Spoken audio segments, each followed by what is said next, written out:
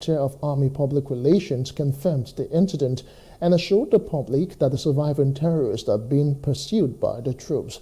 He also emphasized that the Nigerian Army and other security agencies will remain committed to protecting the people of Niger State as they go about their lawful activities. Meanwhile, Governor Mohammed Umar Bago of Niger State has expressed his condolences to the Nigerian Army following the tragic ambush that resulted in the deaths of a captain and 5 soldiers. He strongly condemned the incident, describing it as atrocious, provocative and unacceptable. In a statement released by his Chief Press Secretary, Bologi Ibrahim, the governor acknowledged the sacrifices made by security agencies in ensuring the safety of citizens, often at the cost of their own lives. Governor Bago reassured the Nigerian Army and other security agencies that his administration will continue to provide unwavering support in their efforts to combat the activities of bandits. He also extended his sympathies to the families of the fallen officer and soldiers, as well as a vigilante, assuring them that their sacrifices will not be in vain. None fewer than 3 persons lost their lives on Sunday when bandits invaded the market in Safi town, headquarters of Safi local government area of Zamfara state. An eyewitness speaking to reporters said the bandits stormed the market around 11 a.m. and opened fire on those at the market. The spokesperson for the State Police Command, ASP Yazid Abubakar, confirmed the attack via a telephone conversation. While he couldn't ascertain the casualties, the state PPRO said security operatives, including the military and police, have engaged the bandits and have brought normalcy to the area. Now, some bandits called for a peace talk with Zamfara State Governor Dauda Lawal, as revealed in a viral video on Thursday. A group concerned Ijaw citizens has condemned the unwarranted attacks and campaign of calumny against the Nigerian military over the Okoloba-Okwamak crisis. Now, this is contained in an open letter to President Bola Tinubu made available to newsmen in Abuja. The letter was signed by the group's coordinator, Seya, manager and publicity secretary, Chief Andrew Elijah. My second, they observed with utmost dismay the incessant attack on our sons and daughters. We seriously frown over these recent incessant attacks on prominent Ijaw Niger Delta leaders and critical stakeholders that have immensely contributed in the development and relative peace we are enjoying as a nation. The Niger Delta, particularly the Ijaw nation, has been the end that bears the golden egg without adequate consideration and or remuneration in the Nigerian polity. Few weeks ago, the residence of Pa Edwin Clark, the leader of Pandem, was sacked by the military. Now it is the turn of High Chief Ambassador Sumobabo Jakrish. Ambassador Sumobabo Jakrish is a prominent Ijaw leader who has contributed immensely to the development and relative peace we are enjoying in this nation. We therefore condemn in totality this action against his personage and other revered Ijaw leaders. Furthermore, we demand an unreserved public apology who in connivance invaded the residence, harassed and killed 2 of his aides at midnight. Nigeria is not a banana republic. This is a nation governed by law, and whatever we do must be within the ambit of the law. Nigeria, with the support of the United Nations Office of Counterterrorism, is organizing a high-level African Counterterrorism Summit under the theme Strengthening Regional Cooperation and Institution Building to address the evolving threat of terrorism in Abuja from April the 22nd to the 23rd. A statement signed by the Special Advisor to the President on Media and Publicity, Chief Adri Ngelale, said the objective of the summit is to enhance multilateral counterterrorism cooperation and reshape the international community's collective response to terrorism in Africa, while emphasizing the importance of African-led and African-owned solutions. Now, Governor Lucky Aiyedatiwa of Ondo State has emerged as the All Progressives Congress APC candidate for the upcoming governorship election slated for November the 16th. He secured the nomination with a significant victory, receiving 48,569 votes in the primaries. Mayowa Akinfolari came in second with 15,343 votes, followed by Chief Olusholoke with 14,865 votes. The announcement was made by Ahmed Ododo, the chairman of the Governorship Primary Election Committee and governor of Kogi State, who emphasized the competitive nature of the primaries.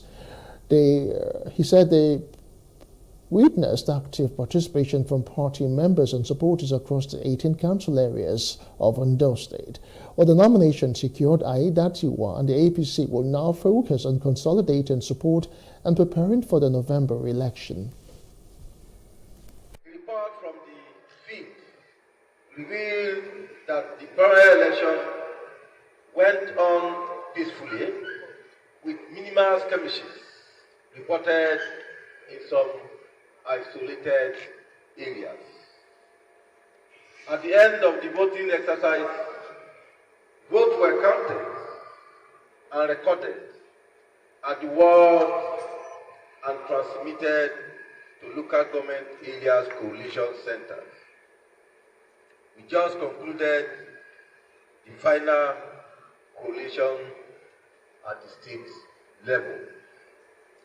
Now, I can confirm that the direct mode of primary election adopted in the 2024 Ondo State APC governorship primary election held in all the 203 electoral wards of the 18 local government area in Ondo State, and the total vote cast is the total number of voters 171,922. And straight now to Kano State, where the former governor Abdullahi Ganduje has been suspended by another faction of the ruling All Progressives Congress APC in his district, Dawakin Tofa local government area.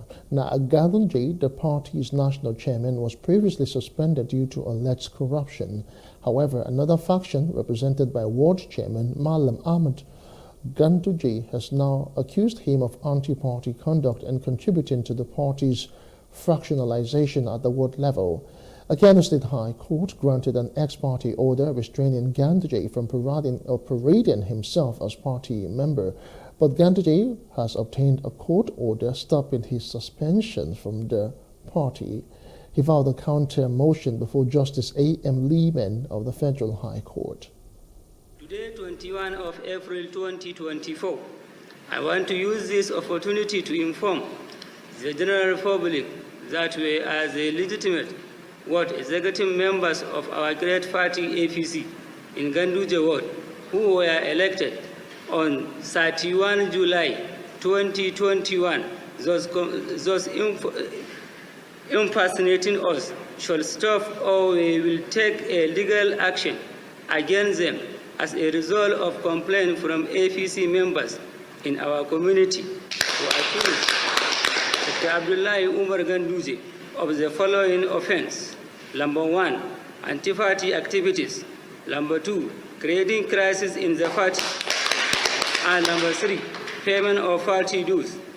We wish to issue a suspension to Dr. Abdullahi Umar Ganduje as a member of the party.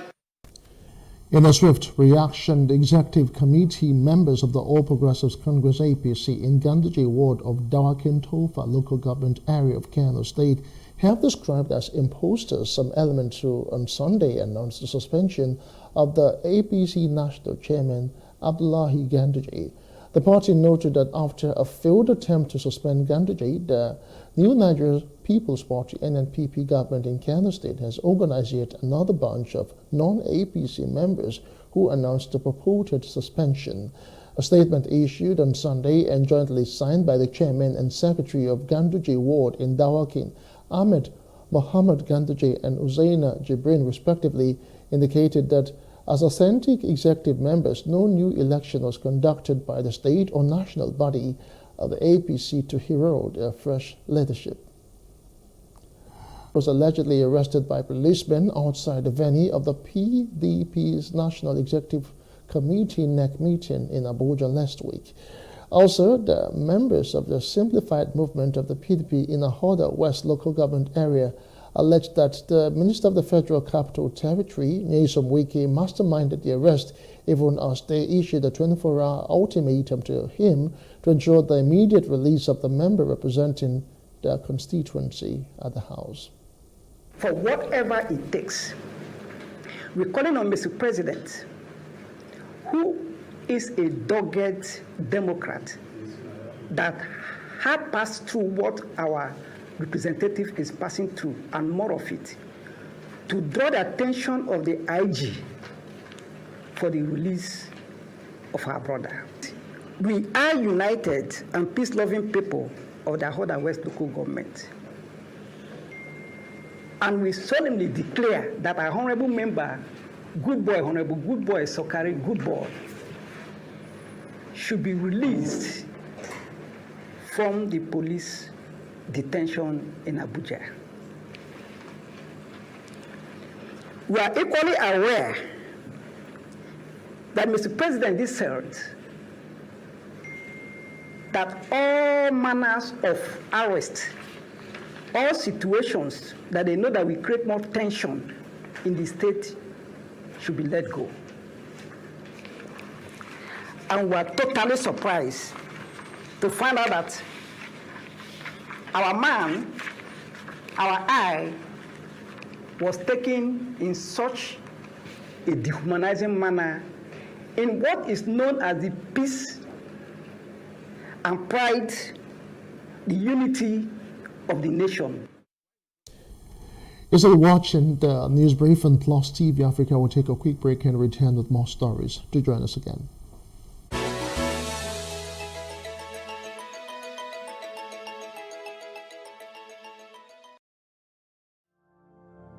My name is Adejoke Lasisi. I'm the founder and creative director of Planet 3R. At Planet 3R, we convert textile and plastic waste into eco-friendly products. The motivation actually came from a rural community in Ibadan here. Whenever it rains, the whole place, people will not be able to go inside the community.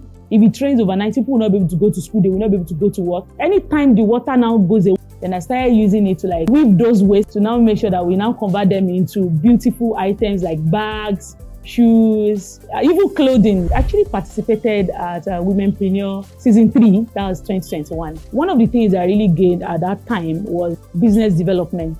It's not just about the talent now or having to know how to convert the waste or having the idea, but to be able to put it into a successful business. I really appreciate what Access Bank is doing for entrepreneurs. Let us now say women now, because most of the time women don't really have much of these advantages. I love the fact that there's an initiative for women. I want to encourage you to make sure that you go and apply honestly. Your life will not remain the same again.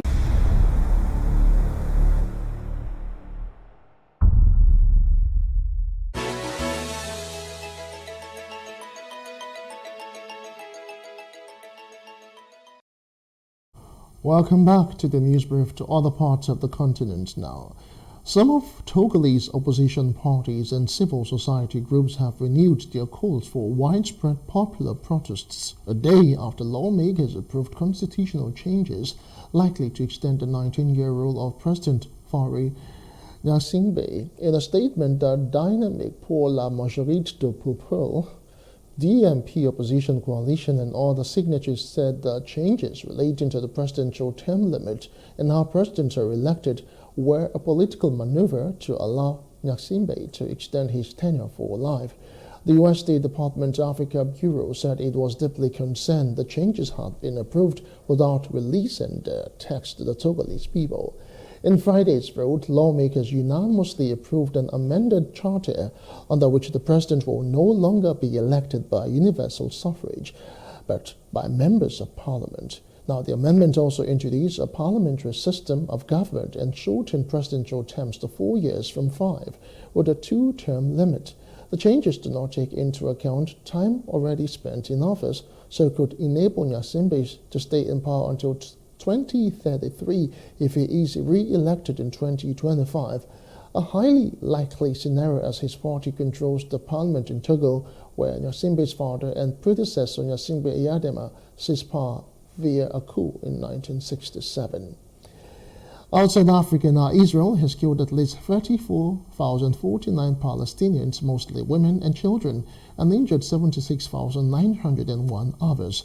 Palestinian civil defense teams have discovered 50 bodies in a mass grave at the Nasser hospital in Khan Yunis 2 weeks after the withdrawal of Israeli forces from the southern Gaza city. Israeli forces raided the Nasser hospital in February and killed dozens of people who were sheltering at the medical complex. Now, the Israeli military withdrawn its ground forces from Khan Yunis on April 7, leaving much of the city in ruins. Now, Israel waged the war on Gaza on October 7 last year, following an attack by the Palestinian militant group Hamas, which killed over 1,100 people and abducted over 250. In business news now, the Central Bank of Nigeria, CBN, has secured the cooperation of some international money transfer organizations, IMTOs, to double the flow of remittance to Nigeria in its current bid to consolidate the modest improvement in the foreign exchange market dynamics. The CBN Governor, Olayemi Cardoso, who disclosed this in Washington, D.C., also said that the task force formed by the Apex Bank to handle the process of remittance inflows into the country will be reporting directly to his office.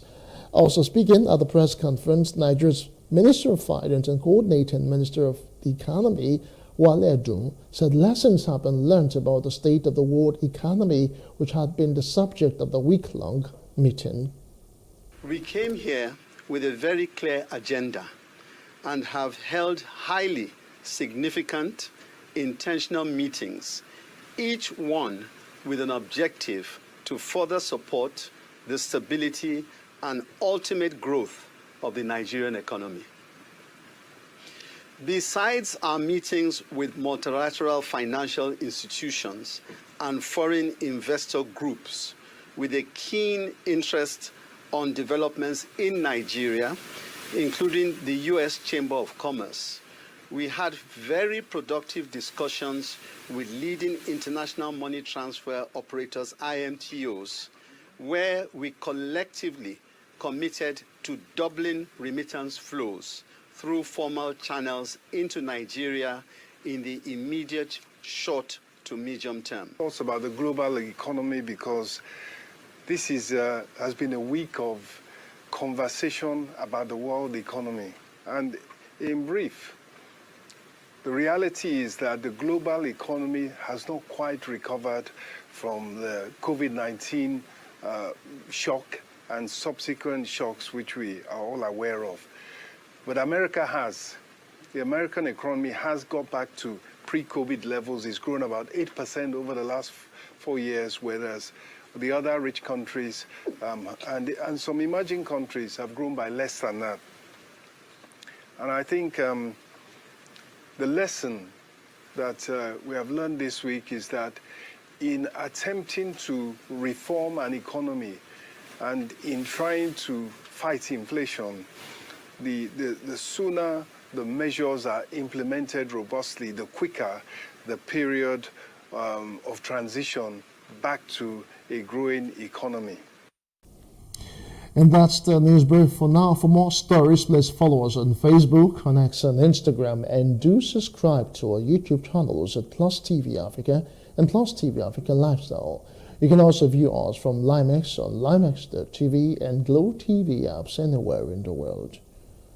I am Justin Akadonye. Many thanks for watching.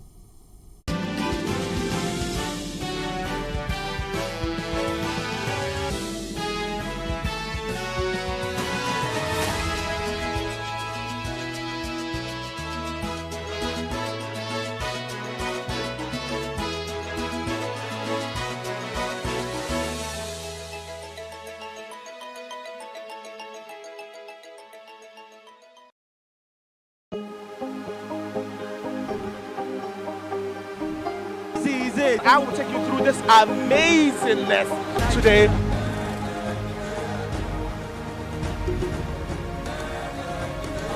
Welcome to Plus Trending.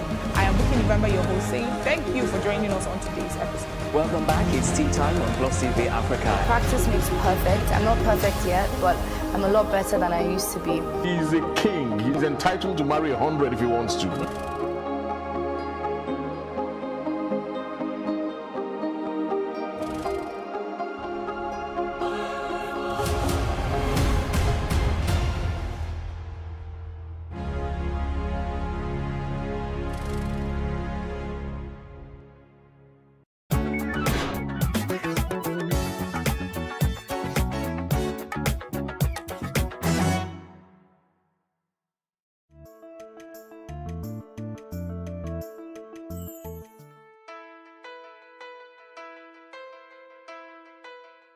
Hydration is when you have enough water content in your body, then you're hydrated.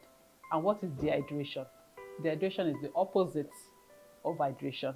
That's lack of water. And a lot of people are suffering from dehydration.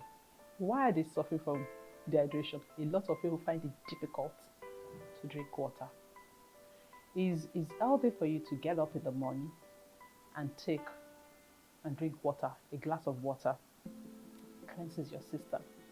It makes you start on a good mood. It's when you take enough water, your skin equally glows. You know, your mood is well balanced. You're not feeling tired, because when you are dehydrated, you tend to feel tired. You tend to feel sick because your body is toxic. You understand? So your body is toxic, and things that are not supposed to be in your body are being retained in your body instead of it being flushed out. When you are properly hydrated, then you pee, you go to the toilet, you urinate, you sweat well, which is very, very healthy. In doing that, the excess things you do not require, the toxins you do not require are passed out from the body. So it makes you healthy.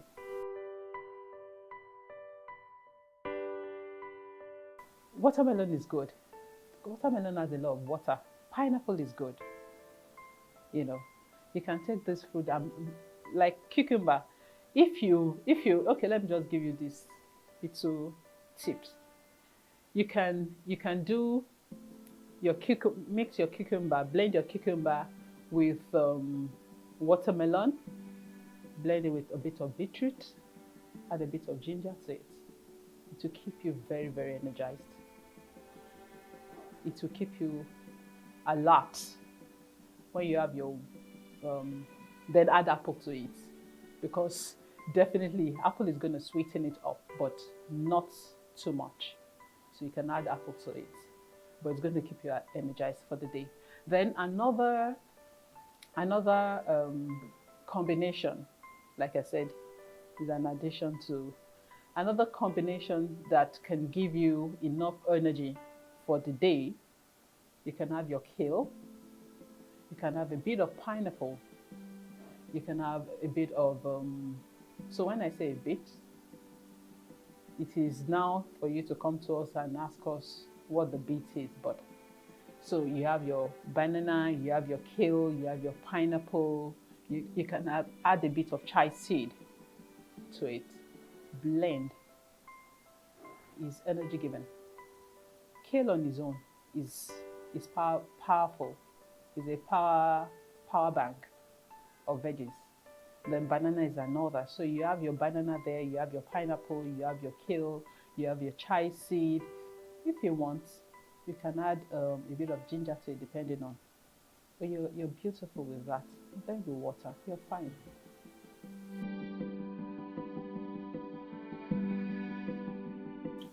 No, we need to have fruit in our life, because we don't want to go to the hospital. They help fight. They help combat diseases in the body. So you derive vitamins from fruits. Your body absorbs your food properly when you eat well, when you take in fruits. Your body metabolizes the food you eat. You're not constipated while you eat. Your body metabolizes your food properly when you take enough fruit. You have a very glowing skin. When you take fruits, you have vitamins, it helps aging.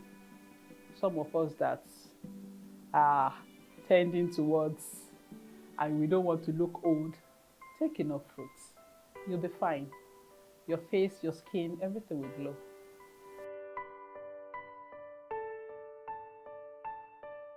You have to find out what that child likes. All children are not the same, so you need to know what that child likes. When you find out what the child likes, then you start mixing fruit together. Most children, not all of them anyway, they have sweet tooth. So it could be a combination of banana with some other things, But the first thing is to find out what the child likes. When you get what the child likes, then day in, day out, you introduce it into their meals. You can make it into smoothies. You can make it into juice for them because it's easier to take. When you make juices or you make smoothies, it's easier for them to take a whole lot of nutrients into their body within a short time.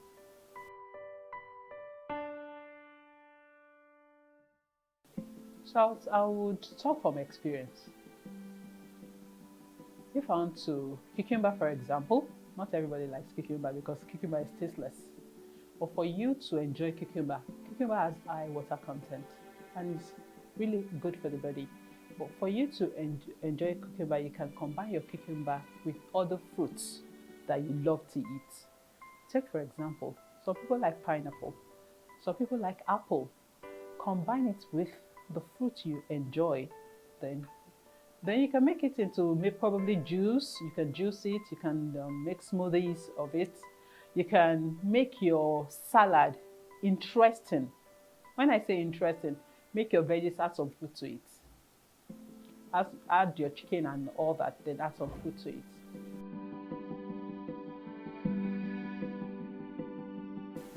Most fruit gives your normal vitamins. So I'm going to start with apple. Apple will help you with apple will help you with your digestion. The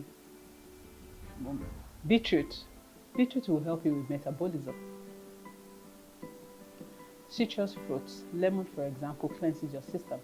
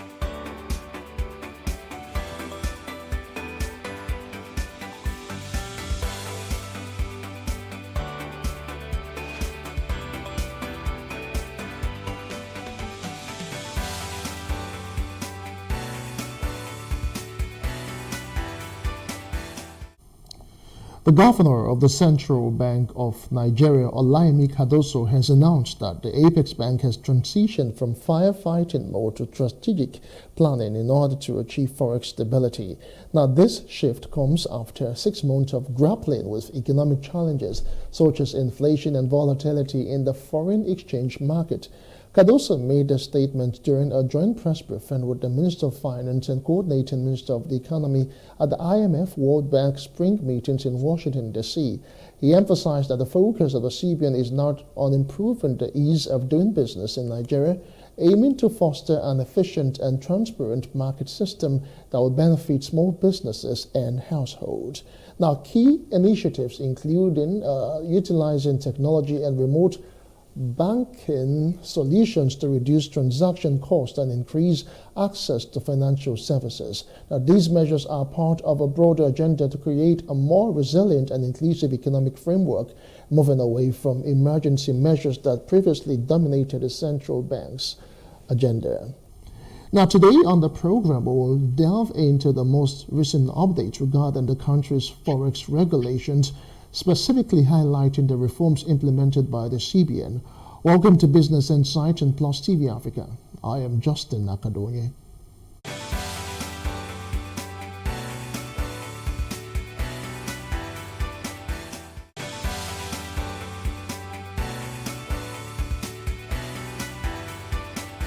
Right now, before we get into the conversation, the Association of Mobile Money and Bank Agents of Nigeria, AMBAN, is set to begin a crackdown on illegal and unauthorized point-of-sale terminal operators, marking a significant change from the previous practices. Sharafuddin Fasasiatonda, the national president of AMBAN, revealed this development at the launch of the Agent Joint Task Force, which aims to regulate POS activities and combat fraudulent practices. Who is the person? Can you call the person for us? No letter of authorization. Due to the escalating insecurity in the country, point-of-sale terminal operators are increasingly facing attacks, leading to fewer residents being included in financial services. Recent government reports revealed that terrorists are exploiting fintech platforms, POS terminals, and non-government organizations to transfer funds and carry out fraudulent transactions. In response to public outcry regarding illegal activities involving POS operators and some officers, the Nigeria Police Force recently strengthened its prohibition on using POS terminals and other electronic financial devices in formations nationwide. In the year 2022, FinTech broke that record as the largest industry that attracted the largest dollars.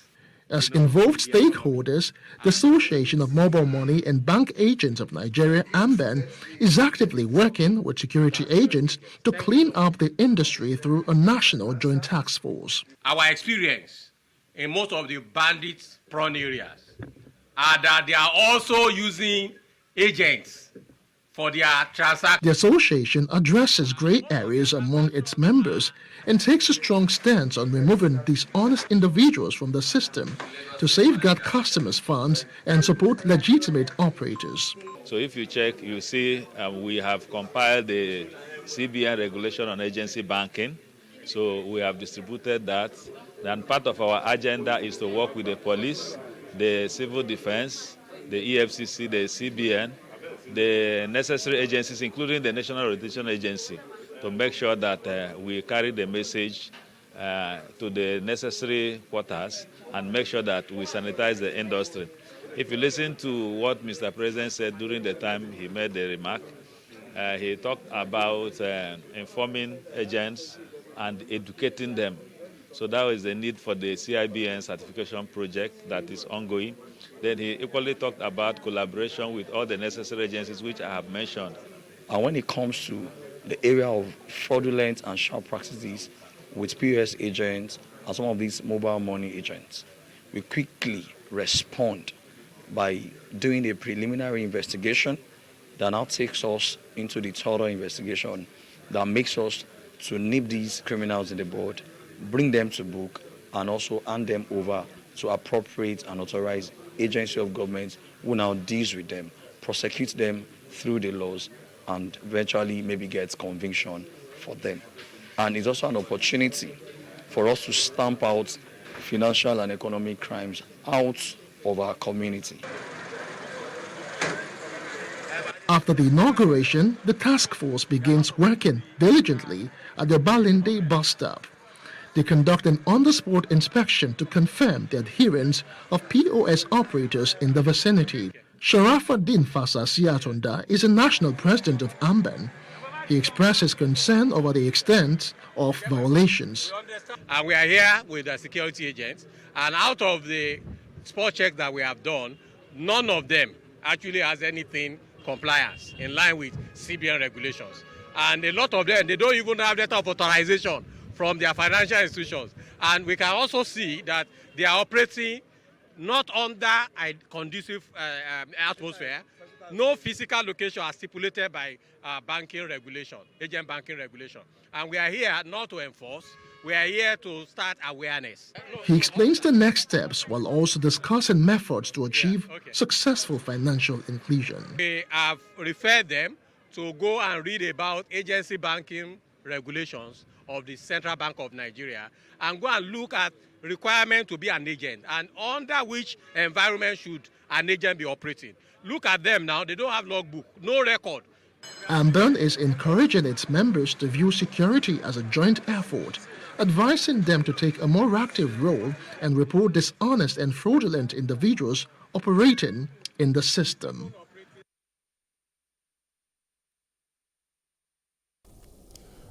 All right, welcome back. AMBAN is set to actually bring back sanity to POS operations in the country. But just away from all of that, let's talk Nigeria's forex regulation. The governor of the Central Bank of Nigeria, Yemi Cardoso, addressed the recent depreciation of the exchange rate, noting it as a temporary volatility with fluctuations expected.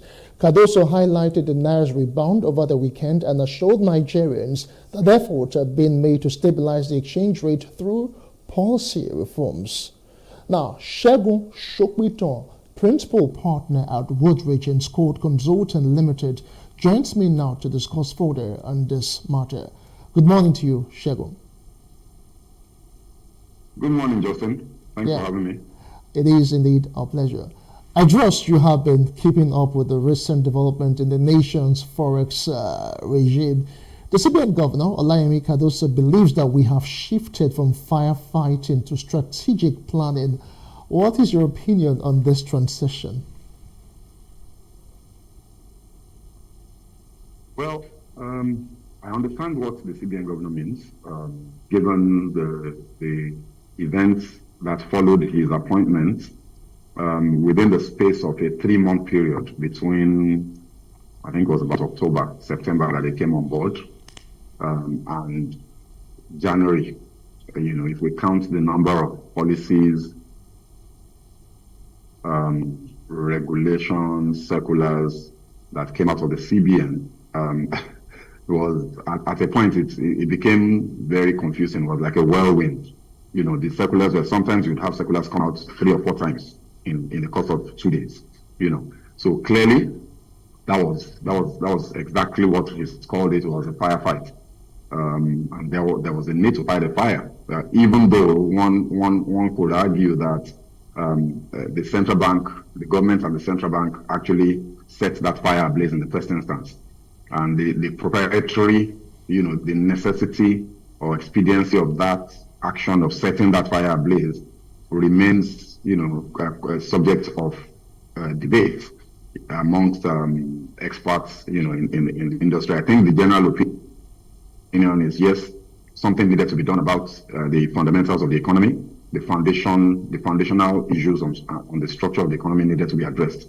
But was the action taken the right action? Was the timing of the action the right time? Was the planning appropriate? Was the implementation done properly? You know, all of those things, in my opinion, led to the crisis we found ourselves in towards the end of last year, the early parts of this year, that then resulted in the need to fight a fire. But having said that, it's beginning to become clear that some of those policies have worked.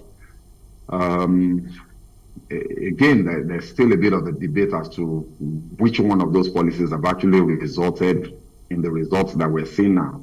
And that debate is... Okay. All right, Segun, are you still with us?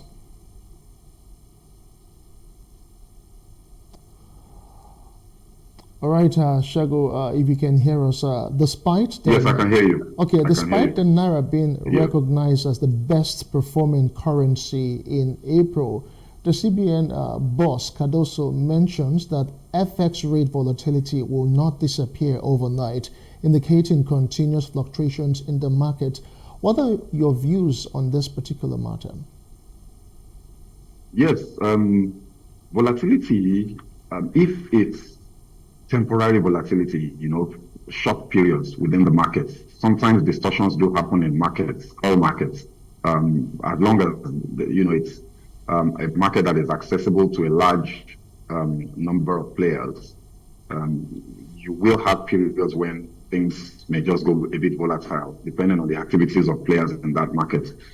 What you don't want to see is volatility that extends for long periods of time. So if you have a 2-day period where rates just move up or move down, maybe because there's some big transaction that came up or there's some big news, that came out, and all of that, whether you're talking of stock markets or foreign exchange markets, commodities markets, news moves the market, big transactions move the markets. So volatility, that occurs maybe over a 2-day period, it's not unusual. And usually the market would adjust, it would adjust back to the fundamentals. What you don't want to see volatility that extends for days and weeks, and in our own case, for months, where we had a situation where for 2 or 3 months, the Naira just kept losing value, on a daily basis. We've crossed that now. The volatility that we've experienced over the weekend, one can only presuppose that was driven by some activities in the market, maybe some news. The expectation is that the market will adjust. So like the CBN governor said, you see some ups and you see some downs every now and then.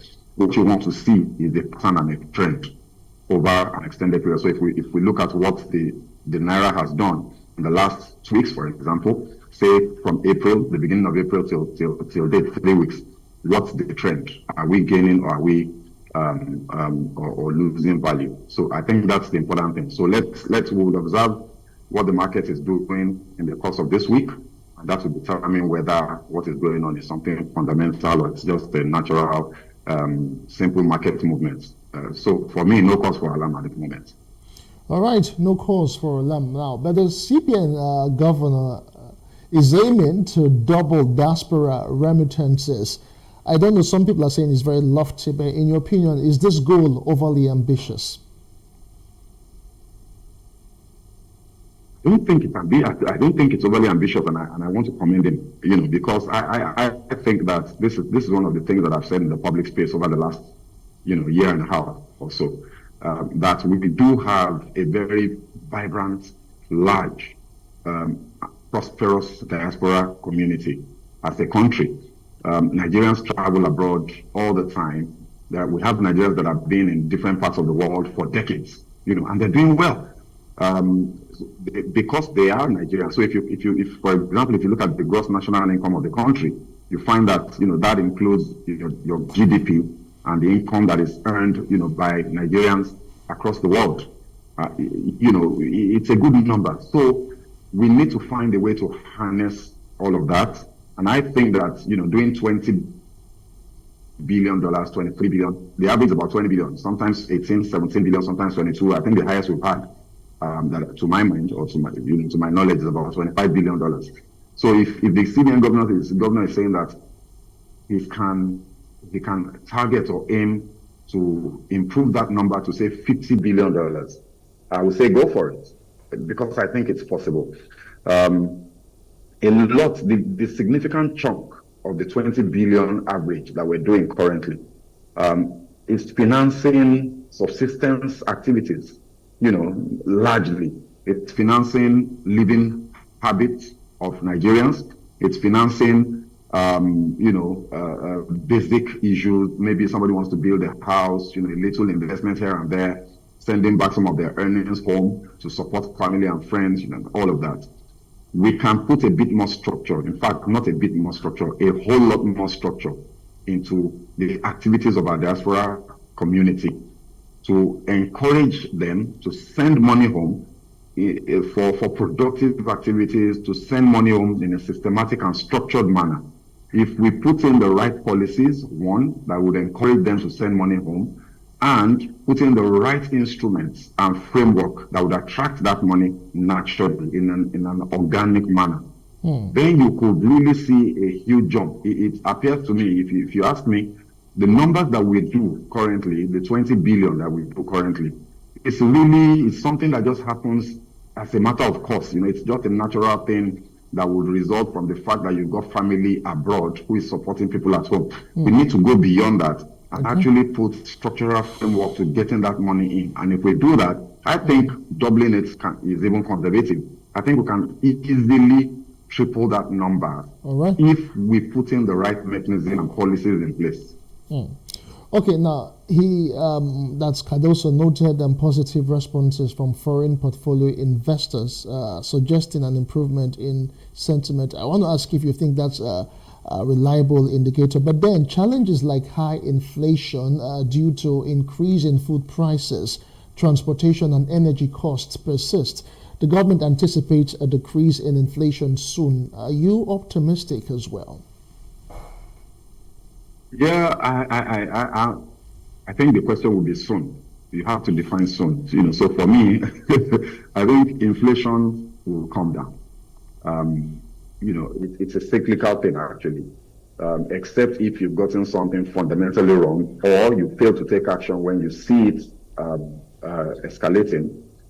Then typically, you would have a cycle where inflation goes up, government responds with policy instruments and policy actions, and inflation comes back down. So I would expect that given all of the interventions of the central bank in particular, with regard to the monetary policy rates hiking over the last two MPC meetings, inflation will temper to a certain extent. But I'm not, the timing of that is what, I think we may have to play a bit of a guessing game. Of course, we must also remember that the increase, the improvement in the value of the naira would also have a mitigating effect on inflation. You would see inflation come down because, of course, as we all know, Nigeria does depend on a lot of imported items, in our day-to-day activities. So if the naira is improving in value, the cost of goods and services will go down, which will affect, the abatement of inflation. So if you look at the monetary policy rate, which, by the way, also has an impact in improving the value of the naira, because that would attract foreign inflows, especially foreign portfolio inflows, into the country, which would improve liquidity and help improve the value of the naira. So if you put that together, inflation will come down. But the timing of that, I'm not so confident that we can say soon. I will define soon as maybe a month or 2 months. I think that before you begin to see inflation reverse, begin to come down year on year, we'll probably be talking towards the end of the year. Now we're doing 33.2%, I believe. Yeah. Before you see that come back down to 30. Okay. And then below the 30, percent benchmark, we'll probably be talking at the end of the year. Okay, as we round off now, let's just sum everything up together. Now, criticism has been directed at the CBN for its forex market management, while with some arguing that successful forex management should lead to economic stability and prosperity. But my question right now would be, sometime last year, analysts had said that the naira will be changing for the dollar at about 800 or thereabouts. But where do you see the naira playing in the next 6 months? If you ask me for an educated guess, based on the things that are driving the recovery of the naira in the market, I would say by the end of the year we should be trending around 900. My belief actually is that the central bank and the finance team of the government, believe that especially when you listen to some of the advisors, who are now part of the economic team, the larger economic advisory committee for the president, the sentiment amongst the people on those committees are that the appropriate value, the true value of the naira is around 800 to 900 naira to the dollar. Okay. If you use the purchasing power parity index, that's what you'll get. You'll get the value of the naira trending around 800 naira to 900 naira. So what I suspect will happen is, as soon as the naira stabilizes around that, and I believe that the naira will drop below the 1,000 naira to the dollar threshold in the next month or two. Okay. And once we hit 850 to 900, the central bank is going to begin to then play a balancing act to keep it around there. I believe that is the objective. So we should be seeing the naira trend around 850, 900 by the end of this year, and probably stay there until the fundamentals of the economy can support further improvements, in the value, until we can improve our export base, improve our foreign exchange earning capacity, even in the areas of remittances and, investments, foreign direct and foreign portfolio investments, and all of that put together. All right, we must say a very big thank you to you, Segun, for all of these useful insights that you always bring on the program. Segun Sogbito is the principal consultant, Woodward and Scott Consultant Limited. Many thanks for being a part of the show. Thanks for having me. Always a pleasure. All right. And with that, we conclude today's show. I am Justin Akadonia. I sincerely appreciate your presence throughout. Many thanks for being here.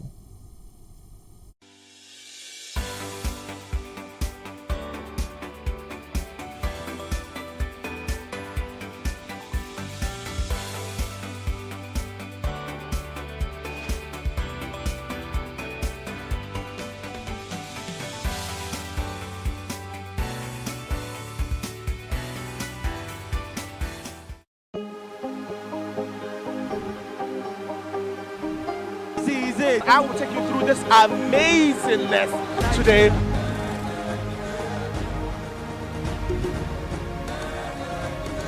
Welcome to Plus Trending.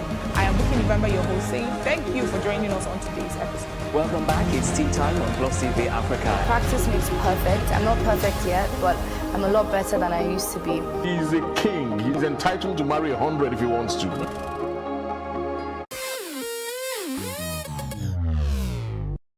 Sometimes when we see celebrities either on social media, television, or in person, we assume they have it all together, but we forget that they're also human. Well, here are some of the low points of some of your favorite celebrities.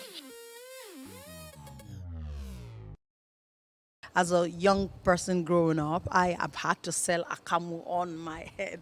On a tray. You go in the morning, very early in the morning before I go to school.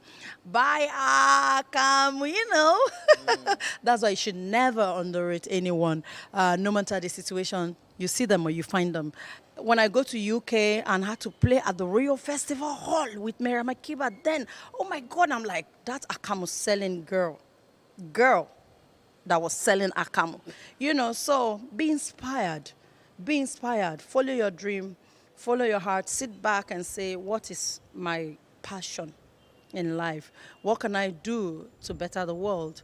And before you know it, you're already making an impact. When I came to Lagos here after school, I remembered I entered what is called 911. 911 is a kind of lorry found then that they will load Gary, load at the back.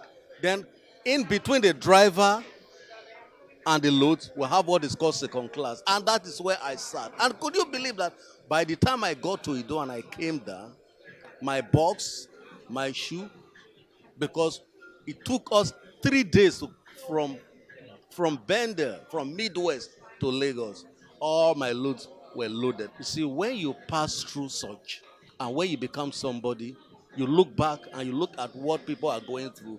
It makes you to help others.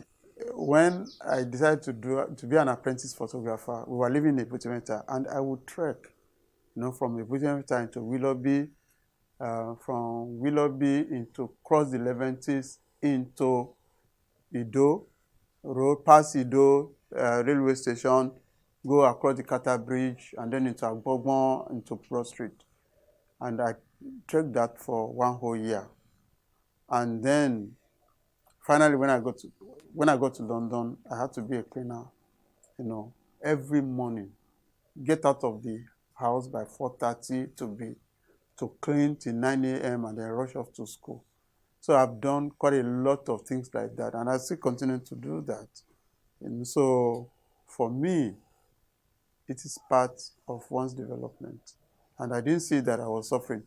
Occasionally, you want to stop. You have cried many times. I've failed many times, but I've just got up. I get up again. A lot of people, I enjoy goodwill of some people who pull me up again and help me on my feet, and then I go on. I finished that film and I became very famous. As young as I was, I didn't even know what it was. Everybody would just be calling me over. I'm like, what's wrong? What's going on? When the film was all over the place, so I couldn't go to the market, and I used to go to the market a lot, to go and buy all these second-hand, all the second-hand outfits, and then there was one day I went to the market with a couple of my friends, and I just realized that I just couldn't buy these things anymore, because they would tease me. The people in the market, the traders will always tease me and said, so you see, they come buy Pendam Boutique, So that made me realize that, so if I become a star, there are a lot of things I won't be able to do, or what? So I went back and I said to myself, is this how I'm going to live my life? I won't be who I want to be. I won't be myself. And I said, no, I won't let that catch up with me. Just be who you are, no matter your craft, no matter how high you think you've become. Still be that same person that the girl next door, still the girl or the boy next door that people can always relate to.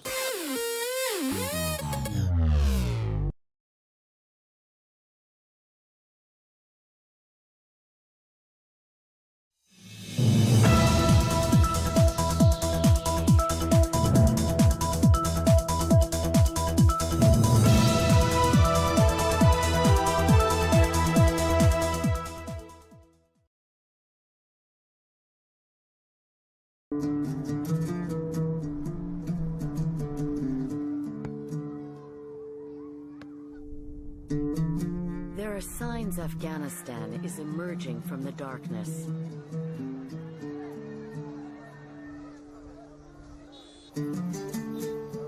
Recovering from 30 years of war and repression,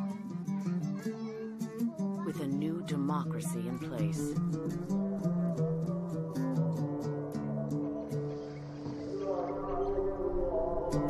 But the country is still under siege from within.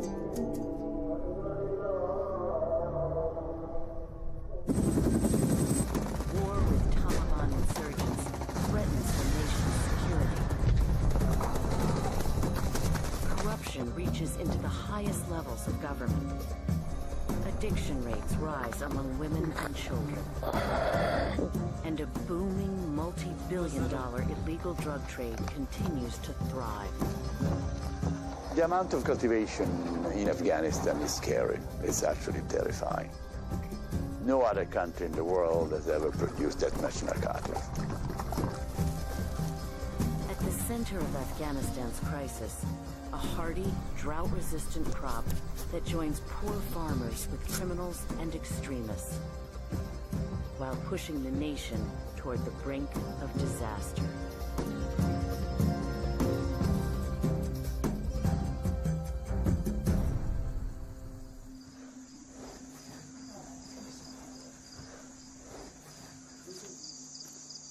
Under cover of darkness, somewhere along Afghanistan's eastern border with Pakistan, a farmer delivers his opium poppy crop to a local trafficker.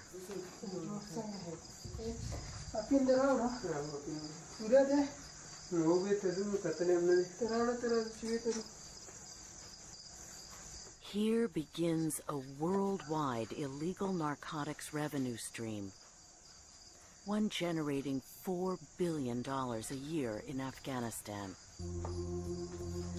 Prior to 2002, opium cultivation was legal and highly profitable for farmers, returning up to 10 times more money per acre than other crops.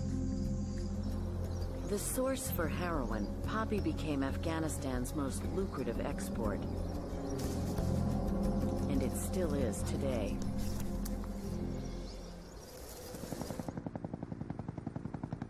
Cultivation has been banned since 2002. Yet poppy still grows in regions of the country where the central government has little control. The international community, led by the US and Great Britain, has invested hundreds of millions of dollars to combat Afghanistan's drug trade, mainly because money from opium helps fuel the Taliban insurgency. But when US-trained Afghan eradication teams plow up poppy plants, like here in Helmand province, it's not always the criminals who pay the price.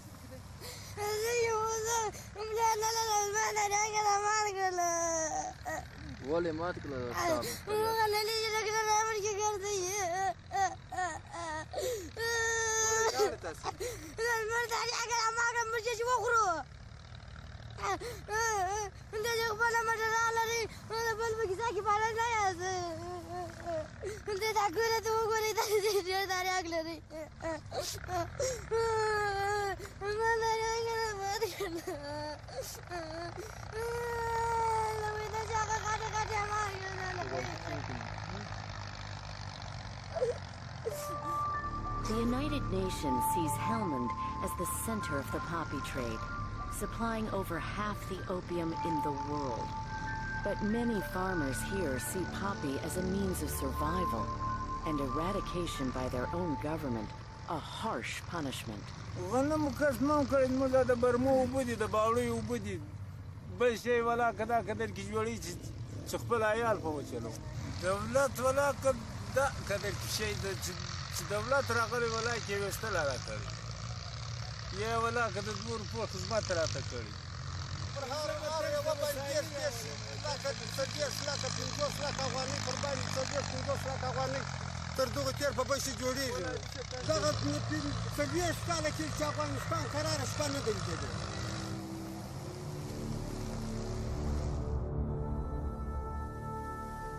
Afghanistan's poppy problem began in 1973 with the overthrow of King Zahir Shah, whose family had ruled the country for 2 centuries.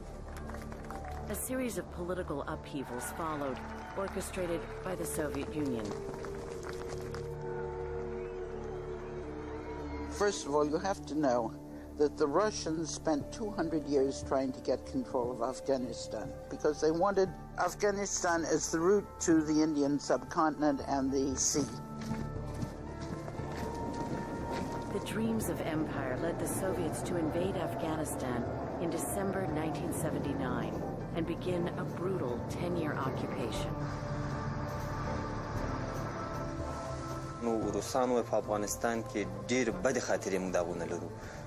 افغانان په شهادت ورسول او ډېر افغانان مهاجر کړل د خپل ملک نه، ډېر افغانان معیوب کړل، ډېر افغانان وزورول ورته چې ژوندي د خاورو د لاندې کړل. نو موږ داغه نه ډېرې سختې او بدې خاطرې لرو. ټول افغانان داغه نه بدې خاطرې لري. د روس د راتګ نه او تر وتو پورې د افغانستان خلک د روس نه ډېر بدې خاطرې لري. Throughout the 80s, Afghan fighters known as the Mujahideen battled endlessly to force a Soviet retreat. منګه صرف خپل د علاقو نه د اسلام په نوم منګه خپل عقیدې په لحاظ نه دا جنګ کړی دی. منګه دوی سره کوم دغه نه لرو نو خو دا چې ما درته مخکې ویلي چې دوی زمونږ په اسلام باندې تعرض وکړه، دا خو داسې تعرض نه و چې دوی یوازې په خاوره وکړو. دوی خو زمونږ اسلام نه مانه، دوی خو موږ باندې هغه خپل سوسیالیستي چې دی که نه منل.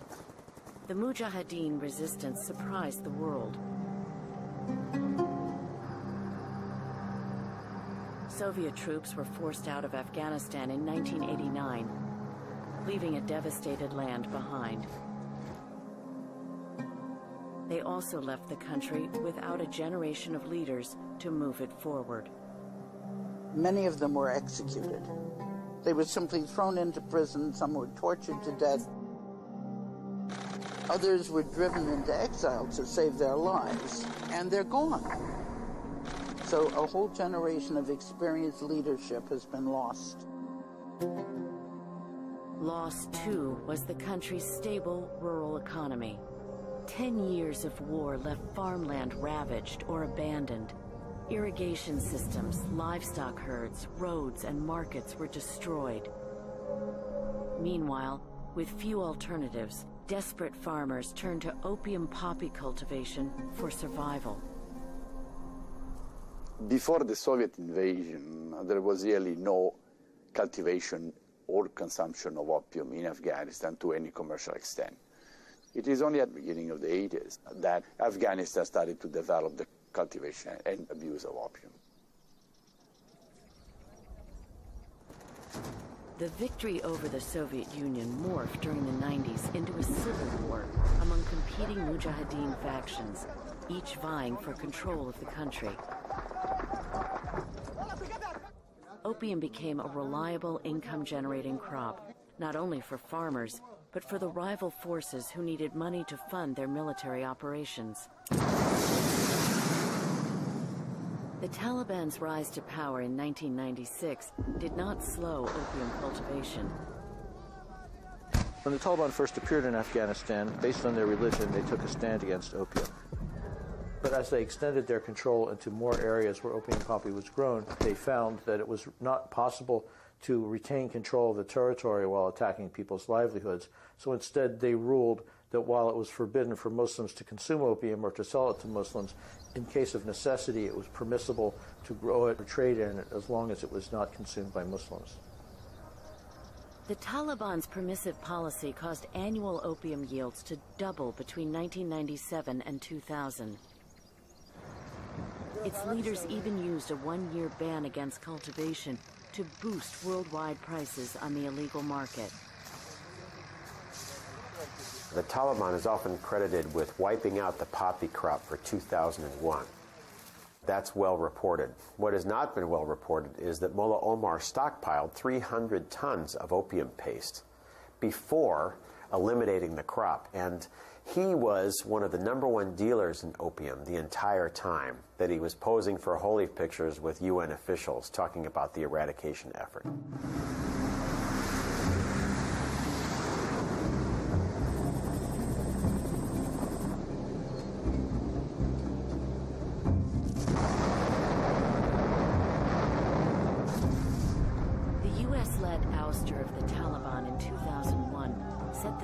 For a new democracy which outlawed opium.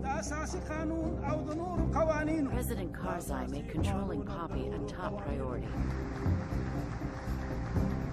It destroys our economy. It destroys a good family life in Afghanistan, which is the most important thing to have in any country. And most important of all, drug production and trafficking goes hand in hand with terrorism.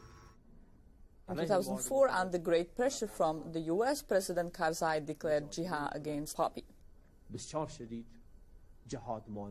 and promised that in 2 years there won't be any poppy plant left in Afghanistan. Well, obviously, this has not materialized at all.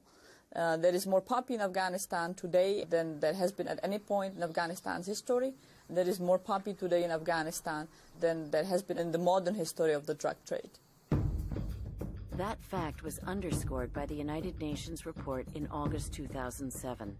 Afghanistan produces 92% of the world's illicit opium, so we have virtually a monopoly situation. A monopoly that many believe makes Afghanistan a narco state.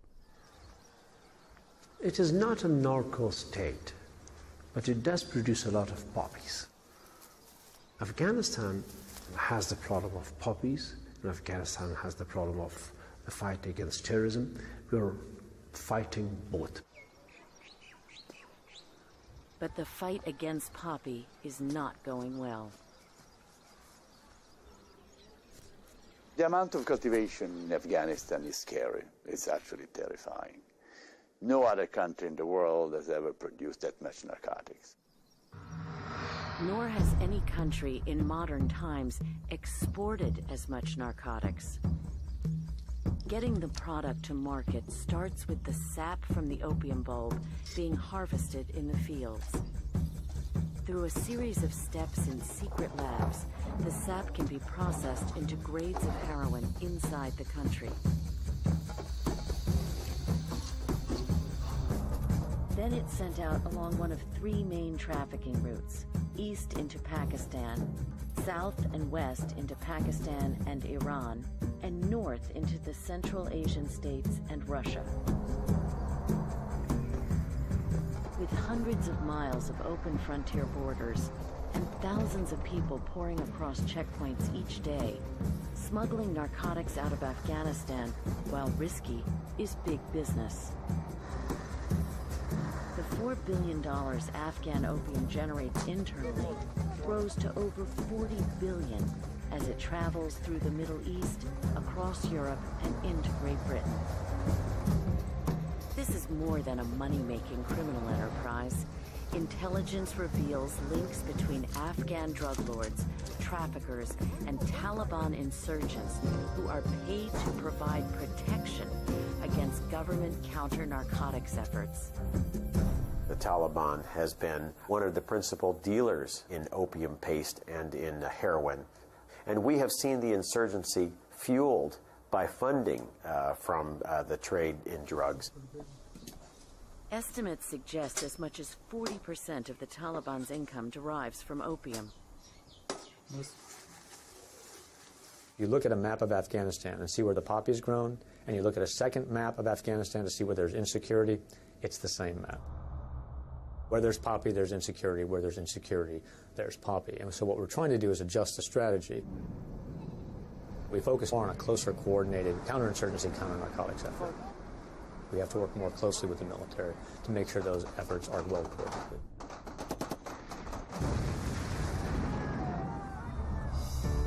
Of Afghanistan's 32 provinces, 4 in the Taliban-controlled south produce 2/3 of the country's poppy crop. Signs of the Taliban are everywhere, like this abandoned compound in Kandahar province, where the plot for 9/11 was hatched.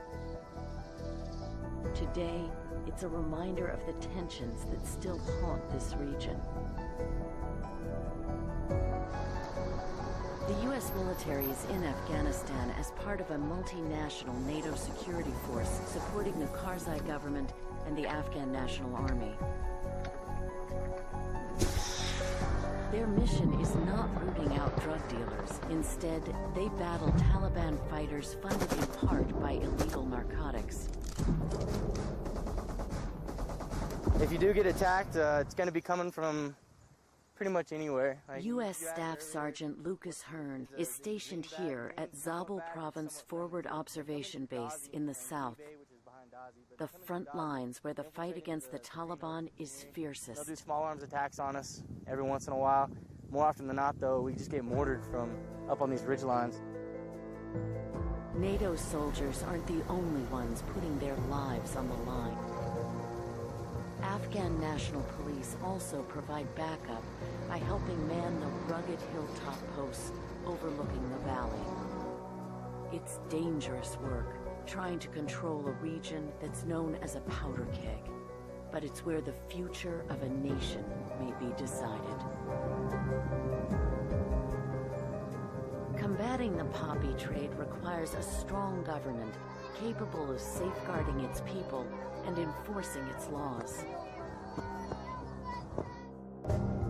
In 2004, the United States developed a 5-pillar counter-narcotic strategy to help Afghanistan's fledgling democracy rid the country of drugs. Well, the 5-pillar plan is a combination of incentives and disincentives, and that's the only way to defeat a narcotics problem anywhere in the world. You have to offer farmers an alternative crop for poppy. You have to make sure they have something else they can grow. You have to have an education campaign that explains what poppy does. It's not just a beautiful flower that brings them money. It causes misery and harm in Afghanistan, around Afghanistan. And then there have to be law enforcement. Poppy is illegal in Afghanistan. People have to know there are consequences to growing it and trafficking in it. Manual eradication is perhaps the most controversial part of the strategy. The United Nations says that you need to eradicate about 20% of the poppy in a given area in order to deter planting the next year. The objective is not to lower the number of hectares under cultivation. The objective is to interject risk to the farmer. What keeps them from planting the next year is the fear of eradication. But eradication can also be risky business for the government. On a dusty plateau in Oruzgan province, a joint U.S.-Afghan team prepares for an eradication in Tiran Kot, a Taliban stronghold. This afternoon, explain some of your ideas. We agreed with the Dutch to start with, at least, we'd stay 67 west. The operation has been coordinated with village elders and local government officials who've helped select the fields to be destroyed. General Mohammed Daoud, Deputy Minister of the Interior and a leader in the country's counter-narcotics effort, knows the Taliban threat here. در بعضی ولسوالی‌های مثل چوره و چارچینو مشکلات امنیتی وجود داره. جدید روزی گذاشتم طالبان حمله کردند از پوسته ها که دوباره پوسته امروز پس گرفته شد. Set for the mission, a convoy heads out, including a group of Americans who'll provide security.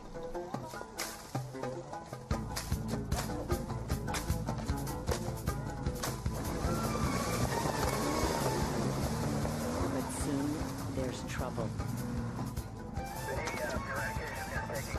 We are taking fire. How copy? Taliban. They are Taliban fighting. Yes.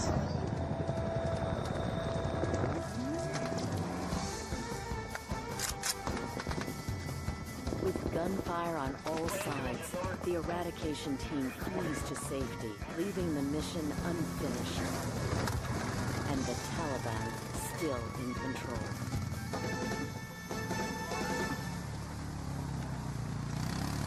When forceful eradication takes place, the rural population is still fundamentally dependent on the illicit opium puppy economy. It alienates the population from the government and the peacekeeping forces and pushes it into the hands of the Taliban. Many agree, including a British member of parliament. If we want to win in Afghanistan, we have to win over the farmers. And in the short term, you do not do that by corruptly destroying their opium crop. You persuade them over time that it is better and possible for them to have alternative livelihoods, to make meaningful money doing something else.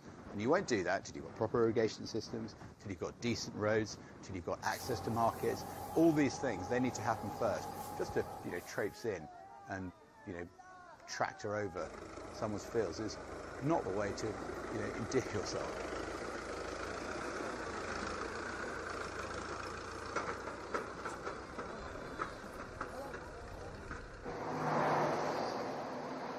There's proof that alternative livelihood programs have worked to replace poppy cultivation. Projects for growing and exporting pomegranates and vegetables have been successful. But the challenge is making them profitable and sustainable for all farmers. Failing this can undermine the effort. Case in point, Nangarhar province near the Pakistan border. As late as 2004, Nangarhar was a top opium producer, second only to Helmand in the Taliban-controlled south. Then the government, with the help of the international community, declared war against poppy in the province.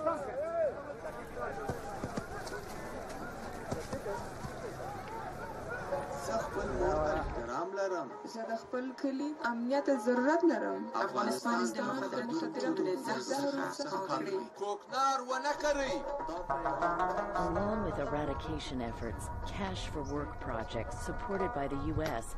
provided alternative sources of income for poppy farmers. Agricultural aid programs gave farmers an incentive to grow legal crops instead of opium. The result, cultivation in Nangarhar dropped by over 90% in a single year. 2005, Nangarhar saw a 90% decline in cultivation. And this was hailed as a major success of eradication and counter-narcotics policies in Afghanistan. Why was this success achieved? It was because both the willingness of the governor and police chief to arrest and imprison and shake up those who violated it, as well as lining up tribe leaders into persuading the population not to grow.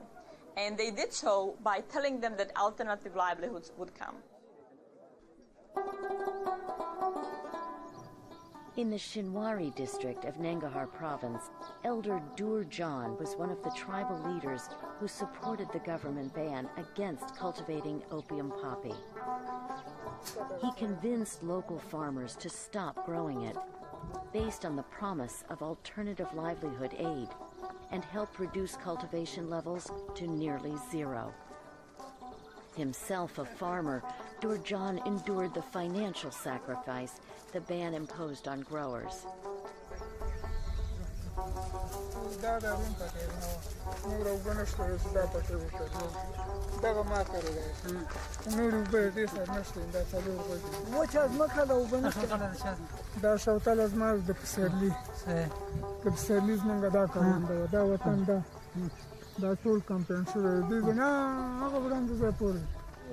This year, Dur John must again persuade farmers to refrain from growing poppy.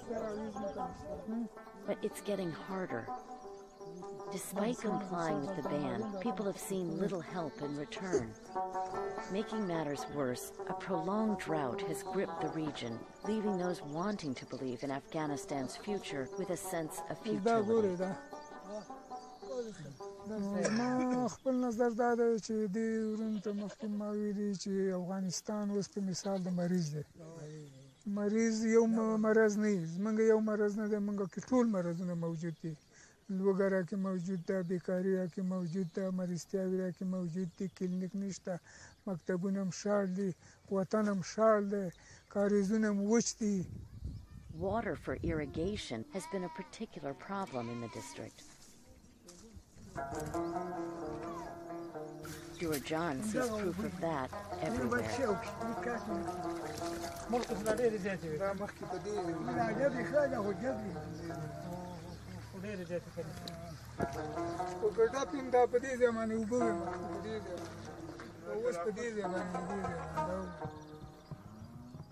Since poppy plants can survive on rainwater alone and in drought-like conditions, Dur John fears farmers may resume cultivating it out of necessity.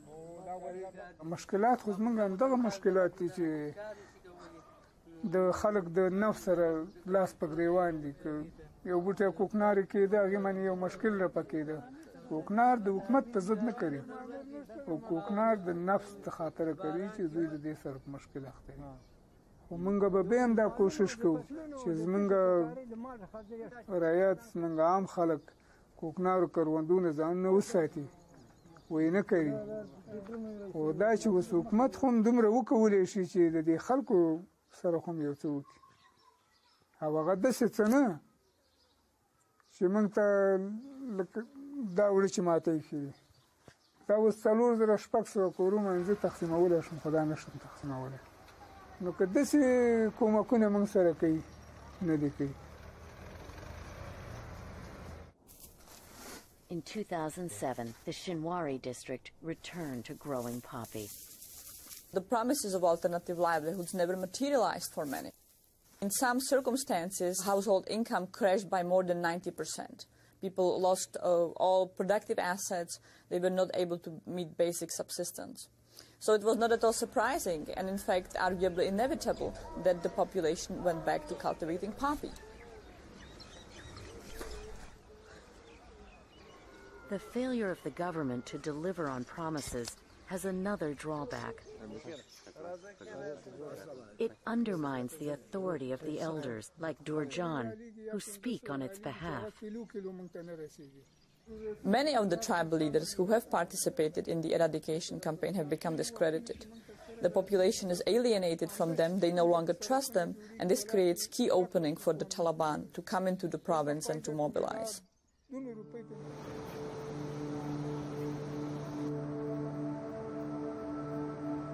The return of high-yield cultivation to Nangarhar means more business and profits for the traffickers.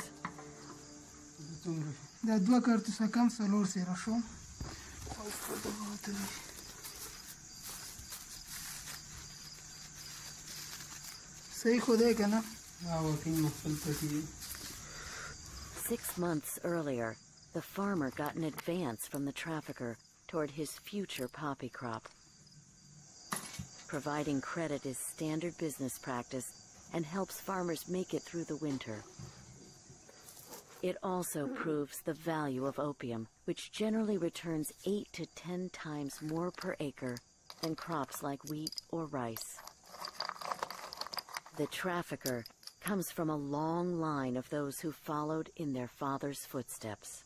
زمونږ دا کاروبار مونږ ته د ډیر پخوانه راپاتې دی، یعنې د خپل پلرونو نیکونو مونږ ته په دې سره خپل ژوند په مخ بل داسې کاروبار زمونږ دپاره نشته چې مونږ یې دې ځای کې په دې منطقه کې وکړو، مونږ دپاره په دې اندازه باندې مونږ ته کم عاید لاسته راشي. With the average income less than $400 a year, for many, trafficking makes economic sense, despite the risks. The opium's freshness is judged by touch. Soft and putty-like now, it will later dry out and harden in storage, becoming more concentrated.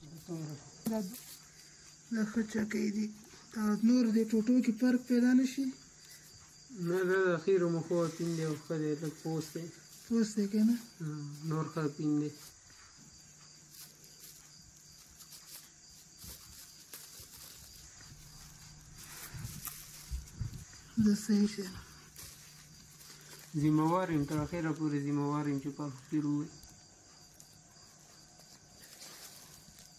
اړول خاتمه زمونږ په کاروبار باندې یقې څه لري ځکه چې څومره چې هلته کار کمیږي هومره زمونږ دپاره عاید هم کمیږي. مونږ که چېرته د قانون له حکومت د بدیل معاشیات ورکړي، یعنې هغو دپاره داسې یو څه برابر کړي چې د دې کوکنارو او د دې اپین نه د هغو حاصل دې کې زیات شي او هغو ته زیاته ګټه پاتې شي، نو حتما د کان په مجبوري کې چې د اپین په ځای باندې بل څه کاروبار یعنې بل کم فصل په خپله ځمکه باندې وکړي او هغې ته توجه وکړي، نو خپله قاچاقبر مجبور دی چې اپین چې د کان ونه کړي نو قاچاقبر به د کم ځای نه لاسته راوړي. Yet for the immediate future in Nangarhar, the trafficker's job is secure.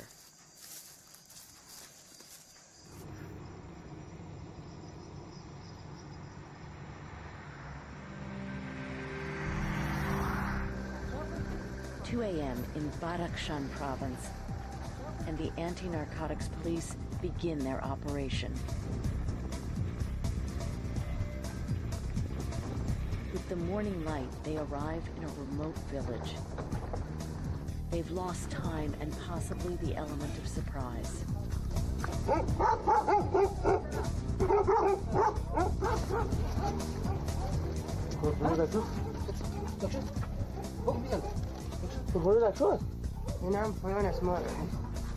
Colonel Amin Ali, head of the provincial anti-drug force, hurries with his team through the village. There's still far to go, and no certainty they'll find what they've come for. But the portable generator is a good sign. And further along the ravine, they find it. A makeshift heroin processing lab with 600 kilograms of opium ready to be processed into 75 kilograms of heroin. Wholesale value in neighboring Iran, $250,000. This time, the lab workers were tipped off and escaped, but not before converting the raw opium into a solid morphine base, the step before refining it further into heroin. او آب انتقال میتن در این ظرف کلان، آب باز میگیرن این بیلرایی را که شما میبینید در این بیلرا این آب جوش میتن. بعد از اینکه این آب جوش آمد بعد از او در اینا باز همون تریاک میندازن.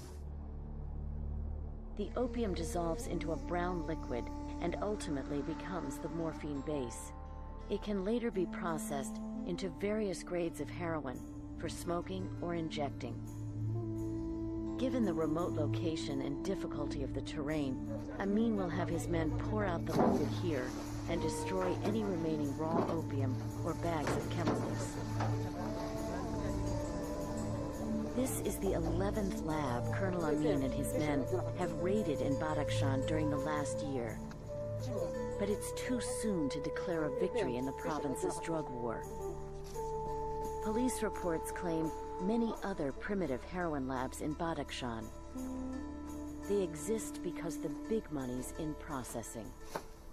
The UN Office on Drugs and Crime has estimated in recent years that the farmers are getting from 20 to 30%, and that traffickers, corrupt officials, Taliban, and other participants in it, like people who make heroin out of opium, are getting the remaining 70 or 80%. 70 to 80% of a yearly $4 billion revenue stream is a staggering amount of money. The average per capita income in Afghanistan is under $400 a year. Few legal jobs can match the money earned in the drug trade. But efforts to stop trafficking have begun. د هوایي ډګر د سرحدي پولیسو او د نورو نهادو ارګانونو په کومک سره بیا هم پولیسو امروز وکولی شول چې دوه کسان چې د افغانستان اوسېدونکي وو غوښتل چې د کمیر د الوتکې په ذریعه دوبۍ ته او د دوبۍ نه وروسته چین ته تقریبا په حدود 1200 کیلو هیروینو غوښتل چې د دوه بکسو کې چې ډېر په ماهرانه شکل سره ځای په ځای کړي وو غوښتل چې ولږدوي بیا هم د بیدارو پولیسو لخوا د چک په وخت کې دزګیر. Catching drug dealers and traffickers is only part of the mission of the police. They're also trying to revamp their country's tarnished image. لکه څرنګه چې ګران هیوادوال په دې باندې پوهیږي چې میدان هوایي او هوایي دروازه ده د افغانستان د خلکو عزت او ابرو ده چې زموږ د نړۍ سره ارتباطات تامینوي. The next stop for these men is a date in an Afghan court. حضرت وزیر قضایی محترم علی قایص صاحب عبدالوهاب سدید و قایص صاحب عبدالظاهر سعید در مورد قضیه قاچاق مقدار 11.10 کیلوگرم تریاک به اتهام دولت Typically, defendants go to trial about 2 months after arrest. But they're not the only ones whose lives hang in the balance. Outside the courtroom, judges have been threatened, abducted, or killed for doing their job. و هر آن ما چون با قاچاقبران مواد مخدر روبرو هستیم و این کلش مجرمین سازمان یافته هستند، چون مسلک ما پیش ما مقدس است، با آن هم ما وظیفه خود همونطور به حساب با مسئولیت و با عشق علاقه انجام میدیم. توقیفیت به مدت 10 سال حبس تنفیذی و به مبلغ 700,000 افغانی جریمه نقدی محکوم به مجازات نمودیم. While justice should be blind, it's often the small-time growers and dealers who are put in jail, caught up in the interdiction campaign. افغانان ټول په پوي دي موږ نه واخله تر تاسو پورې له تاسو واخله بیا تر حکومت دولت ریاست جمهوریت پورې ټول په خبر دي. هرغه کسان چې دوی د قانون تشویقي او سم موجود دي په کابل کې موجود دي، اعلان کې په وزارتو کې موجود دي، په چارواکو کې په پولیسو چارواکو کې یا په وزارتي چارواکو کې دا وجود لري. هم دا اوس هم په پارلمان کې دا غړي دي د افغانستان، هغه دا تشویقي ورکوي. هغه کسان دي چې هغه لاسونه وګد دي لوی قاچاقبران په ظاهرا آزاد کړي. The problem with interdiction, the way it's been carried out, is that it has targeted small traders with little political clout who have not been able to prevent arrests, whereas big traffickers with important connections to the government have been able to avoid interdiction and arrests. At the end of the day, if you want to have success in Afghanistan or any country in getting a handle on drug trafficking, then it is very important that the cases are built against the management, against the traffickers, against the mid-level and the high-level individuals. Those people, you have to get evidence against them. They have to be arrested. They have to be formally charged in a court of law. They have to be prosecuted, convicted, and put in prison. One high-level drug lord that was arrested wasn't tried in Afghanistan. Instead, he was turned over to federal authorities in the United States. Haji Baz Mohammed, who was extradited Friday, is one of the world's most wanted, most powerful, and most dangerous drug kingpins. Baz Mohammed was the first defendant the Afghan government ever extradited for drug crimes.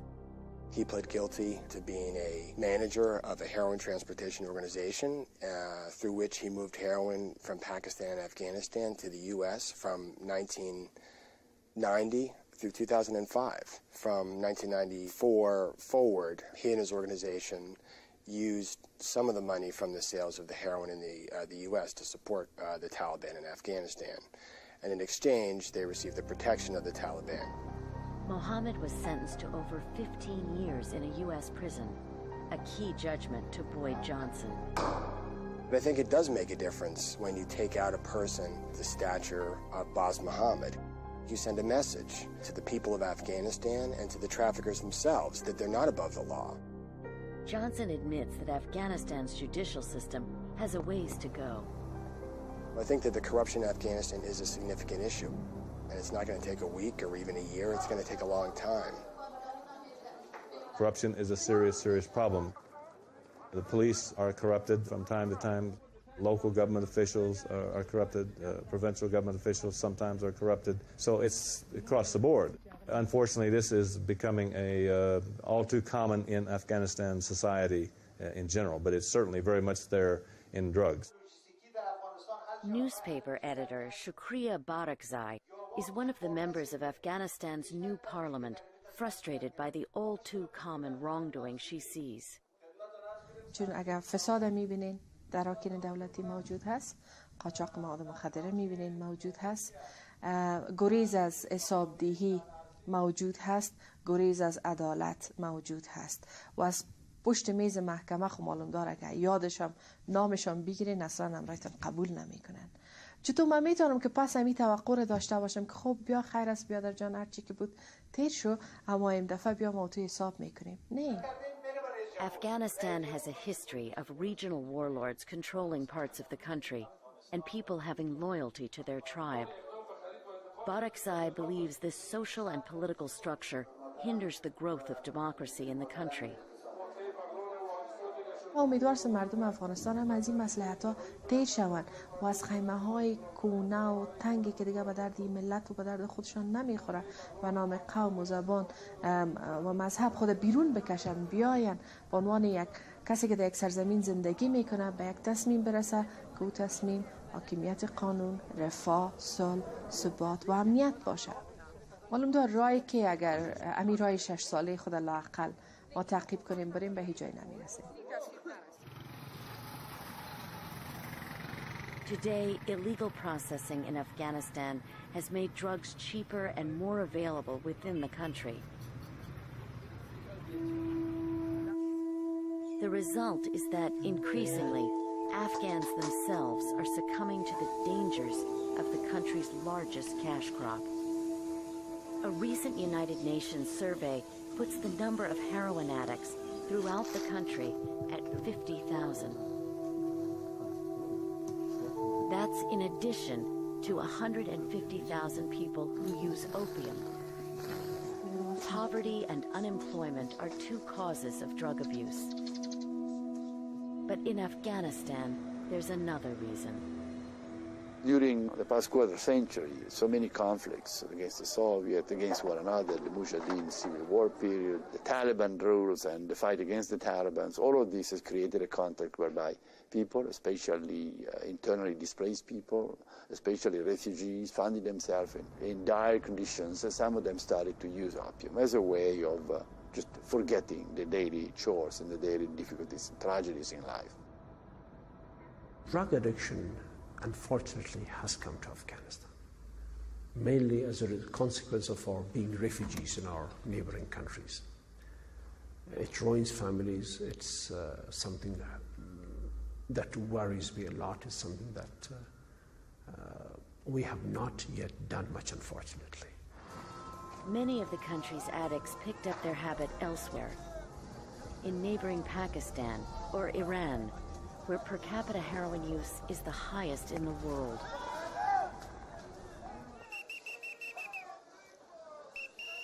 Among them, 39-year-old Abdurrahman, who struggled 12 years with addiction.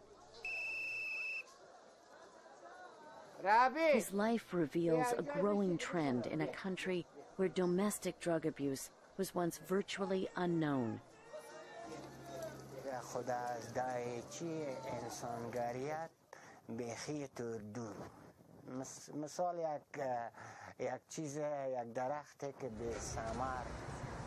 Realizing how his addiction affected his family, Abdurrahman quit using heroin.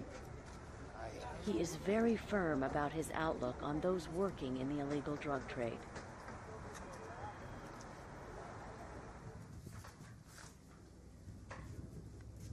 کسی که این کار میکنه اون اصلا مسلمان نیست، زاده این خاک نیست، بر ضد مردم، بر ضد جوانای این وطن، بر ضد جهان. طور یک ایانه که از اساما اون بدتر است. Abdurrahman escaped from the web of addiction, but many Afghans still struggle.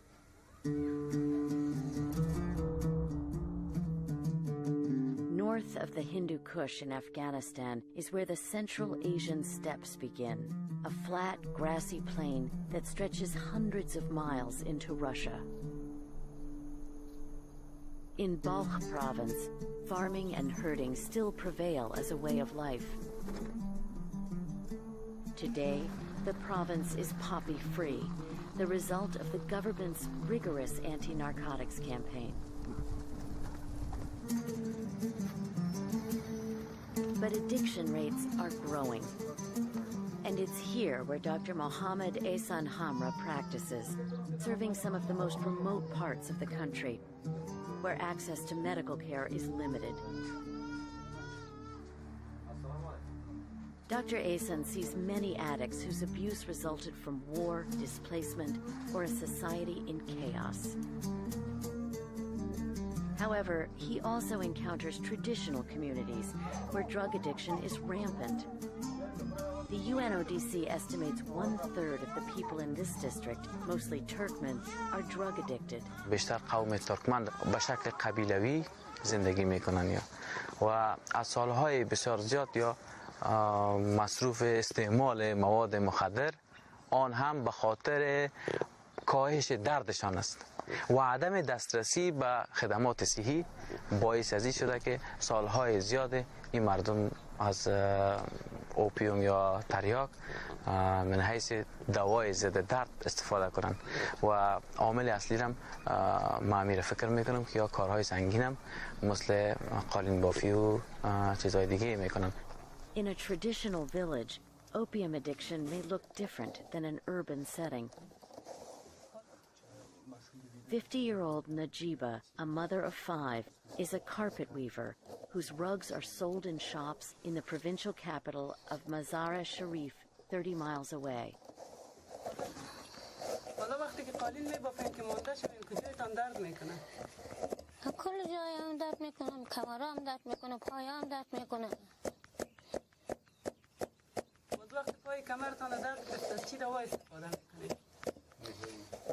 تریاک میخوریم. تریاک خوب میکنه. ها، کمتر جمع میکنه جانای. Opium also serves another purpose for rug weavers needing to keep their hands free of child-caring duties. روزانه چند وقت دیوشتکتان تریاک میتین؟ 2 وقت.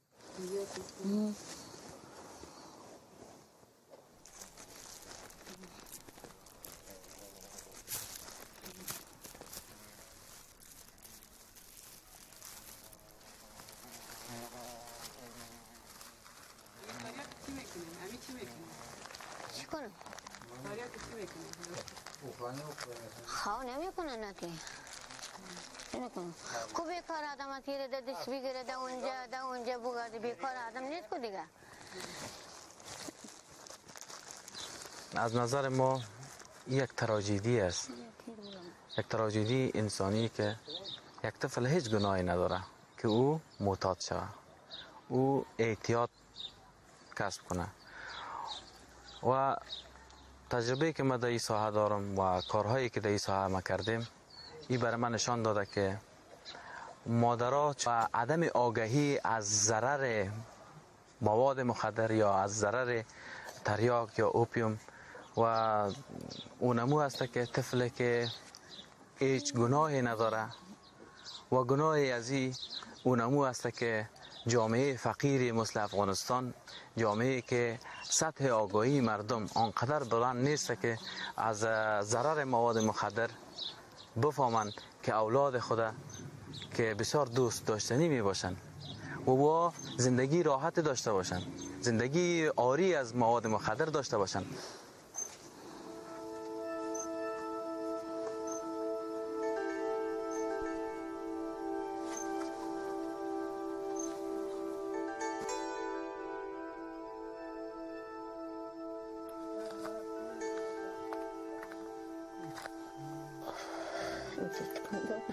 Begun in childhood, or later to alleviate work-related pain, opium addiction often continues into old age.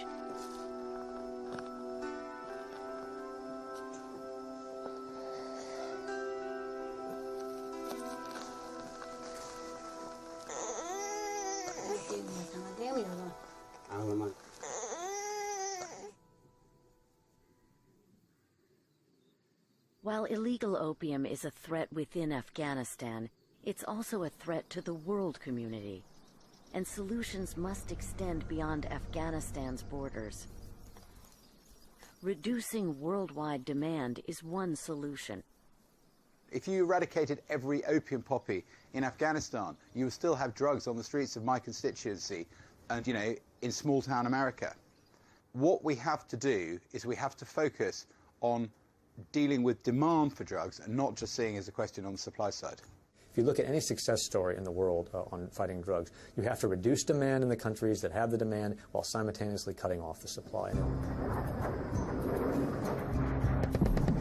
Meanwhile, as the insurgency continues in the country, efforts to curb the drug trade have yet to produce results. A UN assessment for 2008 found opium cultivation at virtually the same levels as the record-breaking harvest in 2007. Welcome news for traffickers in the country. دغه واړه کچاکبرانې مونږ د طالبان او د حکومت یعنې هغو سره مونږ کوم ارتباط نه لرو نو په دې خاطر باندې مونږ په دې باندې مطمئن یو چې دا کوکنار به تر ډېر وخته پورې زموږ کاروبار به هم د دې کوکنارو تر موجودیت پورې دا هم ادامه پیدا کوي. There's agreement Afghanistan's illegal drug trade slows the country's progress toward becoming a stable, economically independent democracy. But there's not agreement on how best to deal with the poppy problem, or how long it will take. Putting an end to the opium cultivation in Afghanistan is going to take a very long time. Perhaps 20 years, perhaps 25 years. But we have to start, and we are starting now. It took almost 30 years for Afghanistan to get into the condition that it's in now. It will take a long time to rebuild the institutions, the trust among people, and the basic functionings of the economy. I think it's totally wrong to say that we are losing Afghanistan. There's a risk of that. But people who know Afghanistan see there's a lot of hope in that country too. And what we need is perseverance, political will. We need to recognize it's going to take some time to do this, and then we can do it.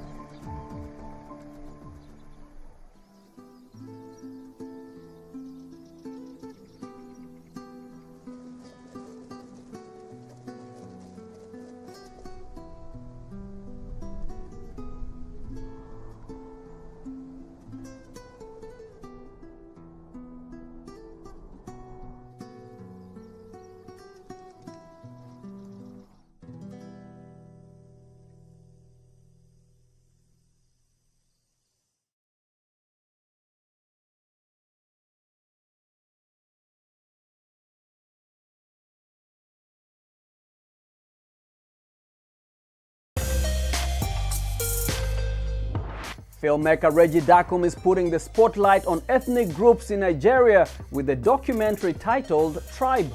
The film is about the culture of the Mapun people in Plateau, Nigeria. Let's take a look. Africa has 54 countries, more than 1.3 billion people, and more than 3,000 tribes. In the documentary Tribe, Nigerian filmmaker Reggie Dakum describes his journey to rediscover his ancestry. Dakum belongs to the Mapun tribe based in central Nigeria's Plateau state. Nigeria has more than 300 tribes, but most people only know about the West African country's three main ethnic groups: Hausa, Igbo, and Yoruba. Red Carpet spoke with Dakum, who said he made this documentary to ensure that his people's story was told and not left out of recorded history. My motivation behind making this documentary lies in the fact that culture is constantly changing, evolving, and growing. With globalization taking effect, the world getting smaller, cities and nations being built, certain cultures are left behind or left out of the conversation. In Nigeria, like we know, everyone knows Hausa, Igbo, and Yoruba, but people don't know that there's much more diversity that Nigeria has to offer, because Nigeria has been blessed with so many different cultures. So Mapun is just one of them. In Nigeria, there are about approximately 370 tribes. In Plateau states, there are about approximately 60 tribes, and all these tribes have their own unique languages and traditions. So if different identities and communities and humans, families are not acknowledged, the risk of them going extinct is very much a reality. And so this documentary aims at shedding light on that. The fact that there are Mapun people, and there are also Tiv, Birom, Ngas, Tarok, Mwagavu, and so much more that Nigeria has to offer. So that is one of the motivations for making this documentary. Scientists generally have established that the origin of humankind is in Africa. For a place this big and so diverse, its identity is constantly changing and to some extent fading away. So I'm going on a journey to learn about my tribe.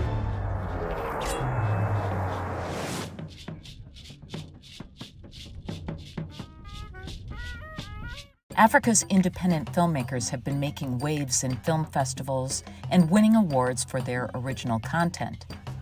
With films from the continent available on major streaming platforms such as Netflix and Amazon Prime Video, Africa's cinema is flourishing in the digital age. The broader exposure for African filmmakers excites Dakum. I think this is the perfect time to be an African storyteller. As you can see, African cinema is doing big things. It's being accepted in big platforms, in the streaming space, in the theatric space, in the festival space. African storytellers are finally able to use their voice on big platforms to tell our stories, because for a long time we've not been the one telling our stories, or we've not been heard. So this is a wonderful time to be an African storyteller, and I'm excited because so many young filmmakers are doing great things with their work. They're telling very important stories, stories that shape our understanding of what it means to be Nigerian, what it means to be African, Ghanaian, and so I'm just excited. Defeating Emmerson and Mnangagwa. President is a documentary chronicling the fierce struggle for power in Zimbabwe. The plot centers around the 2018 election. The country is set to hold its first election after 37 years under Robert Mugabe's dictatorship. Through the figure of the young Nelson Chamisa, the main opponent to putschist Emmerson Mnangagwa, the film tells the story of Zimbabwe's yearning for democracy, a theme dear to filmmaker Camilla Nilsson. Democracy in general, universally, is something that we need to care about and keep debating and keep nurturing, almost like a marriage or a relationship. We don't take care of it, it can crack, as we are seeing in many parts of the world right now besides Zimbabwe. Camilla Nilsson, who previously documented Zimbabwe's political life, explains that her second film is an effort to highlight the historic significance of the 2018 election for Zimbabweans who lived through food shortages and a severe economic crisis. When asked why she chose to tell the story from the opposition's viewpoint, Nielsen explains that the MDC, the Movement for Democratic Change, is the only side to have given her access to its campaign. And we did also approach Ide Mnangagwa and his camp to see if he would, like ZANU-PF and the ruling party had been part of my first film, accept to be filmed for this new documentary.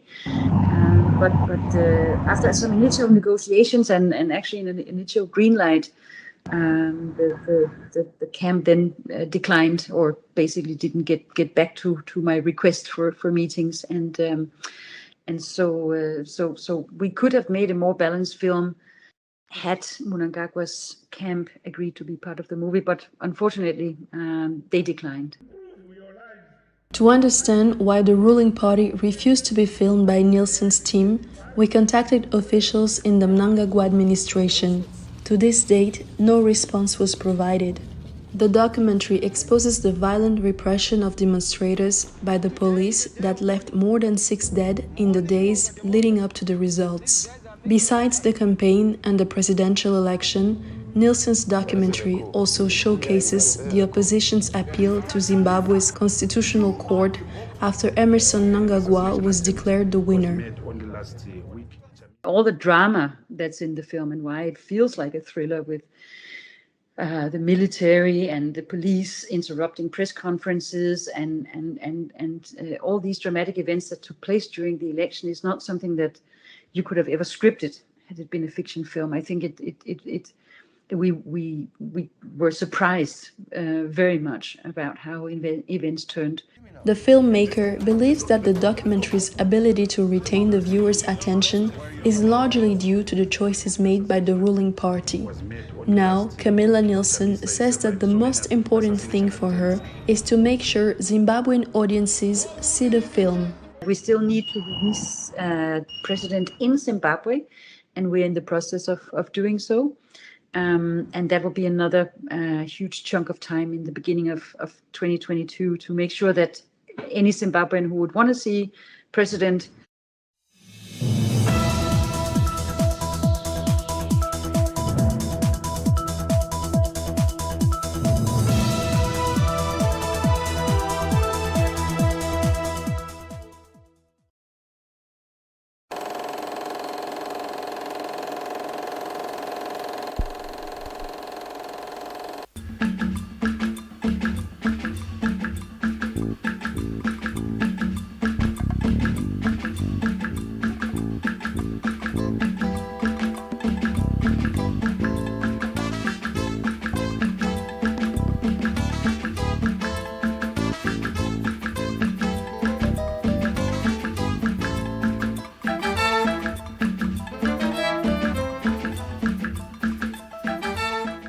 Hello, welcome to Timeless Conversations today.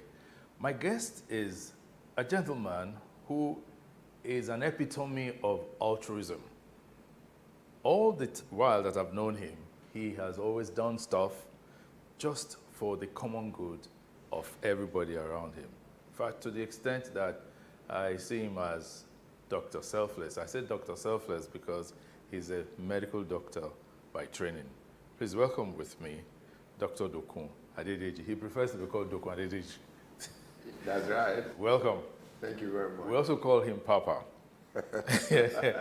Now, let's talk about you as the person. As much as possible, I will make you talk about things you don't want to talk about. You don't like being the focus. But how would you not be the focus when you are the firstborn of your family? Yeah, truly, I'm firstborn, but sometimes the firstborn also can be silent in the sense that others outshine him or something. But I've lived my life like this.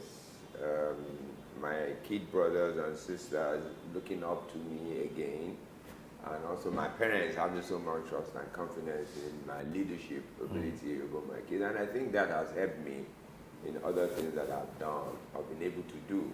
Okay. Your family is from Igbaroke. Yes. In Ondo State. Yes. Were you born there? I wasn't. But you also have a very strong connection to Igbaro. Oh, yeah. Igbaro, okay. You know, the thing, when my father retired and we were living in Lagos, after a while he got tired of living in Lagos, he moved to Igbaro, and then my mother joined, and they were living there until they died. So we had no choice than to keep visiting them until my mom died some months ago. Yes. So, and they have their house there, which is still there. And we're also close to some of the things they do there. And the current Oba, we're also close to him. So, in a sense, because of my parents, we had to be going regularly, and that was how I got a bit close to Igbaro, okay. Now, but let's talk about your family life, your early childhood. What did your dad and your mom do that was useful, helpful in turning you guys out the way you have turned out? You know, I like that because I'm beginning to see the effect of how we were brought up and what they did on our own current lives and the way we are trying to live our family lives. My father was a banker until he retired during the Murtala Muhammad, some funny things, as we learned. And then my mom actually did not work because my father said her responsibility was us. And she also took it like that until when she decided to work, then she was doing just some trading, got involved in a lot of things. So she had time to be with us. My father too managed to find time to go. And banking then, it's not like today. It's like cutthroat and then all kinds of stuff. My father still had time. So whenever he came back, I remember in those days, we would sit down as a family, we were talking generally about things. And those things that we used to talk about had been some sort of the things that have guided the way we all have grown up. About values, about systems, about how people should connect with other people and how they connected with us and how we saw them connecting with just ordinary people. Okay. So what was the decision to send you to school back in, that was Ado-Ekiti? I remember.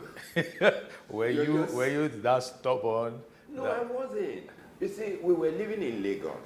I did all my primary school and all those in Lagos. And my parents felt that they wanted me to have a kind of rural background with education being the primary focus and also the Christian nature of it. So I did a variety of exams, I passed them. When I now decided I was going to go to some particular, they said, sorry, you are going to Christ School at Ado-Ekiti. And I think it was the best choice for me as well. Okay. And living Lagos, the glamour of Lagos and all the rascality, to then go to Christ School, that was backwater kind of a thing.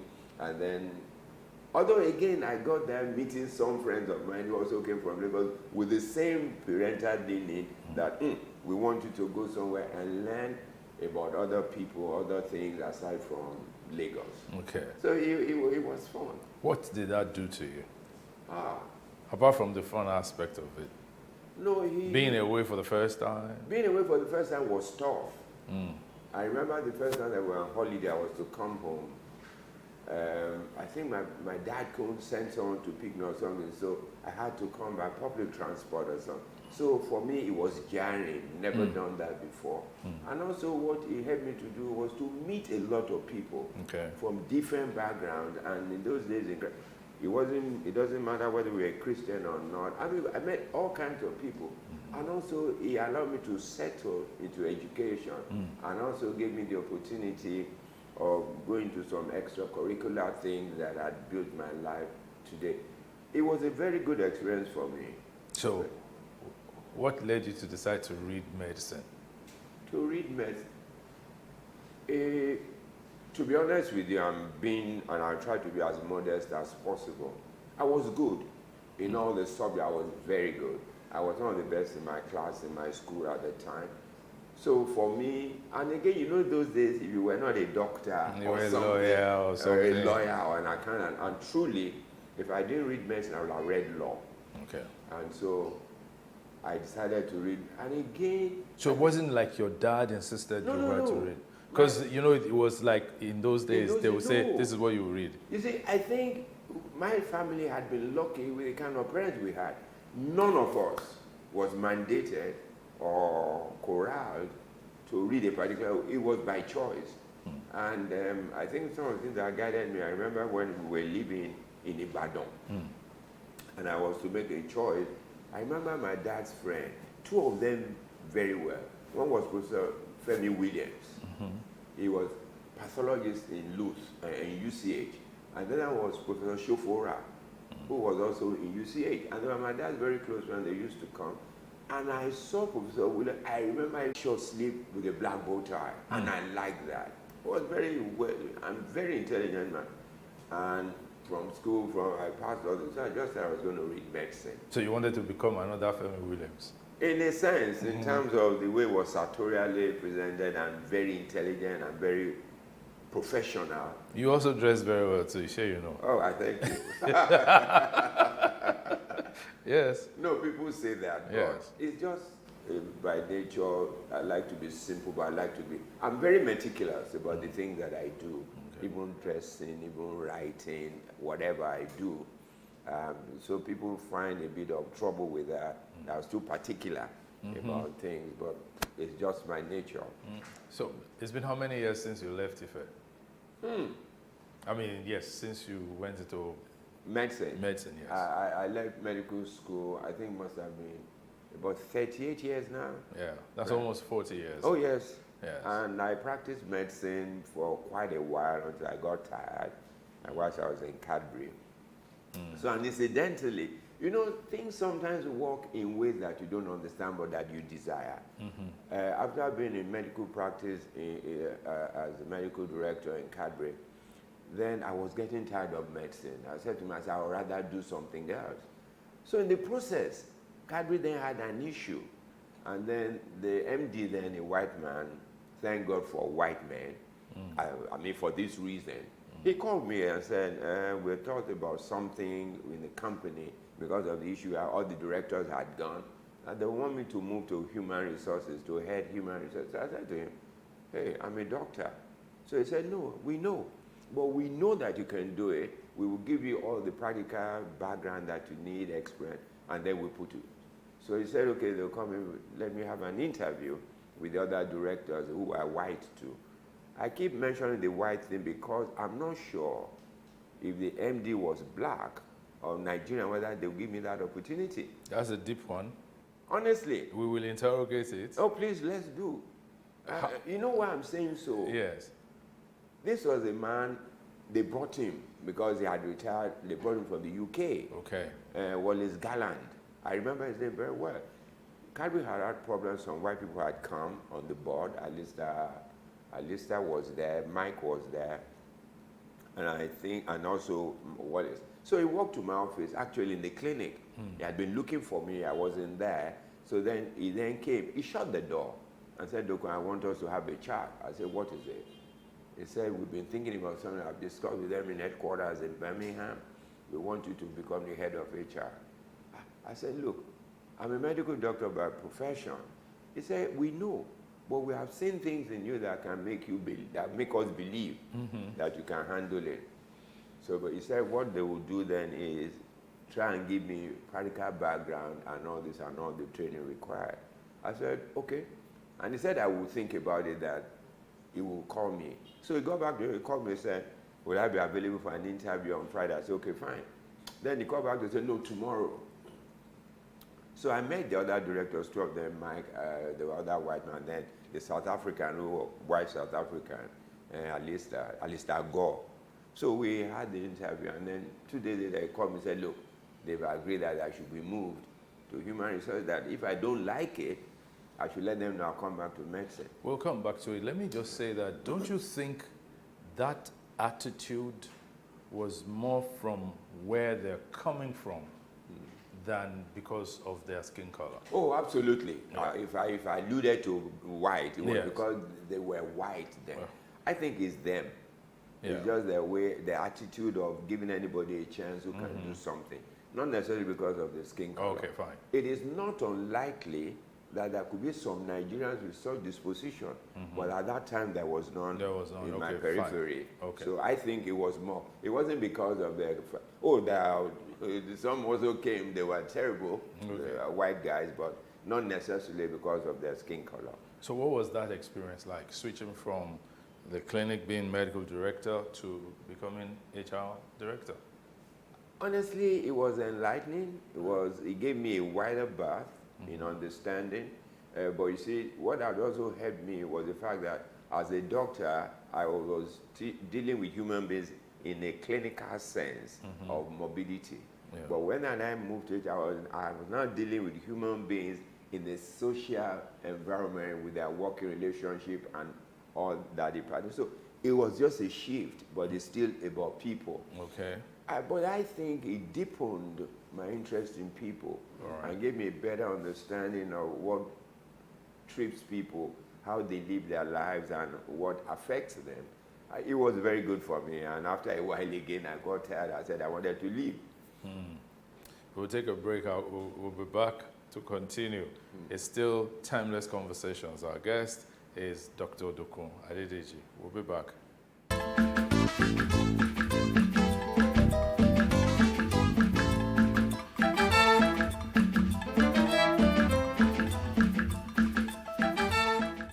Welcome back to Timeless Conversations with Dokun Adedeji as our guest today.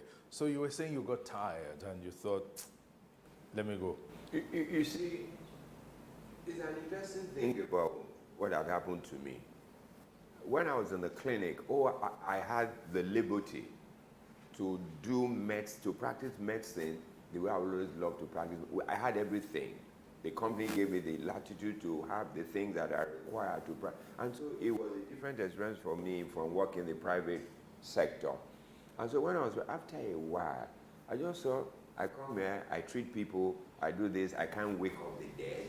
So I said to myself, I'd like to have a different experience. You know, and the thing that helped me, as the clinic was under the HR department, so I was attending top managers meeting and all those. So I was making contributions to our discussions. And I said that, look, this is something that I didn't think I was going to go to HR until that opportunity came. So when it came, you know, whilst I was even in the clinic, I was involved in some NGOs where I put so much time and interest even whilst working. And so I began to say to myself, and I came with the experience of what Bill Gates said. Bill Gates said when he called his colleagues and said, look, when he becomes 50, he was going to retire. And he began to do other things that gave him satisfaction and opportunities to do other things. So I said to myself, I've worked in the clinic, I've been HR, I've done my bit. I would like to spend the rest of my life doing things for other people and doing things that I enjoy, not necessarily for money, but for satisfaction. And so after a while, I told the company that I would like to leave. So they said, well, I said, I just was tired. There was no way I would become the MD of the company. I mean, going by what I can see, because I'm limited in that scope. And I'd rather, now when I can still do stuff, go and do things. And they said, okay, fine. So I left. And since I left, I've been involved in the NGOs that I mentioned, that are now I superintend over it. And it gives me absolute satisfaction. And the peace it brings to me, I can't quantify it. So I thought I made the right decision. So it's like you turned the page. Oh, yes. In your life's story. Oh, yes. And decided I'm going to be more into NGO, social service, as it were. Now, the NGO is the Christ Against Drug Abuse Ministry. That's CADAM. What informed its formation?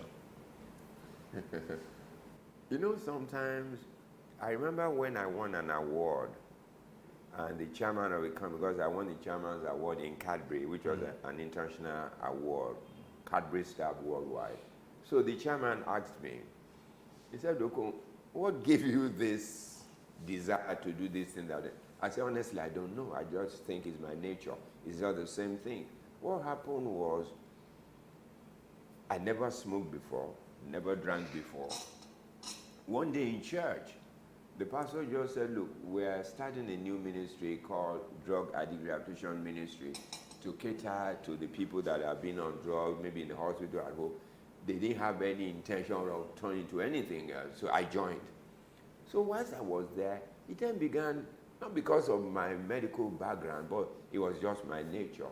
So when we were there, I began to suggest to people that, look, going to the joints and meeting this addict, just talking to them was not, they even said to us that, look, we want you to take us out of this and then put us in a place where we can get rehabilitated. That was what began the journey. So I then got very involved in it. We then built our center, began to admit people, and we went to see people turn around. There are quite a number of them. There are still a lot of them that are drug-free, living productive lives. So that was my interest. In what year was this? The ministry actually Yes. was founded by Pastor Deyemi. I think he founded the ministry in 1991. Okay. And then I joined the ministry in 1992. So that's like 1991 today. That's 30 years Yes, ago. and then so you've 29. been with it. I've been in the ministry for about 29 years. 29 years. And since I retired in 2010, yes, this is what I've been doing full time. Even I wasn't paid. But that was not until now Mommy Joe now set up a board. The board said, no, you couldn't have been doing this all these many years and then we don't. So they said they'll give you some allowance. But the allowance is not even the important thing.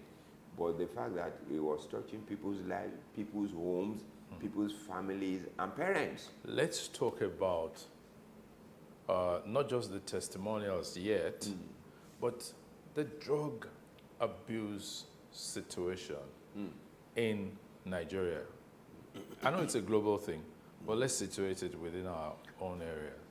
Lekon, one of the greatest tragedy for me, or pain for me, is the issue and our attitude to substance abuse in Nigeria. Why do I say that? Since I got involved, we've been shouting at what I'm seeing that will envelope. When initially, some years ago, they said Nigeria was a user nation, a transit nation. People carry through Nigeria. I remember telling one of the top echelons of NDLA, was actually the chairman, and we're joking that then we were even a user nation. Because they didn't believe until 2013, when NDLA finally agreed that we're a user nation. Then I cautioned again, a year thereafter, that we're not just a user, we're manufacturing. Everybody said, no, no, it can't be. Where am I going to? In 2017, a survey was done by the UNODC. The report came out in 2018. The global average prevalence use of substance abuse globally was 5.6%. In Nigeria at that time was 14.4%, translating to over 14 million Nigerians between ages 15 and 64 that had used drugs the previous year. And let me say this, that survey probably did not take into cognizance people who do it in the office, people who do it socially, these were people they thought that were doing drugs on a regular basis. This year, the country representative of UNODC said that figure is close to 20 million. And you know, the thing that people also need to know is this. Out of every 4 substance use abuse disorders, 1 is a female. In Nigeria, the preponderance of use in Nigeria in the population is age 25 to 39, which is the economic productive years of any nation. Yeah. In Nigeria today, over almost 12 million people use cannabis. Marijuana? Marijuana. And I can tell you, Lekon, there is no area of this country that does not have a drug joint. Freeze. Marijuana. They say that the marijuana grown in certain parts of Nigeria, right, is the best in the world. When you say is the best in the world, is there any economic opportunities derivable from that? Because I recall that even Governor Akeredolu is calling for the legalization of marijuana production. You know why I'm laughing? Incidentally, Governor Akeredolu and I were classmates at Ayetoro. Yes. We're very good friends. He knows this is what I do. I disagree with him completely. You see, anybody who talks about legalization of marijuana are blinded to some facts. We know, as a matter of fact, that the marijuana grown in Nigeria the component, THC component, that is the terrible one that affects the mental and destroys people, is very high. You see, the marijuana grown abroad for the legal uses are modified. So they're modified to the extent that the THC component is not as heavy as it is here. To say that the best in Nigeria is a fallacy. Nigeria is the 5th highest producer of marijuana in the world. Now, the thing about this is, we are not in a state yet, and I don't know when we can get there, when we can sort of decide that this is what we use marijuana for. So legalizing it will be a tragedy. It will take us down slope. And I'm glad that General Marwa has spoken against it, as many of us are against it. We need to be very careful. Yes, economic benefits are there, because we know that within marijuana, there are over 100 and something substances or compounds in it. And some of them are used in the manufacturing, they're used in building, they're used in hair industry, hair production, beauties and all those things. They're also used in medicine. But one thing that people forget, even the medical marijuana is not an answer to many of the conditions we use them for. In infantile epilepsy, for instance, which sometimes is used, it is not everyone that has infantile epilepsy that benefits from marijuana. And we have also known that regular drugs that are used for those conditions are far more efficacious than even marijuana.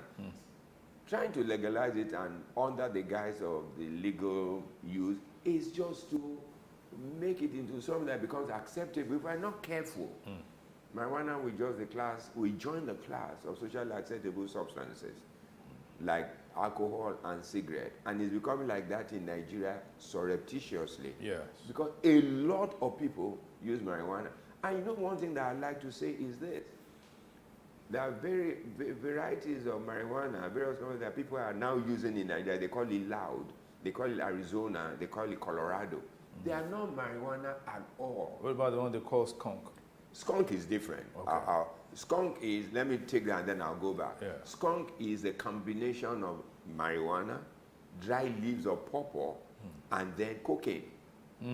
That is why when people begin to use skunk, they begin to have a tendency towards addiction because of the cocaine element. Okay. And then they all, you see, and it's more expensive. They give a reason to say, well, because it's higher in potentiality, and that's why people use it, and it's more expensive than ordinary marijuana. Maybe ordinary marijuana, 5 grams may cost about 100 naira or thereabout. But skunk, a pinch of skunk may cost you 2,000 or thereabout. But if I go back to Colorado and Arizona, we know that in those substances, which is not marijuana in itself, the marijuana component of them is about 10 to 11%. The rest is made of chemicals and herbs. And that is why when you see people use it, they can go berserk. They will begin to. It is the element, it is not the marijuana element because it's very low. It is the chemical component. They are synthetic marijuanas. And that is what is common to them. And why people use them is because the smell does not have the peculiar smell of marijuana. So if you use it at home, parents may not know. But what brings it out is the effects and consequences. And those are things, we need to do something about the substance. You know, you said that marijuana, unfortunately, was becoming, or sadly was becoming, surreptitiously a socially acceptable drug. I recall that growing up, joints where they sold or smoked marijuana were not very much welcome within residential areas, right? But these days, sadly, people smoke marijuana on the street, openly, even people in uniform. You know, you see, the thing is, dealing with the issue of substance abuse in Nigeria needs strategic thinking and implementation. And to be honest with you, I'm glad that General Marwa has come to become the chairman of NDLEA. He was chairman of PASIDA, and in the process, he met with a lot of stakeholders. So he had a very good understanding of what the issues are. And I think it's beginning to unfold. My fear is I hope they give there's a political will to help him and also the resources. In the sense that one of the things we must begin to do in Nigeria is look at the NDLEA proper. The law setting it up has to be reviewed in my own understanding. Is too omnibus. What they expect to do, this. If we don't begin to particularize their area of attention, yes, it's good. They can be doing the interdiction, catching people and all the rest. But we need to place emphasis on demand reduction. If we don't do that, because one of the things that the Europeans have understood is this. They give us a lot of gadgets to catch people at the airport. You can't carry the drug. So what happens to the drug that doesn't go out? They get domesticated. And if they get domesticated, it allows accessibility and availability on different scales. So people can get it, they can use it. So the thing we must begin to look at now is how do we look at this thing? As you said, I doubt if you walk down this whether you won't find where you can buy it. And it's not limited to motor. You see, the wrong impression we've always had. We thought people who do drugs are motor park boys, rascals. It's not true. Big people, I mean, some experiences we are seeing lately have shown us that big people do. If you want to see some of these things in some areas of secluded areas of Lagos, highbrow areas, is to watch during break time. When you see, what do they call, yuppies, leave their offices in suit and everything, you see them drive to a house. They're not going there to have, just sit down. There's something that's going to happen there.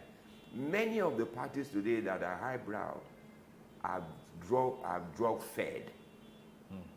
So we need to be aware, and you probably also have noticed or seen from when they has done, many of the cookies, many of these things are bought online. People are making drugs and putting them in food materials and selling them to young people.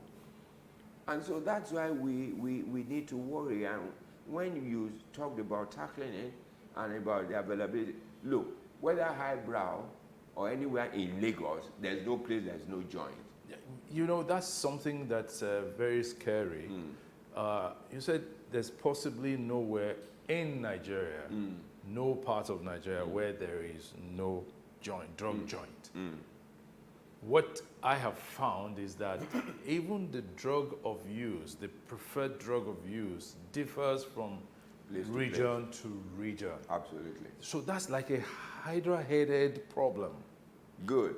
You know, you've just told us something that I'd like to elaborate. You know, in CADAM, we sat down and looked at the spectrum of the things available, and then we came to a classification. 4 groups. The first one is socially acceptable, alcohol and cigarette. Go and check today. There is no alcohol you will not find in sachet. And why do they put it in sachet? The man who cannot buy the bottle can buy the sachet. The sachet is about 20 naira. So when you go to the joint, you see them buy like 2 of them, using them, release the amount, put it out, and then begin to use the drug of that day.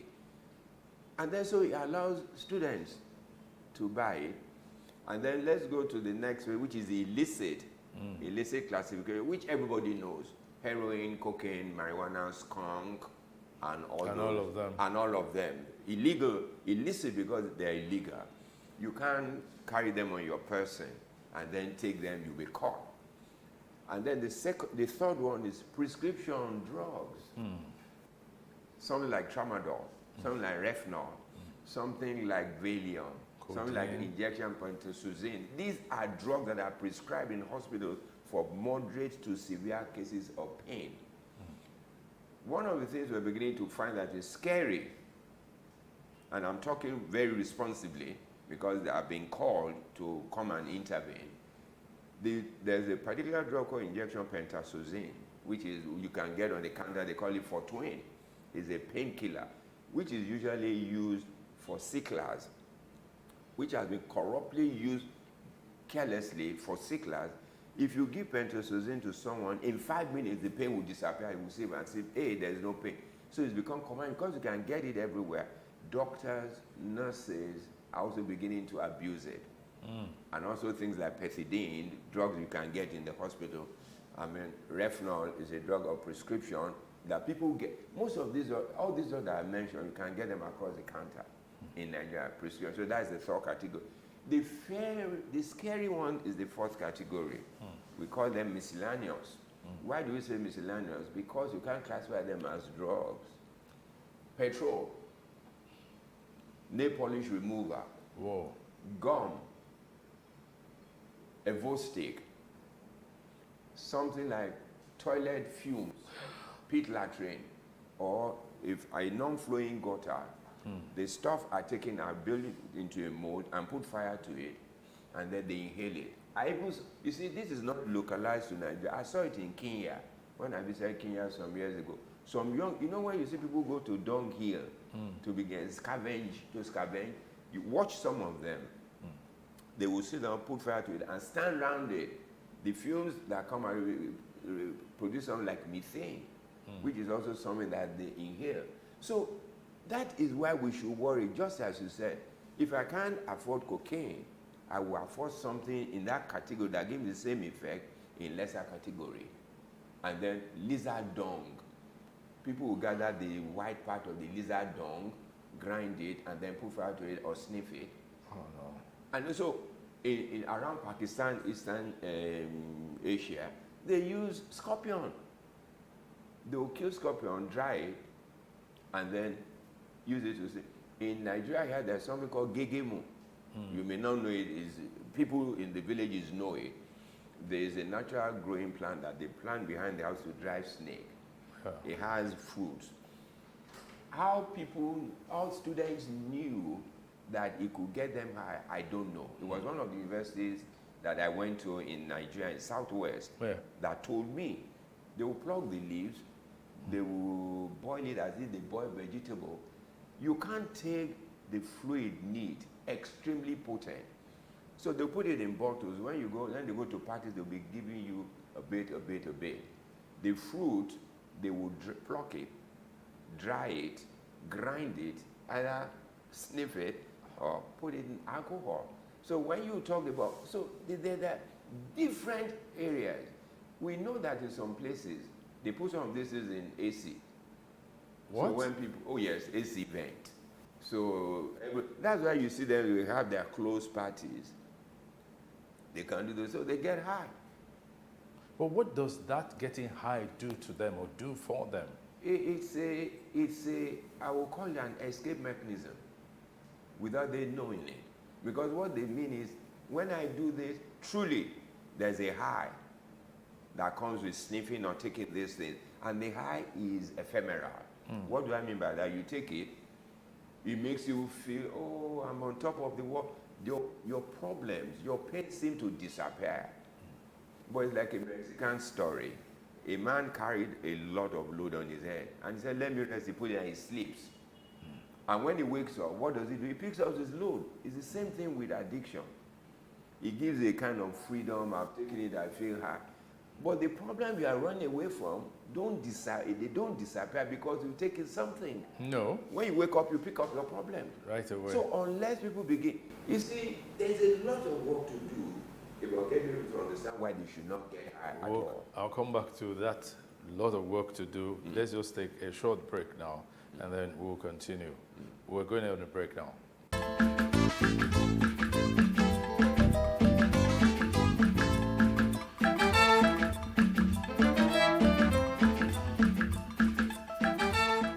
Welcome back from that break.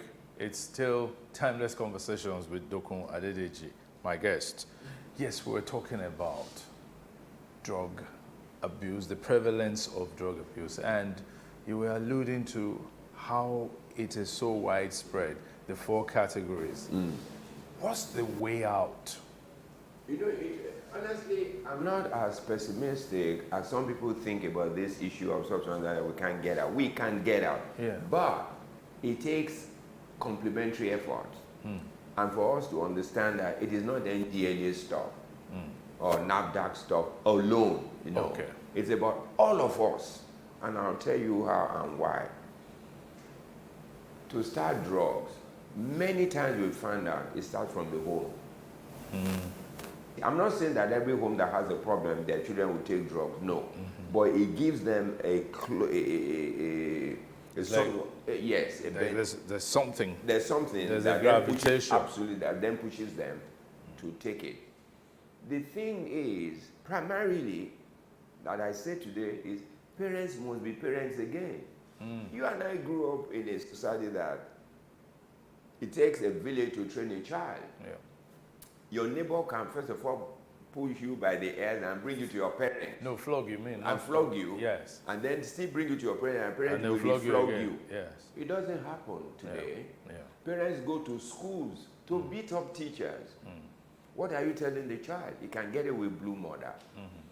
Many parents don't know their children. Yeah.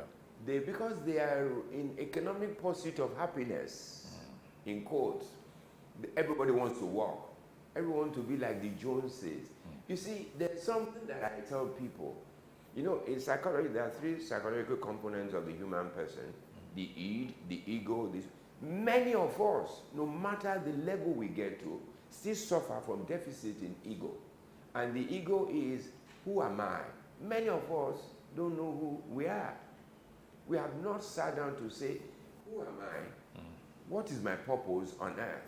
I didn't just get born because I want to be a part of a number. There has to be something for me particular or specific that I need to do to excel in that makes me feel confident about who I am. That's why you see people want to be like somebody else. Yes. You know, Wole Soyinka says something, he said, a tiger does not need to proclaim his tigritude. At all. A tiger is a tiger. Yeah. And you know, people forget that no matter your disposition, you are also prone to success. There are very good barbers, very good tailors, very good different things, but the society has shifted focus. And generally we all have lost focus, even the church. What does the church talk about today? Money. Prosperity. Prosperity. How can you prosper when you have not labored?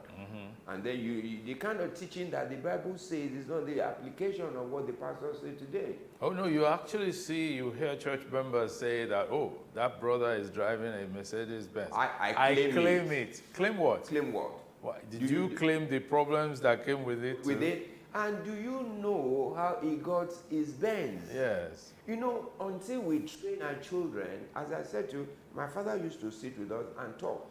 My father never talked about money. Money is good, but he talked about values.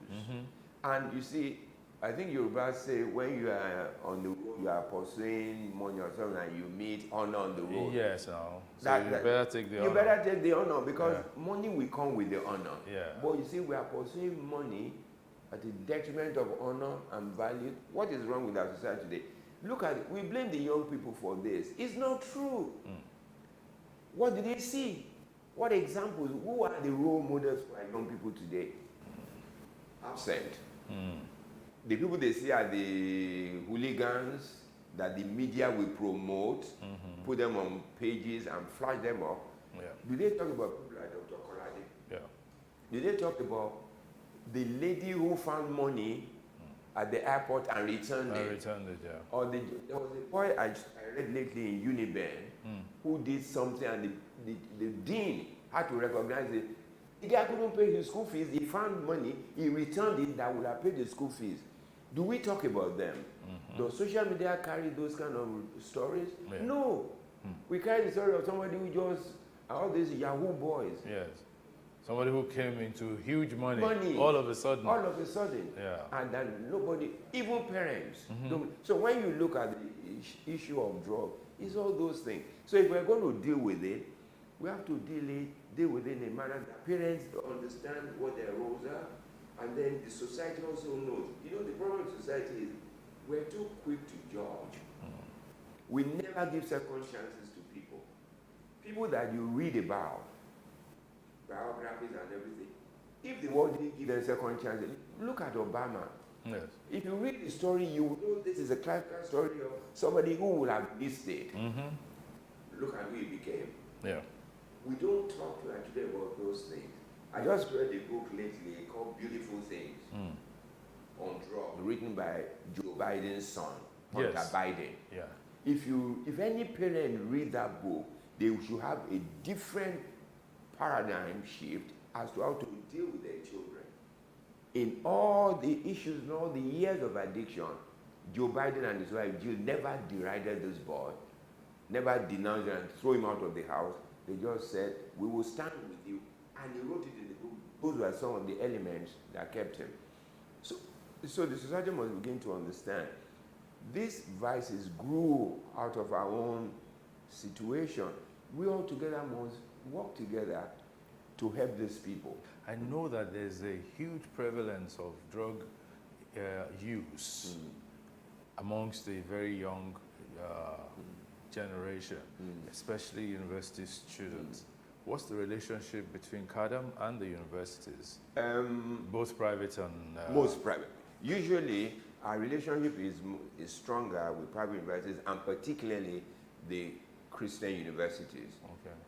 One started with us and saw the result, and the others learned from them. And we also now wrote in order to help the students, because many universities, out of ignorance, were expelling students. The final year. And we said to them, that is counterproductive, which is one of the things that General Marwa is now talking about. The first attempt in helping should not be punitive. We should not punish users because they are victims. So that is double jeopardy. So we wrote to the universities and said, look, we will be willing to help you. Come and visit us and see what we do. Let them come. When you catch them, we will help them with rehabilitation. We will certify them. They'll go back to school. Then if you watch them, many of them have graduated. So from university? Oh, from university. That's oh, yes, I good. know quite many are doctors and nurses and even pilots today. Fantastic. That graduated from us. So that gave them, and they said, why don't we try? This is not to say that every one of them they sent to us do that. 2, 3 still fail, and then they expel them because they have tried enough. But they have seen a measure of success. So you're saying the first step is not... It's not rustication. It's not punishment. Even if you're going to punish, let it be a lesser level. Let's say we suspend you for a semester. Go to so place or wherever you choose. Go and get rehabilitated. Bring a certification that you have stopped. We will take you back to school. We will, because what schools today check at random. Yeah. So they are not called if you do well. And they'll be watching, because what we say to them is when they come and finish with us, let a lecturer who has understanding be watching over them, report to the lecturer maybe once in 2 weeks. How are you doing? Look at it, but don't begin to check them out. Maybe this guy. No, that's not the way. But then there's the other side of checking.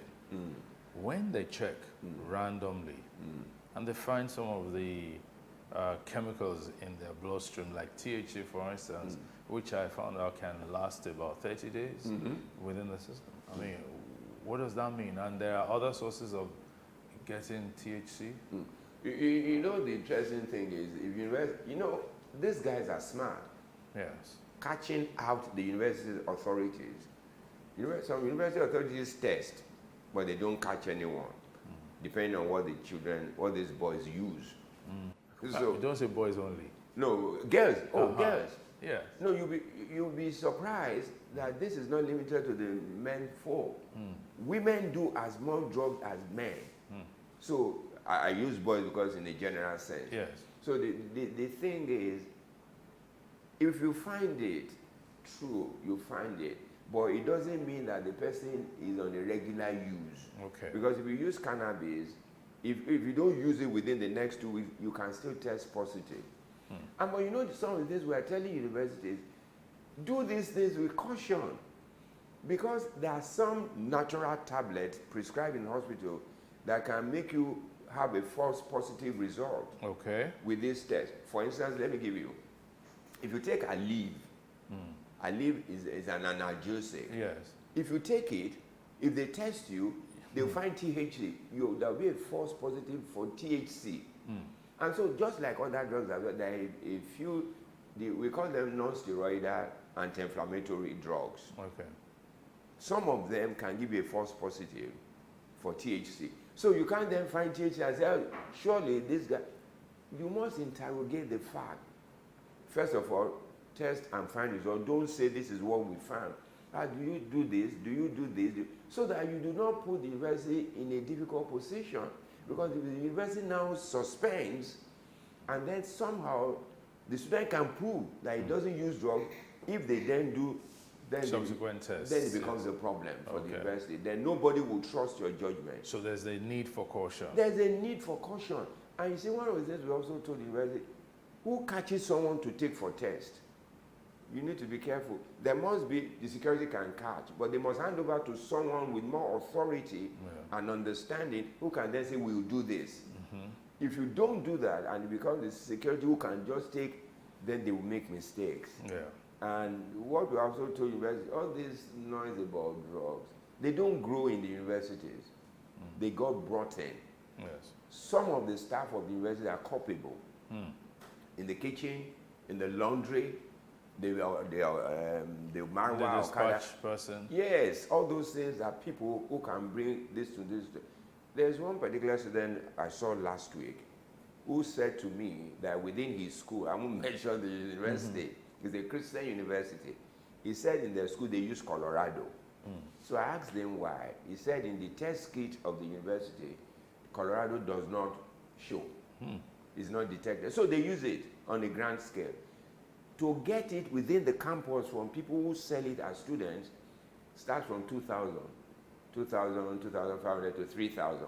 So he now has a friend who is in a public institution who brings it, who gets it from outside for about 500 naira. So he brings it to him. But that guy was coming one day to supply it. Both of them got caught. He was tested, it was negative, although he uses. The other person who brought was positive because he uses other things.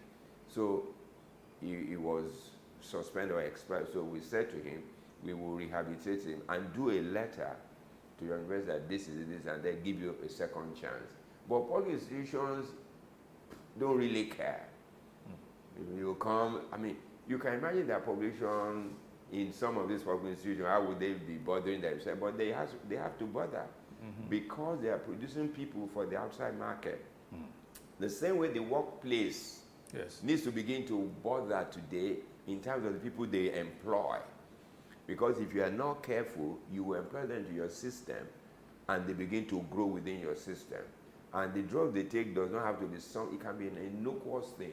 If you see somebody in the office, for instance, who is taking a particular beverage, put it on his table, the same bottle or container for like 3 hours is not, it must be strange to you.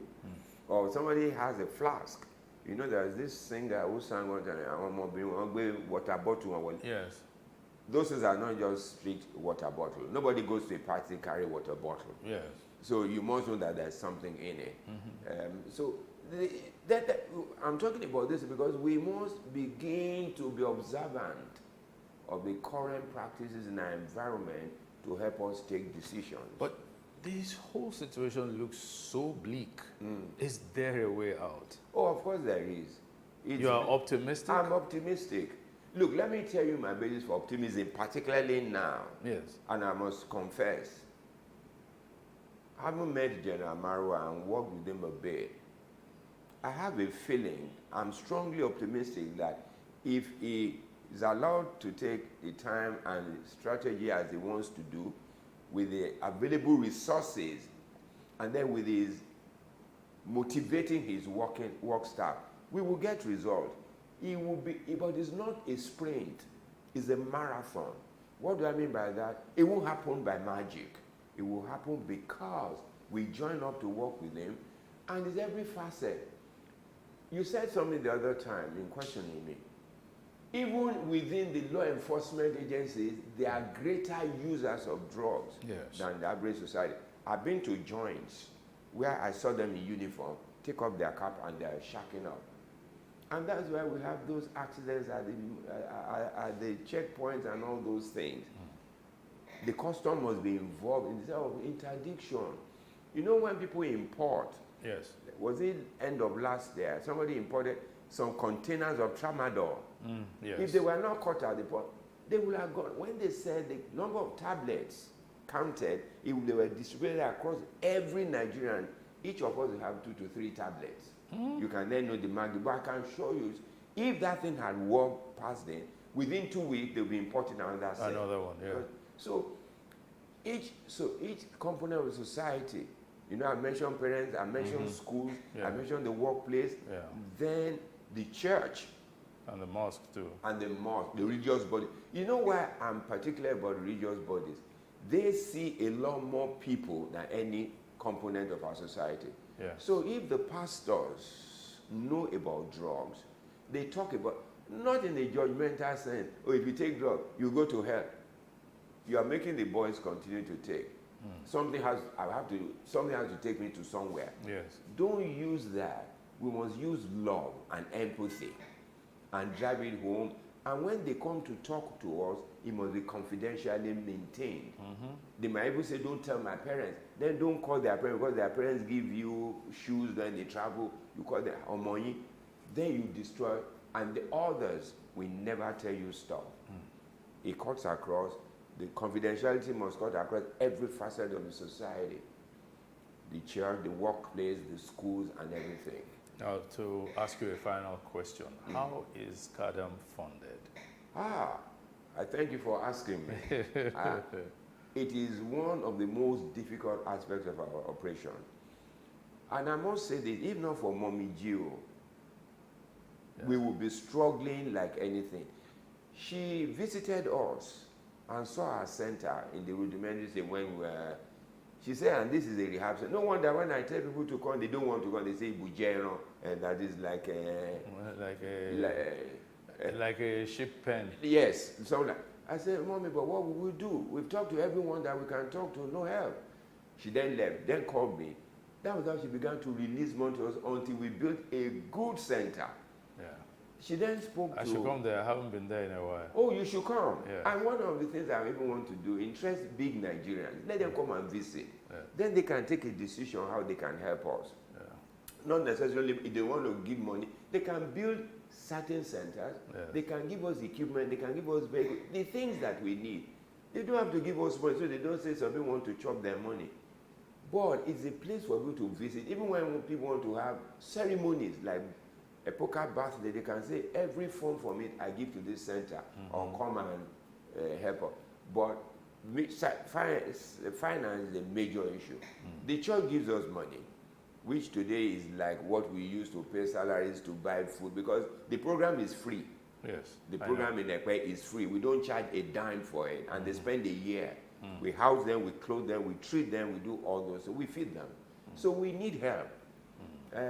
If we get help, we'll be on top of it, we will do much more. So, call for help. Call for help. Talk to the people. I wish today, if anybody watches this, you go to our website, www.cadamonline.org. No, sorry, www.cadam.org.ng. That's our website. Yeah. And then our phone number is 0817-103, I think 9895. Our phone number. Our office is in Ikeja, Agidingbi, 5 Yusuf Close, off Sadiku Street, off Amaro, behind Zenith Bank. Come and visit with us. If you come, you talk to us, we'll take you to visit. You will see these people in flesh. You see the faces of addiction. And then you can see there is hope. That's why I'm happy. And I'm pleased to say to you that it's not all bleak. It looks bleak today, but there's light at the end of the tunnel. Thank you very much, Doc. Thank you. Papa. Thank you so much. My guest today on Timeless Conversations has been Dr. Dokun Adedeji, an altruistic person, totally selfless.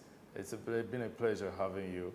Thank you so much. Thank you. And we'll follow up on what CADAM is doing. We'll come there. We'll be glad. We'll come there. Maybe we can do a special one. I think you should. Site. I think you should, and maybe also get somebody like General Mara to talk to us. Yeah, we'll reach out to him. Reach out to him. Thank you very much for watching. See you some other time. Bye.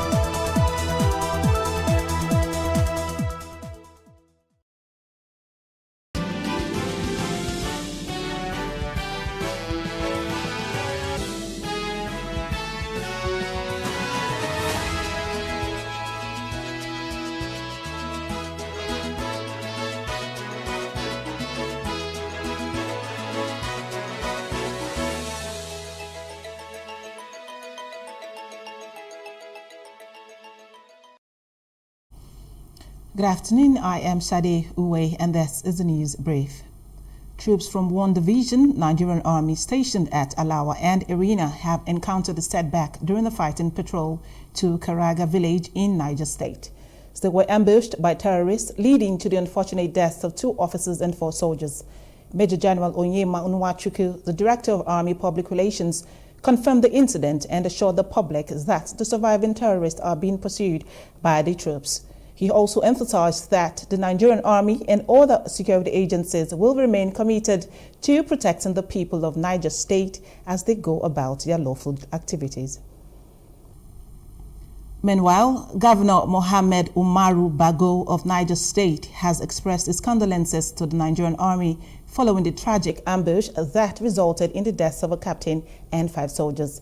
He strongly condemned the incident, describing it as atrocious, provocative, and unacceptable.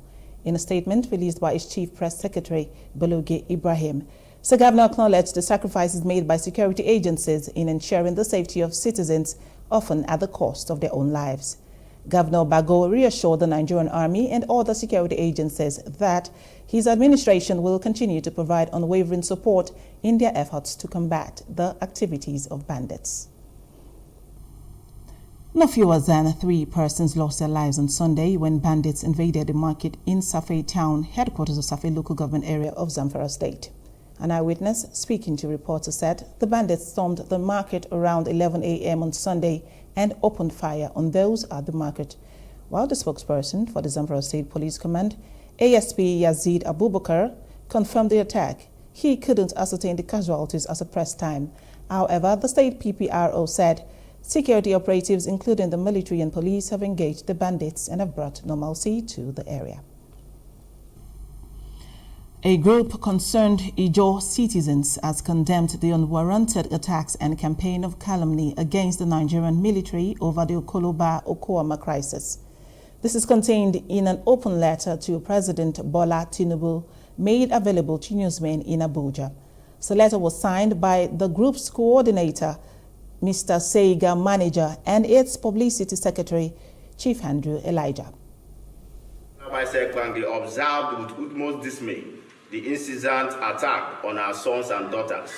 We seriously frown over these recent incessant attacks on prominent Ijokum Niger Delta leaders and critical stakeholders that have immensely contributed in the development and relative peace we are enjoying as a nation.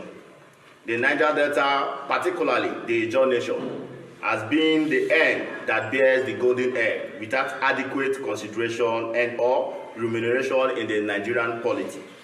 Few weeks ago, the residence of Pa Edwin Clark, the leader of Pandem, was searched by the military. Now it is the turn of High Chief Ambassador Sumumabo Jagrish. Ambassador Somowa Jakiri is a prominent Ijaw leader who has contributed immensely to the development and relative peace we are enjoying in this nation. We therefore condemn in totality this action against his personage and other revered Ijaw leaders. Furthermore, we demand an unreserved public apology who in connivance invaded the residence, harassed and killed 2 of his aides at midnight. Nigeria is not a banana republic. This is a nation governed by law, and whatever we do must be within the ambit of the law. Nigeria, with the support of the United Nations Office of Counterterrorism, is organizing a high-level African Counterterrorism Summit under the theme Strengthening Regional Cooperation and Institution Building to address the evolving threats of terrorism in Abuja from April 22nd to April 23rd. A statement signed by the Special Advisor to the President on Media and Publicity, Chief Ajuri Ngelale, said the objective of the summit is to enhance multilateral counterterrorism cooperation and reshape the international community's collective response to terrorism in Africa, while emphasizing the importance of African-led and African-owned solutions. Governor Lucky Aiyedatiwa of Ondo State has emerged as the All Progressives Congress candidate for the upcoming governorship election on November 16th. He secured the nomination with a significant victory, receiving 48,569 votes in the primaries. Mayowa Akinfolari came in second with 15,343 votes, followed by Chief Olushola Oke with 14,865 votes. The announcement was made by Ahmed Ododo, the chairman of the Governorship Primary Election Committee and Governor of Kogi State, who emphasized the competitive nature of the primaries. With the nomination secured, Aiyedatiwa and the APC will now focus on consolidating support and preparing for the November election. The report from the field revealed that the primary election went on peacefully, with minimal skirmishes reported in some isolated areas. At the end of the voting exercise, votes were counted and recorded at the ward and transmitted to local government areas coalition centers. We just concluded the final coalition at the state level. Now, I can confirm that the direct mode of primary election adopted in the 2024 Ondo State APC governorship primary election held in all the 203 electoral wards of the 18 local government area in Ondo State, and the total vote cast is the total number of voters 171,922.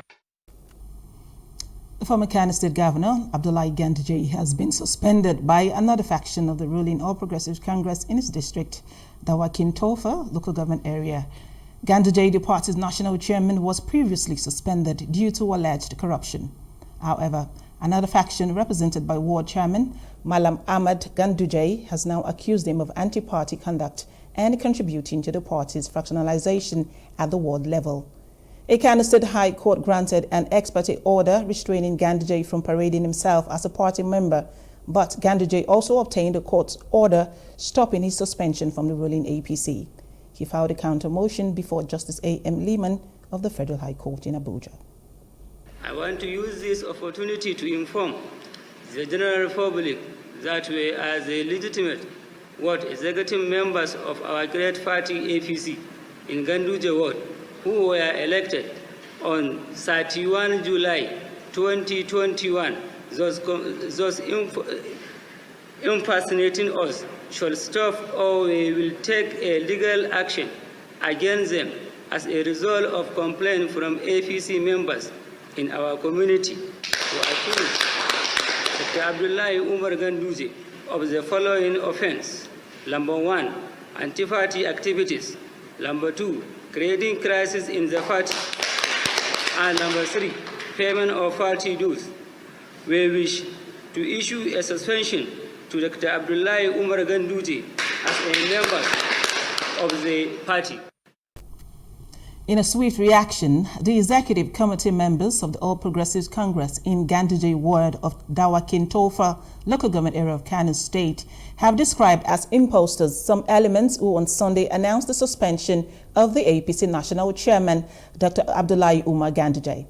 The party noted that after a failed attempt to suspend Ganduje, the new Nigeria People's Party government in Kano State has organized yet another bunch of non-APC members who announced the purported suspension.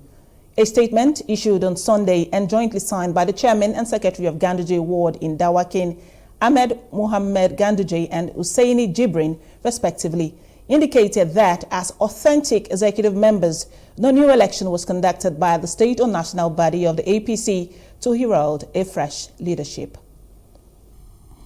Loyalists to the Rivers State Governor, Siminalayi Fubara, and kinsmen of a member of the State House of Assembly, Sukari Goodboy, have threatened to stage a peaceful protest in Abuja over the arrest and detention of the lawmaker. Sukari Goodboy was allegedly arrested by policemen outside the venue of the People's Democratic Party National Executive Committee meeting in Abuja last week. Also, the members of the Simplified Movement of the PDP in Awada West local government area allege that the Minister of the Federal Capital Territory, Nyesom Wike, masterminded the arrest, even as they issued a 24-hour ultimatum to ensure the immediate release of the member representing Awada West constituency in the House. For whatever it takes, we're calling on Mr. President, who is a dogged Democrat that had passed through what our representative is passing through and more of it, to draw the attention of the IG for the release of our brother. We are united and peace-loving people of the Awada West local government. And we solemnly declare that our honorable member, Honorable Goodboy Sukari Goodboy, should be released from the police detention in Abuja. We are equally aware that is to find out that our man, our eye, was taken in such a dehumanizing manner in what is known as the peace and pride, the unity of the nation. What is the so-called unity? The essence of the NEC meeting yesterday was to unite PDP members. What is the essence of the unity? If a member of PDP should orchestrate the arrest of another PDP member, if they're holding a position, they should be cautioned. PDP is preaching, yet in Rivers State, they think they have the laws in their hand. The Socio-Economic Rights and Accountability Project has called on Nigeria's 36 state governors and the Minister of the Federal Capital Territory, Nyesom Wike, to account for the spending of Federal Account Allocation Committee allocations since 2019. The project has requested documents on the allocations and urged the Independent Corrupt Practices and Other Related Offences Commission and Economic and Financial Crimes Commission to jointly monitor the spending and investigate any corruption allegations. CIRAP claims that trillions of FAC allocations have been misused, threatening the rights of vulnerable Nigerians. The leader of One Love family, Sat Guru Maharaji, has advised President Bola Ahmed Tinubu to consider opening the borders to alleviate the burdens on the economy. Highlighting the potentials and benefits of increased trade and exchange, Guru proposed a strategic roadmap to Nigerian economic growth. Sat Guru made the call at his Maharaji village in Ibadan while addressing journalists. He emphasized the role of leadership in shaping the destination of a nation while urging the leaders to prioritize the welfare of their constituents. The EFCC must back up. You can see how the government is dealing with Emefiele, dealing with Beta Edu, and many others. If we look at Ganduje, the chairman of a whole party, be arrested means that the government has a case. He has to follow his mandate And so all we have to do, like the education fund for students, and indeed the Southeast Development Commission, and many others that the government has put up. Only we have to regulate what we import. Yes, not everything we allow it. In fact, there are companies that have sneaked in against the economy of this country. While condemning the recent attack of Oyo State Secretariat by suspected Yoruba Nation agitators, Maharaji urged all to trace their steps back, as that will bring an end to pockets of insurgencies and unrest in parts of the country. Just like when the Europeans took over, all those who were fighting for the liberation of the black race were targeted. They give them different names. You know, like they say, our tradition is an abomination. Our culture is demonic. But today we see that it is the opposite. Now moving on to other parts of Africa. Some of Togolese opposition parties and civil society groups have renewed their calls for widespread popular protest a day after lawmakers approved constitutional changes likely to extend the 19-year rule of President Farouk Nassibeh. In a statement, the DMP opposition coalition and other signatories said the changes relating to presidential term limits and how presidents are elected were a political maneuver to allow Nassibeh to extend his tenure for life. In Friday's vote, lawmakers unanimously approved an amended charter under which the president will no longer be elected by universal suffrage but by members of parliament. The U.S. State Department's Africa Bureau said it was deeply concerned the changes had been approved without releasing the text to the Togolese people. And to news from outside Africa. Palestinian civil defense teams have discovered 50 bodies in a mass grave at the Nasser hospital in Khan Yunis, 2 weeks after the withdrawal of Israeli forces from the southern Gaza city. Israeli forces raided the Nasser hospital in February and killed dozens of people who were sheltering at the medical complex. The Israeli military had withdrawn its ground forces from Khan Yunis on April 7th, leaving much of the city in ruins. Israel waged a war on Gaza on October 7, 2023, following an attack by the Palestinian militant group Hamas, which killed over 1,100 people and abducted over 250. And in business, the Central Bank of Nigeria has secured the cooperation of some international money transfer organizations to double the flow of remittance to Nigeria in a current bid to consolidate the modest improvement in the foreign exchange market dynamics. The CBN governor, Mr. Olayemi Kadose, who disclosed this in Washington, D.C., also said that the task force formed by the Apex Bank to handle the process of remittance inflows into Nigeria will be reporting directly to his office. Also speaking at the press conference, Nigeria's Minister of Finance and Coordinating Minister of the Economy, Mr. Wale Edun, said lessons have been learned about the state of the world economy, which had been the subject of the week-long meeting. We came here with a very clear agenda and have held highly significant, intentional meetings, each one with an objective to further support the stability and ultimate growth of the Nigerian economy. Besides our meetings with multilateral financial institutions and foreign investor groups with a keen interest on developments in Nigeria, including the U.S. Chamber of Commerce, we had very productive discussions with leading international money transfer operators, IMTOs, where we collectively committed to doubling remittance flows through formal channels into Nigeria in the immediate short to medium term. Also about the global economy, because this has been a week of conversation about the world economy.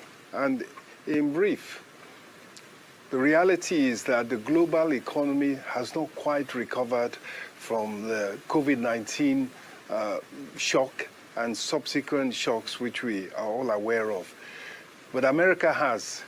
The American economy has got back to pre-COVID levels. It's grown about 8% over the last 4 years, whereas the other rich countries and some emerging countries have grown by less than that. And I think the lesson that we have learned this week is that in attempting to reform an economy and in trying to fight inflation, the sooner the measures are implemented robustly, the quicker the period of transition back to a growing economy. And in entertainment, years of competition in USA almost tore Toyin Abraham and Funke Akindele apart. This is according to a lengthy Instagram post shared by Toyin Abraham. The Yoruba movie industry veterans reminisced about a bygone era where gossip and rivalry fueled animosity between them. Abraham recounted a desire to be number one, which placed her in direct competition with Funke Akindele. However, time and wisdom led Abraham to a new perspective where she acknowledged the achievements and competitive spirit, but emphasized the importance of healthy competition. Abraham extended a hand of friendship to Akindele, commending her for breaking box office records and inspiring others.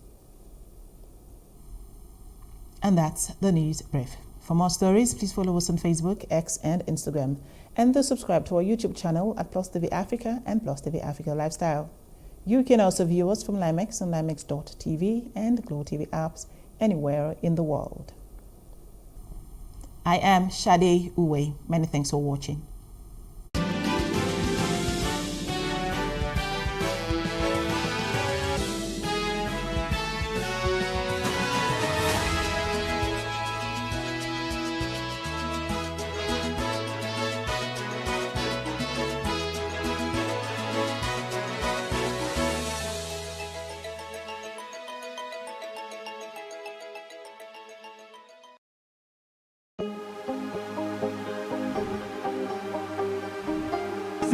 I will take you through this amazingness today.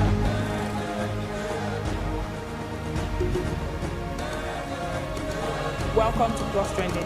I am Buki November, your host, saying thank you for joining us on today's episode. Welcome back. It's tea time on Plus TV Africa. Practice makes perfect. I'm not perfect yet, but I'm a lot better than I used to be. He's a king. He's entitled to marry 100 if he wants to.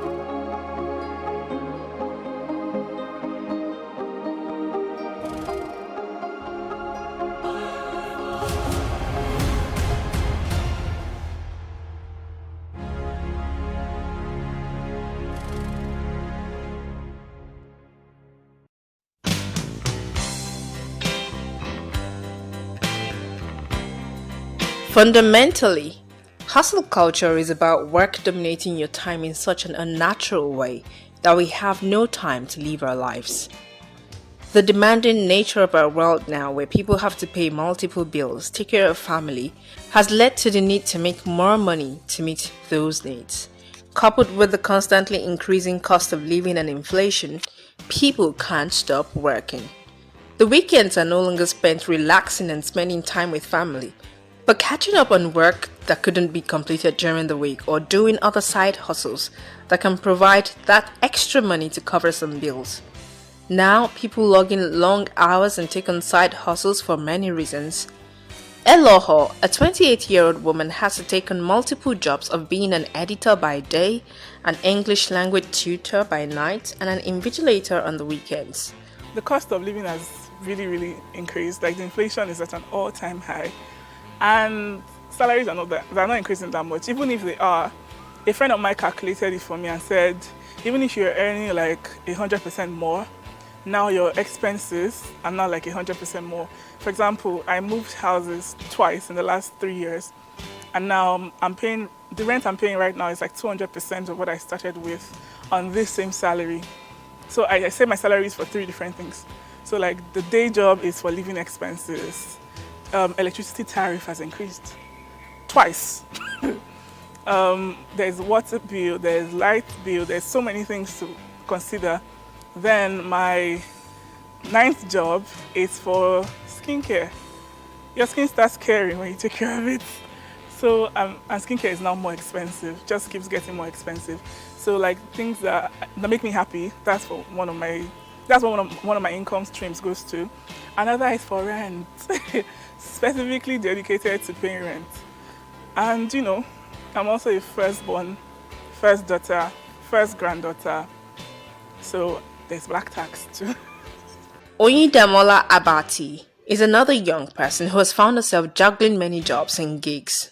In terms of the juggling, it's not so hard anymore. People do it now, like especially now that the pandemic changed everything really. Before the pandemic, people used to ask me, how do you do it? But now, everybody has learned how to do it. I have friends that are working 3 jobs, that are working 4 jobs. It's stressful, but you know, you have to survive somehow. So for me, when it comes to passions, things that don't have to do with money, I work maybe, I can say once a week or on weekends. I have my easel here, so I do my paintings.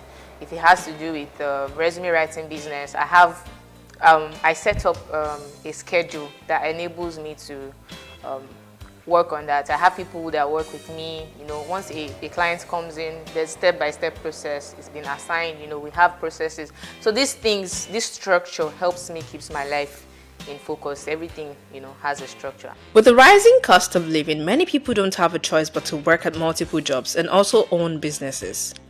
The economic realities and the proliferation of entrepreneurship has necessitated many into working multiple jobs and hustles to make ends meet. The average young Nigerian works at a job and does a small business on the side. With such little time to rest, it's no wonder burnout has cropped up in our vocabulary since 2020. Burnout is a condition that is classified as an occupational phenomenon by the World Health Organization resulting from workplace stress that has not been successfully managed. It is a state of physical, mental, and emotional exhaustion caused by excessive and prolonged stress. As the stress continues, you begin to lose interest and motivation that led you to take on certain roles in the first place. Last December was the first December in 8 years I did not fall sick. And December, you have a little break. The first day of that break, that's when I fall sick. Because my body is used to like just going and going and going.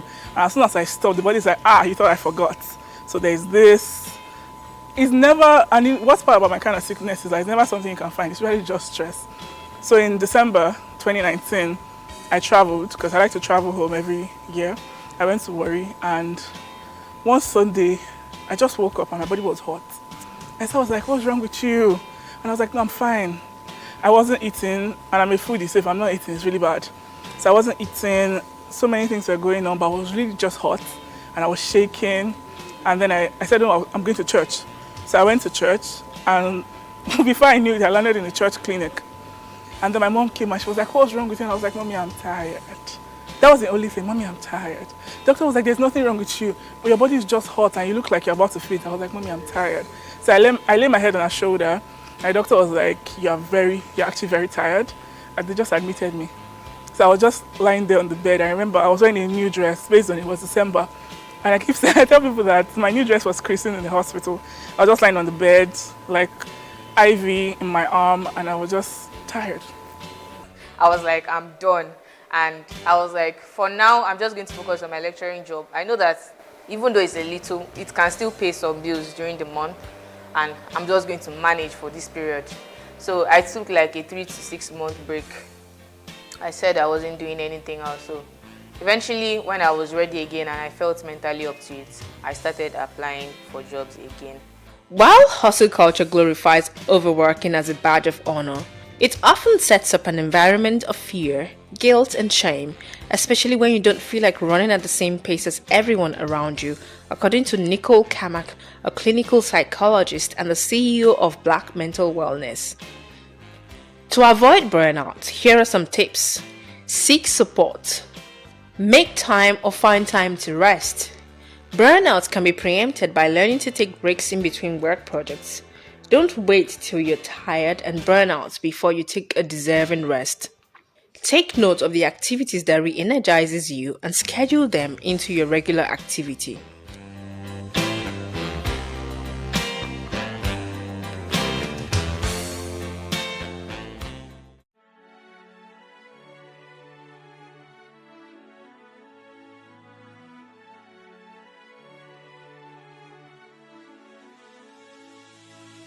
It is engagement we need to have. Those who suffer miscarriages are never taken into account. Members of the National Assembly are also influence peddlers. You are sitting on Nigerians' money. From the barbing, I pay my rent. On the barbing, I send my children to school. A consultative engagement. No any tangible notification before they ban us. It's one thing for people to be at your back and the heat of the moment, and another thing for them to still be with you when push comes to shove.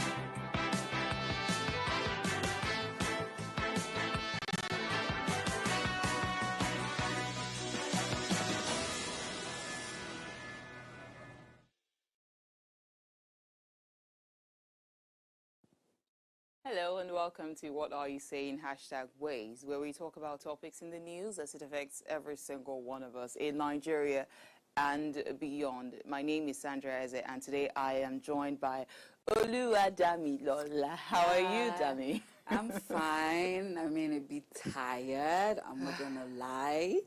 But then I'm fine. Thank God for makeup that is covering all the makeup covers eye bags and stuff. But yeah, I'm good. How are you too? I would say I'm sort of in the same shoes, right? There is a lot of mental exhaustion going about. It's like everybody's about it. Collect your share, and I'm yet to see the one who says Oliver wants some more. Because there's some mental exhaustion going on in the country. It's like you're working and nothing is ever enough. It's like even when you think that you want to, multiply your source of income, it just feels like it's never really enough, because when you're sorting out one bill, another one is just peeping somewhere again and saying, I'm here too. And did you see this video of this lady in the US, and she was crying that she has a good job. She's a certified nurse. Right. Her husband also has a good job. But lately, it's like they don't really know. So she was crying in the video. They have 2 kids, and for some reason, they have a good job. They're making good money, but the money they're making suddenly is not enough to keep them for the month anymore. And she's like, she doesn't know. And it's not like they have like a huge house. They live in a little ranch, according to her, with 3 rooms, a bath, and it's probably inflation, inflated markets, and cost of living has definitely gone up. So if what you used to earn was sufficient for you, right now it will not be sufficient for you again, because things have tripled prices. And I don't know how people are surviving, but I believe that I am carried by God right on his wings, because it's almost a madhouse around here, but hey, thank God. It's been a difficult season, I'm not going to lie. Yeah. And I mean, that's what we're here for. Ways we talk about the real issues that affects all of us, and inflation is affecting all of us. The fact that people are working and there is inflation everywhere, over 29% inflation, that is what Nigeria is currently going through. And workers are not getting salary raises. Employers are crying because the cost of running a business is higher right now. I think the only people gaining are perhaps business people, particularly people selling food stuff, because no do as you do. We must chop.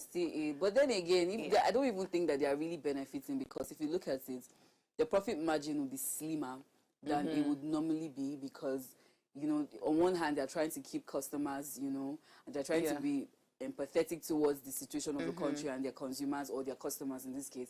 And on the other hand, they also don't want to run at a loss. So at the end of the day, if they were supposed to make probably 500 naira on an item, a commodity, they're probably just making like 200, barely even 200 naira, because they just need to balance up. So I don't think anybody is having a ball right now. We're all going through it. Well, dollar is falling, naira is gaining, so let's keep praying and hope that things get better. Naira is about 1,060 naira right now as of today. On paper, I don't know what I think it was about 1.2. Last week? No, even today. It was today? About, yeah, I think it was about 1. So, okay, I think 1,060 is the CBN rate. Yeah, probably because I changed the money yesterday, and not for me to find out today that it went higher. It went up.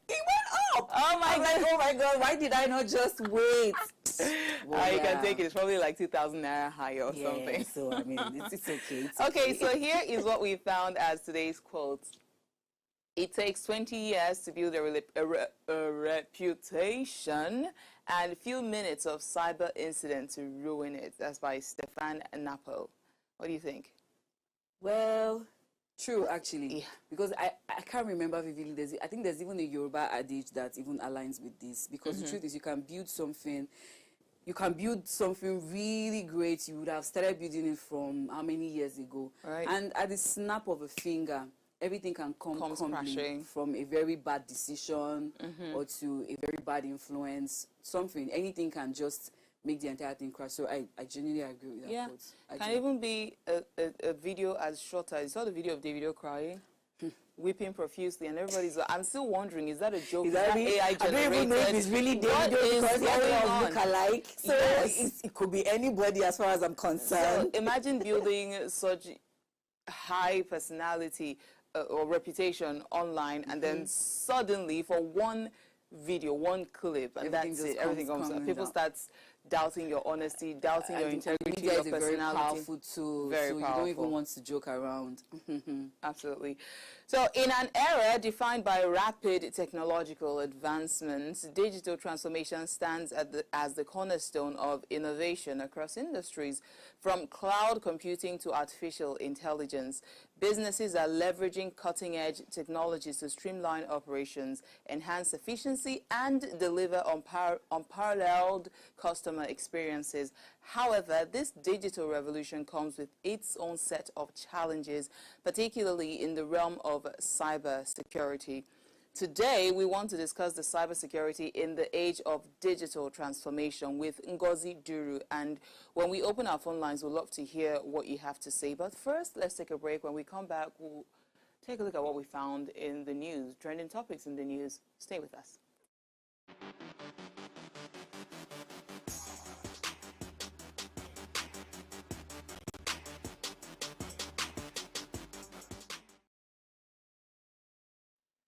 Welcome back. This is Ways. What are you saying? Hashtag Ways, where we talk about topics in the news as it affects every single one of us. Let's find out what you found in the news, Dami. Okay, so what I found in the news, for me, I think is a very interesting news somehow because, the Inspector General of Police, Olukayode Egbetokun, has withdrawn all police officers attached to the embattled former governor of Kogi State, Yahaya Bello. So this news is, I find it interesting because, I get it, he's wanted for alleged fraud, right? And for some reason, he's not showing up. I don't know why he's not showing up, but I think he should actually show up because, there are people that have gone ahead of him and, it's not as if, just unfortunately, the worst cannot particularly happen, right? But that's not even the point. So now the point is, he literally has police aides, right? And then now, you are now retrieving the police aides. When in fact, the police aides can even help, probably even bring him to the station. So I don't get now, the police aides that they've already withdrawn will now join the search party in searching for him. I don't see how that makes any logical sense. And this man is quite a person because, was he not the one who, after his tenure ended as governor, he created office of the former governor? I don't know where that is ever done. I don't think it has ever happened before in Nigeria, but office of the former governor, I'm not sure what that office is supposed to be for. Neither do I. So he's quite a person. Let me put it that way. Interesting. Yeah, he's quite an interesting person. So, but then again, this particular, I don't know to what end this is for, why they are, because, you can say, okay, they are retrieving the police officers assigned to him because, since he's wanted, you can strip him of every benefit. Yeah, fine. But then again, currently, it's just like when you want to catch a monkey, I think you should act like a monkey. Did you get? It's just, I don't know, it's just logical. It's just a rational thing to do. Yeah. So, but in this case, when they are now retrieving the police officers assigned to him, I don't see how it then makes any sense that they will now go and join the search party. and now be looking for the person that they were already assigned to before. But yeah, I believe that the IG of police has got it all covered, and I mean, he has the situation under control, and whatever this decision is, I would like to believe that it's for the best, actually. So yeah, that's what I found in the news for us today. Yeah, Bello. I mean, I'm watching to see how EFCC is honestly not smiling these days. I'm watching to see how they have a lot of cases in their hands. There is Better I Do, there is Yaya Bello, there is Bobrisky, there is even Cubana Chief Priest, which is my story for today. Now, oh my God. You remember the joke about the BSc lawyer and the LLB lawyer? How it is believed the citizens of the internet, we call them netizens, how they would say that Bobrisky hired a BSc lawyer. Right? And Cubana Chief Priest. Or LLB. Because tell me how there's a clear footage of you spraying Naira notes and you go to the court and you're saying not guilty. How do you do that, honestly? But yeah, somehow he pleaded not guilty, and the court granted him 10 million naira bail. 10 million naira bail, yes. And now I don't know if part of the condition is for him to be a spokesperson for the EFCC. But guess what Cubana Chief Priest is doing right now? His full name is Pascal Okechukwu. Yeah. So a few days after he was granted bail, he's coming out to tell Nigerians, don't run when the EFCC comes for you.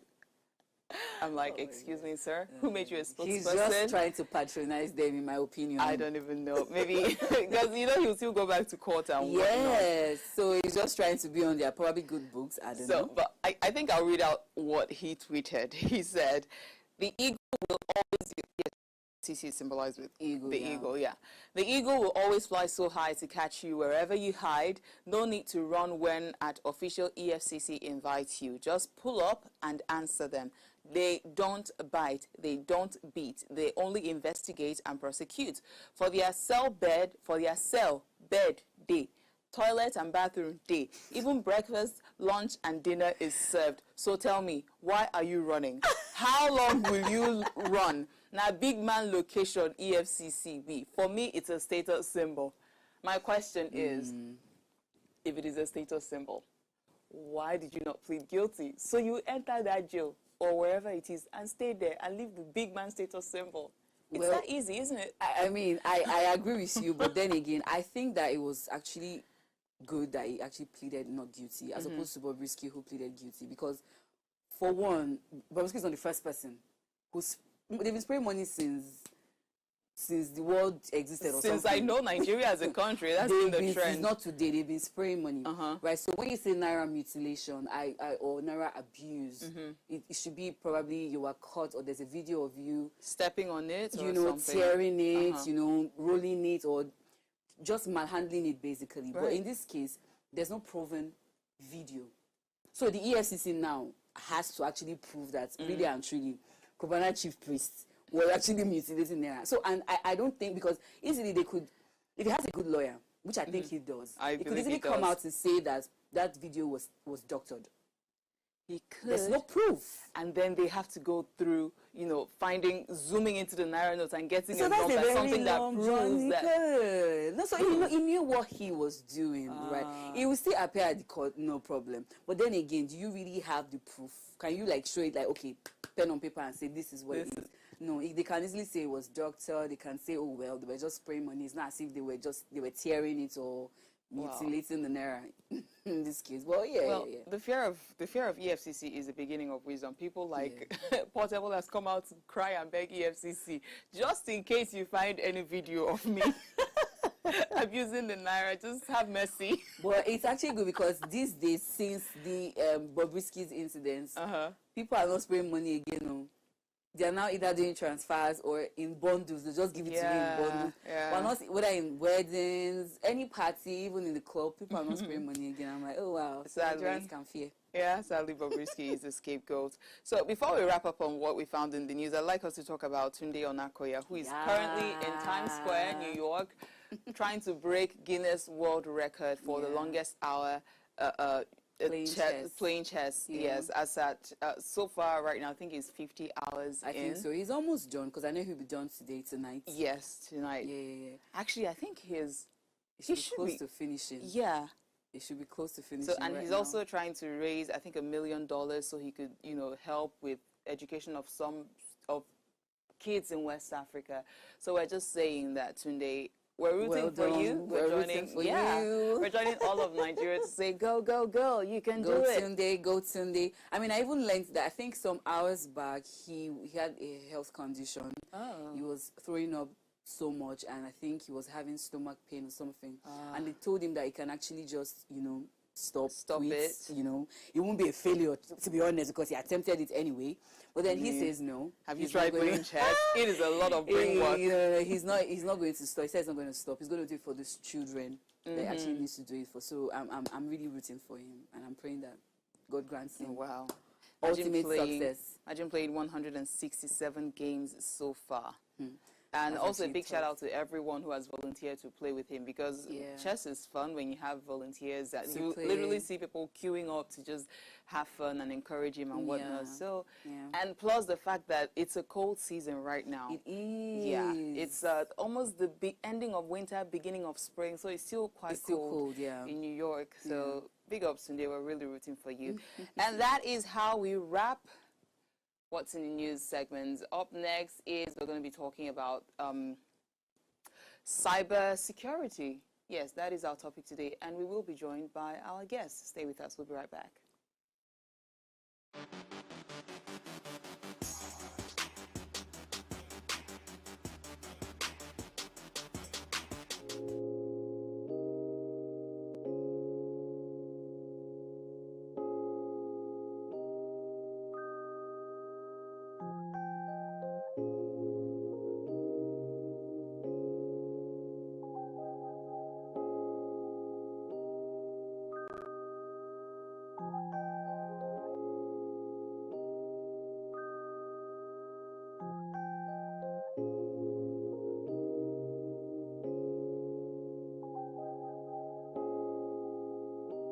Efficiency in terms of electricity distribution. People should be able to see this power being generated.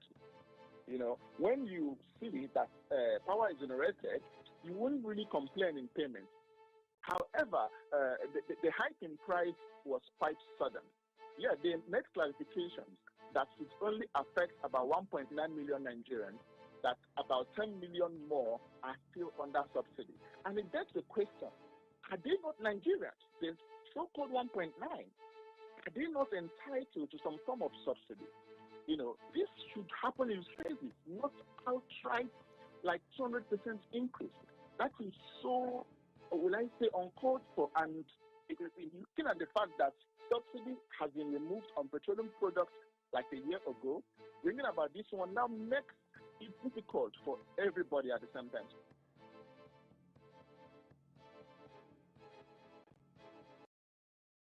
What has happened to the Band A customers is that the tariff has been adjusted to reflect the cost of the service.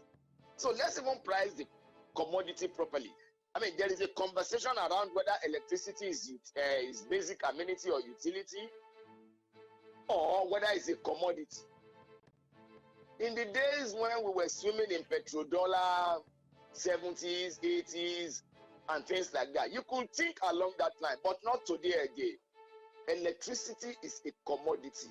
It has to be sold. So when we get more money from it, we can then develop the power sector to the point where customers will be the ones to say, no, this is the hours of electricity that I want, because that's what I can afford. So if it is nighttime alone, you can enjoy electricity, all well and good. I mean, most of us travel out of this country, and we know that people don't play with their utilities.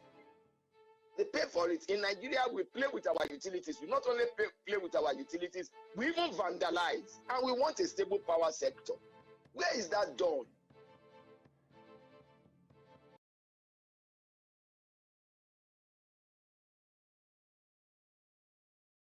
Just like talking about financial literacy, I don't have money, so I should learn about money.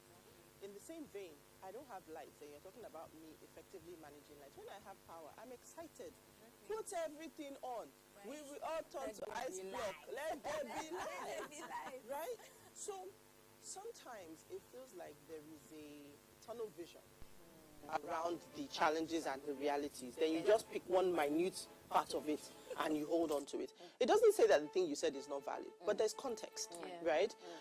So the challenges that we're facing today, we've kicked the can down the road for so long. Everything has now come to roost all at the same time. Plus subsidy on power, plus electricity, plus exchange rate. So the Nigerian consumer, let me not say the poor Nigerian consumer, the Nigerian consumer right now, we need to breathe.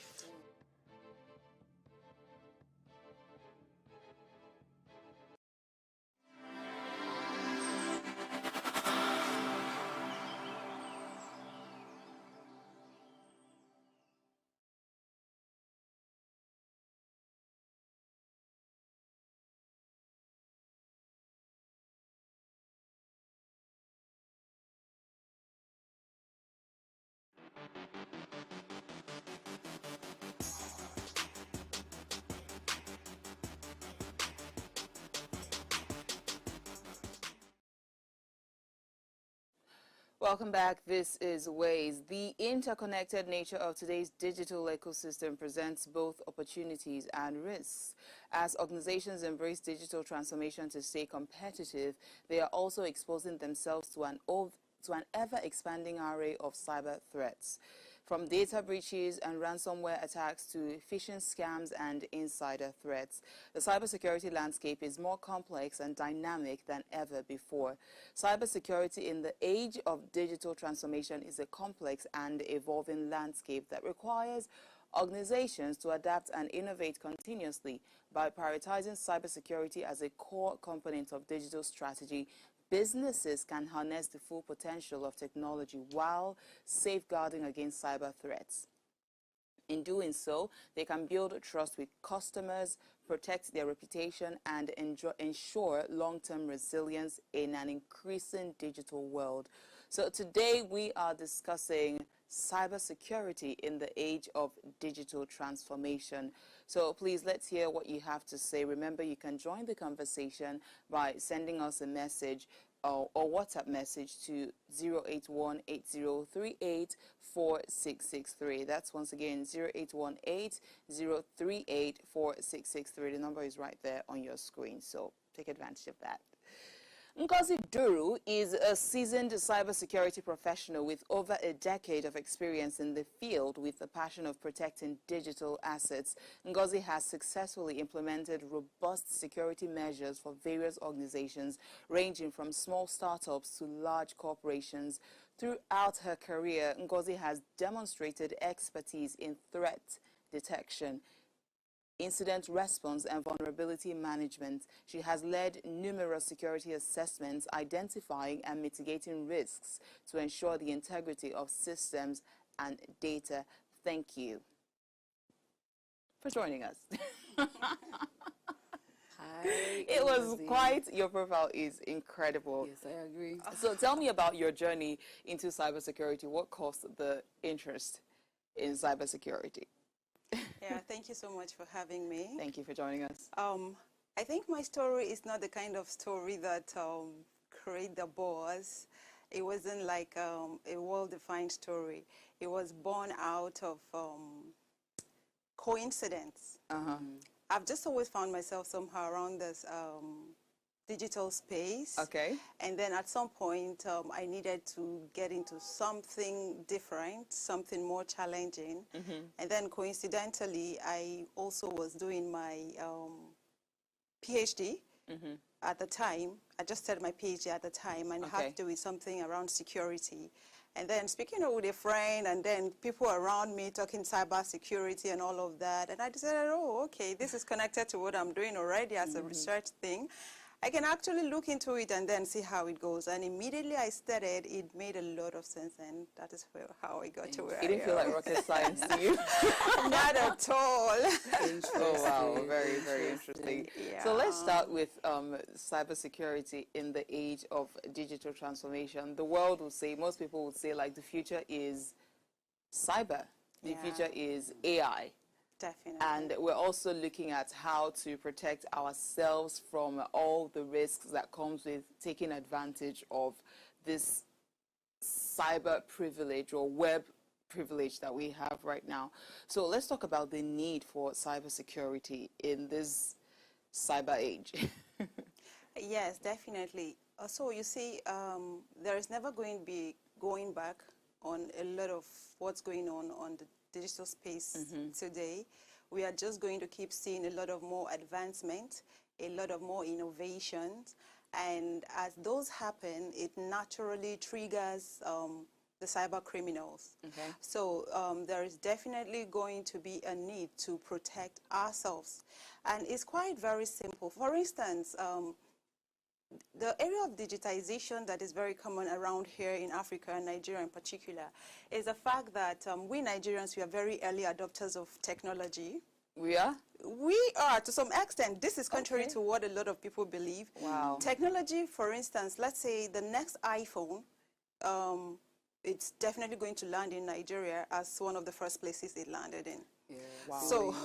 So you see, it's going to get here, and most people that will handle that phone would not be thinking about the vulnerability that came with that phone. They will not be thinking about activating some security measures. These devices and these technologies, they come with all this in store for us to actually activate, but we are not looking at them in that way. Again, thinking about digitization, you see, if you look around, I know before you walked in here, you saw a lot of POS guys. Absolutely. So there is this proliferation of the financial services. There is a lot going on around fintech. So you see, it's making the whole system actually needing security, because along the lines of this is also the need to secure all of this infrastructure. Yeah, I agree. Oh, wow, amazing. So let's talk about Nigeria's cybersecurity landscape. What is the security system in Nigeria's cyberspace? Is it very secure? Because there's a certain increase in online fraud. And I'm not talking about Nigerian prince or the typical 419. I'm talking about people getting access, randomly getting access to your BVN, and just making all that calls, giving you all the information that you know is only my bank that has this information. Even WhatsApp. Is it that my bank, is it that my bank is porous? So what is the security system, cybersecurity in Nigeria's airspace? What is it like right now? Okay, that's a very interesting question. It's like saying, where are we? Right. Yeah. So the thing is, our maturity level, as it has to with cybersecurity, when it comes to protection, we're not yet there. Okay. In as much as we have the young generation who are fast developing, I mean, you know, initially it used to be just about viruses infecting a computer. Now it has moved to very sophisticated attacks like distribution, denial of service, distributed denial of service. You know, how situations where you're having ransomware and all of that. So, I mean, as we get along, these techniques are getting more sophisticated, and I cannot say we are secured.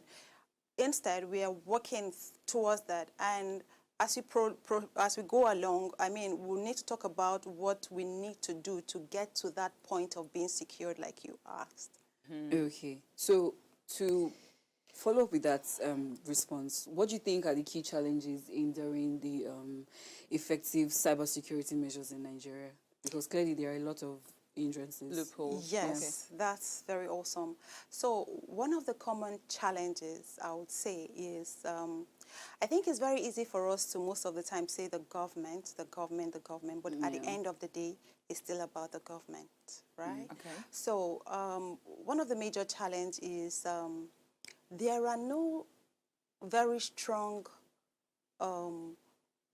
laws on ground that actually penalize cyber crimes. You understand what I mean?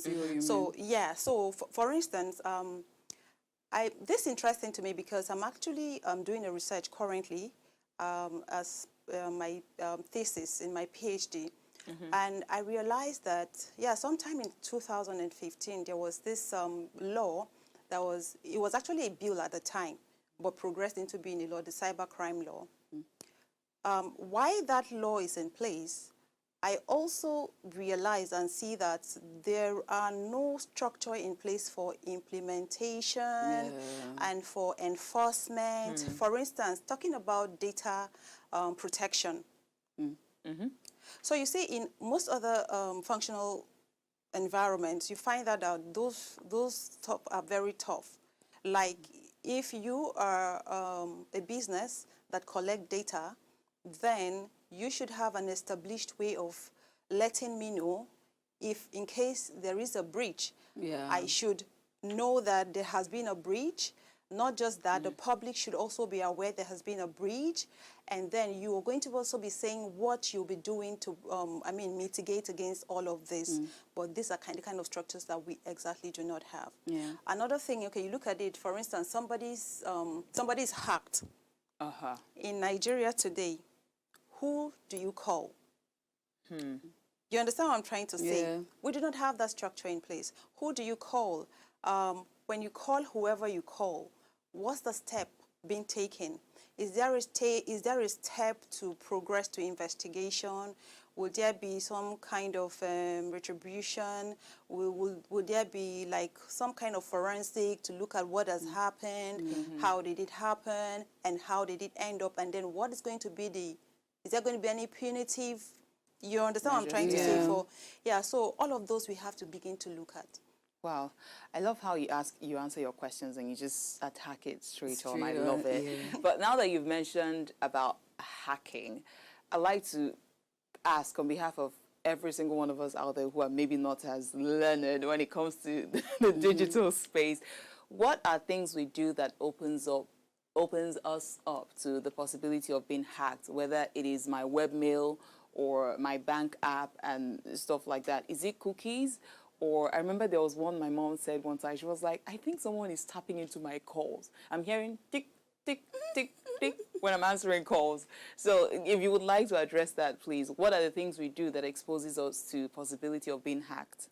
Yeah, so they are everyday activities, some of the things we take for granted, like giving your phone to the next person. Like someone says, please, I want to make a call. Can I have your phone? This is a total stranger. You do not know who they are.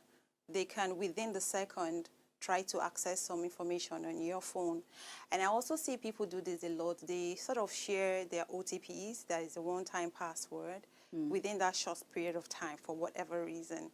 And then one thing that is quite simple that a lot of people, you'll be shocked, they still do not implement this is strong password. I mean, it starts from there. You know, very strong password. And you mentioned WhatsApp.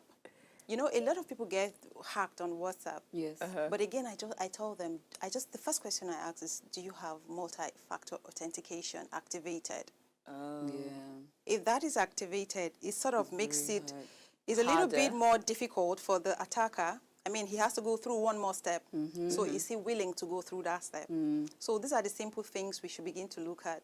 Activate strong password, use authentication, and also you have to think about, you know, they say security is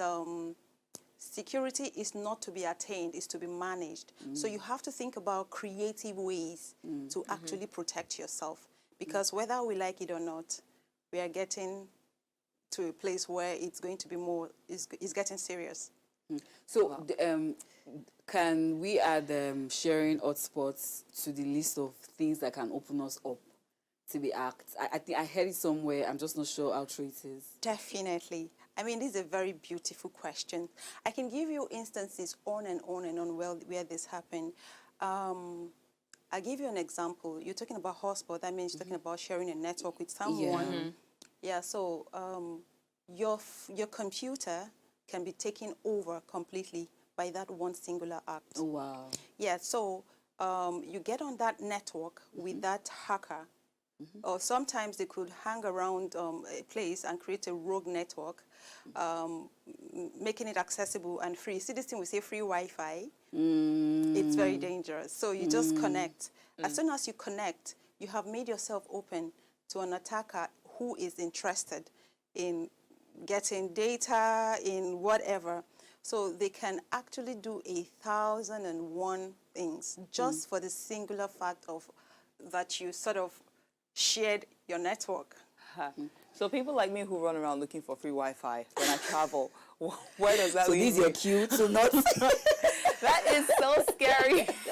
Yeah, so scary. So you have to be careful, because the moment you connect to that network, you are exposed to the globe, to the entire globe. Okay. Wow. So, you know, Okay, Dami, go ahead. we will go on a break. When we come back, we are discussing cybersecurity in digital transformation. This is Ways. We'll be right back.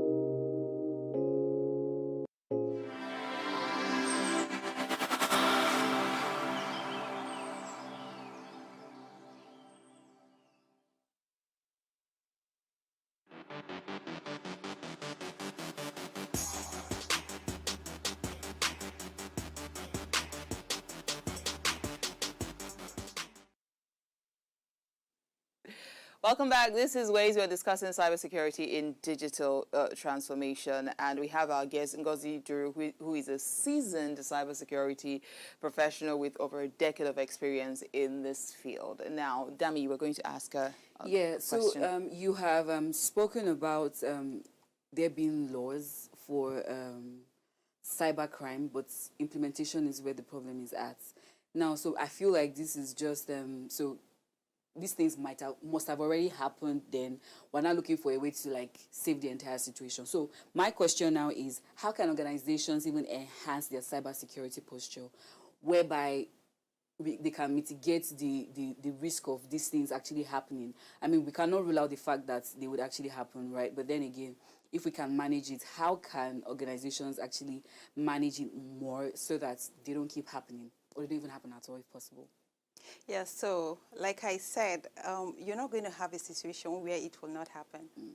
You know, it's expected to happen, but it's how prepared are you for it? Yeah. So where organizations can start from is by creating cybersecurity policies, cybersecurity frameworks that they can follow. So creating that will give you an overview of what your infrastructures are, what your environment looks like, what you need to protect. I mean, it will open the organization up to their entire asset. So they begin to look at, okay, we need to protect this, and this is what we need to do to protect this. Another way organizations can do this is by implementing a very robust network security. Because, you know, I mean, for organizations, their systems are interconnected. Yeah.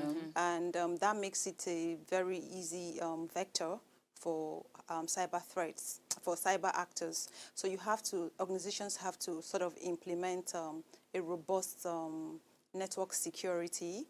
At the same time, one thing that is very, very, very crucial for both individuals and organizations alike is the fact that we cannot take away the place of awareness, education and awareness. How aware or how educated are your employees? Yeah. You know, it's said that oftentimes human beings in the organizations, they are like most of the time the first line of defense. At the same time, they can also be the weakest link. Yes, I agree. So educate your staff. Let them know. Educated staff will be able to detect threats. A threat, yeah, and would know what to do to mitigate. Yeah. An educated staff will understand when someone is trying to social engineer them.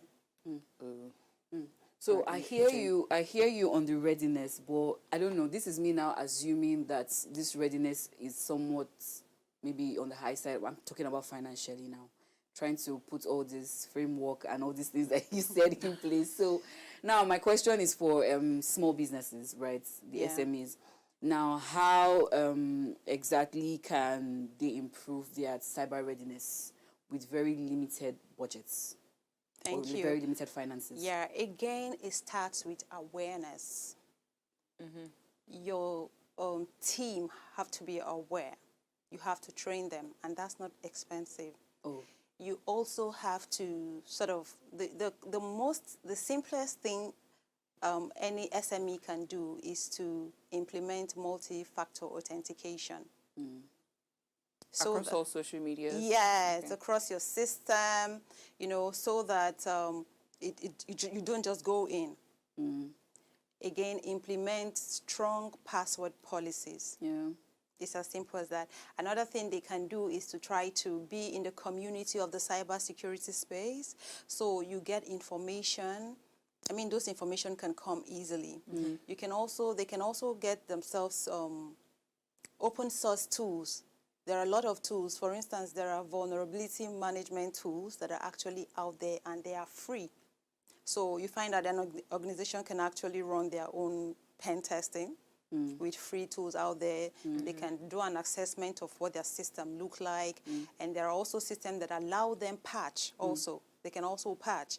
By the time they run the vulnerability and their vulnerabilities, and then there are things to mitigate, they can also run the patches. So there are free softwares that can actually avail them that. So looking at those, take your password seriously, your password policy seriously, activate multi-factor authentication, use open source resources. They're actually free.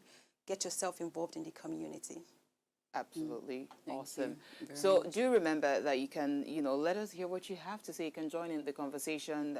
Send us a message to our WhatsApp line 08018 0818 0818-038-4663, and our phone line is also open. It's right there on your screen. Our phone line is open. Call us on 0702-500-7749. Once again, that's 0702-500-7749. Send us a message or call. Consider this your free consultation because, I mean, this is internet age, this is digital age, and I don't think, like you said earlier, we are not going back to life before the digital era. It's just not going to happen. Now, a lot of us believe that once you have antivirus software, you're safe and secure. Life is good. So you do your monthly subscription and I'm covered. Is antivirus enough to protect our system and everything we do, our cloud, or, is it enough for protection? Okay, again, there is something called security in depth, and that is where security is going now.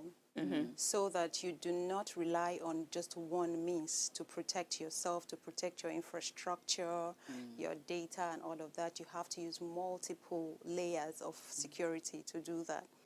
Now, if you have an antivirus and you do not know how to detect a phishing email,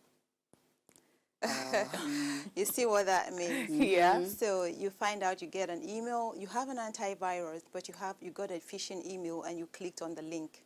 You see, at some point, your antivirus is not going to do so much for you. And some of these malwares, they are so advanced that some of them can actually sort of jump your antivirus and really get into your system. So it's not enough anymore. So given that we don't know so much, I'm just realizing that the average Nigerian, who I consider myself the average Nigerian, I'm just privileged to be in a position where I get to interview a lot of people and gain information firsthand. But I actually don't know a lot about cybersecurity. So is there any collaboration, or do you think that there should be a collaboration between government and private sector, public and private sector, just to educate people or just let Nigerians, to further prepare people? Because I feel like if we are not so knowledgeable about all of this, chances are people could so easily be framed for cyber crimes you're innocent, but you don't have enough information to prove that you're innocent, and so all of us are gullible. So do you think there is need for maybe government to invest in educating? Absolutely, absolutely. You see, part of the issues we have back here, and I mean globally as well, is that lack of awareness. If people are aware, they will attack the less. If you know that an email comes telling you that your bank account has just been hacked, you need to quickly click on this link to remediate. You know to yourself, if you have sufficient awareness, and you've been trained, you would know that, well, I didn't do any of such transaction. Then I'm not interested in clicking this link. So, and that can only come through education. And it's part of what I'm doing in my own little way. So I sort of do a lot of trainings and awareness out there online within Nigeria, and recently have started to talk to a few people also out there who are interested in understanding the landscape and exactly how it works. So definitely there is a lot of need, and like you said, it has to be a collaboration between the government, the private sector, the other industries, and then the cybersecurity experts. So, do you have a question, Danny? Yes, I do. So what emerging trends do you foresee shaping the future of cybersecurity in Nigeria? Oh yeah, there are a lot of them we are seeing right now, and they are quite interesting. First will be AI and machine learning. We are seeing a lot of integrations with AI. For instance, there is a part of cybersecurity that is the security orchestration and automation response. So what this does is it actually integrates AI into the whole system, into the whole solution, so that the security analyst will have to spend more time doing more productive work, and let the AI take part of some of those work. And that would be, for instance, the SOAR have like automated run books, so that it by itself it can detect a threat. It can also try to remediate. It can also try to solve whatever issue it is. So, and that's AI. That is run under AI. So AI is powered by AI and machine learning. Another trend that we are beginning to see is the cloud. A lot of Nigerian businesses are beginning to embrace cloud computing. They're beginning to take services like data storage and all of that. So we'll see a lot of that, or a lot more of that in the future. And another aspect that is really making a lot of wave right now is the zero trust architecture. So what that does is it says, do not apply implicit trust. So it means don't take people for who they say they are. So so if we bring it down to an organization's environment, an organization system, for instance, to give access to an employee to do their daily roles at work, they have to go through a system of verification. They verify who they are. They verify their devices are supposed to be signing into that. So, and they are given access. They are given access, but they are not given access to the entire system. They are given access to a chunk of what they need to do. If they need to access another application, they need to re-verify. Oh, wow. So it's not you coming and that's it. No. So for every action you take yourself, I mean the user, the device, the device has to be checked for health checks and all of that. All of those verification has to keep happening continuously. So that's another thing we are seeing that's being taken seriously. That is the zero trust architecture. Well, that would make a lot of us develop trust issues in the workplace. But another thing that concerns me is the fact that I think this would mean that most companies or organizations will stop this trend of bringing your laptops to work, your personal laptops to work, or maybe even stop people from using personal phones. They have to create, like, this is a company phone. Every company transaction, if you want to log into our webmail, use this phone. Anything that has to do with the company, so that way it's easier to track to manage, actions. right? Yeah. So that's another aspect of security. But again, it's not as easy as you think. Right. Yeah, so it's called BYOD in security, where you bring your own device. There are also security solutions. For that one? Yes. Okay. That help mitigate against some risk and threats that might come through that. But again, you are very correct. If it were possible, I mean, that is what we should be doing. The easiest way around it. Yeah. Okay, is there any further information you would like to give out to? Because I'm learning a lot. I'm learning a lot, I'm just telling sitting you. down here and taking lectures. I'm learning, I'm like, Sandra is it, Sandra is it. I'm just taking. Yeah. So yeah, if there is any other information that maybe we missed out on the questions, but you think it's very important and very vital that people know about it, you can tell us about that. Yeah, so is the fact that you are in charge of your own security. Avoid free Wi-Fi if you can. Sanzi. Stop calling my name. Oh my God. Because those are dangerous. I mean, your entire system can be taken over. You know, so, and we have to devise creative ways of protecting ourselves. And then a message for, I mean, some weeks ago, I and some of my colleagues, we made a trip to the NSA, that is the National Security Advisor, where we're going to profile some of these frameworks and all of that we should begin to implement. So I feel like we need to begin to have that conversation at that level. And it needs to be an ongoing conversation. Because we must not be left behind. We must also begin to look for collaboration within our country here and out there with experts, with people who have this, with companies that have really gone ahead so that we can begin to come up to speed with what's happening around the cyber world. Yeah, you think those companies will be interested in, investing in Nigeria given the current economic challenges? Yeah. Oh, definitely. If we get to a point where we build up our digital trust, I mean, there's a lot of innovation that comes with it. And don't forget, we are a very smart people. We're tech savvy, that is true. Oh my, there are lots of technologies, innovations being pushed out there on a daily basis by our young Nigerians. Yeah. Again, all we just need to do is to build digital trust. And you see, these companies will come running after us. Okay, thank you so much for joining us for this conversation. It's been a pleasure to have you here. Thank you.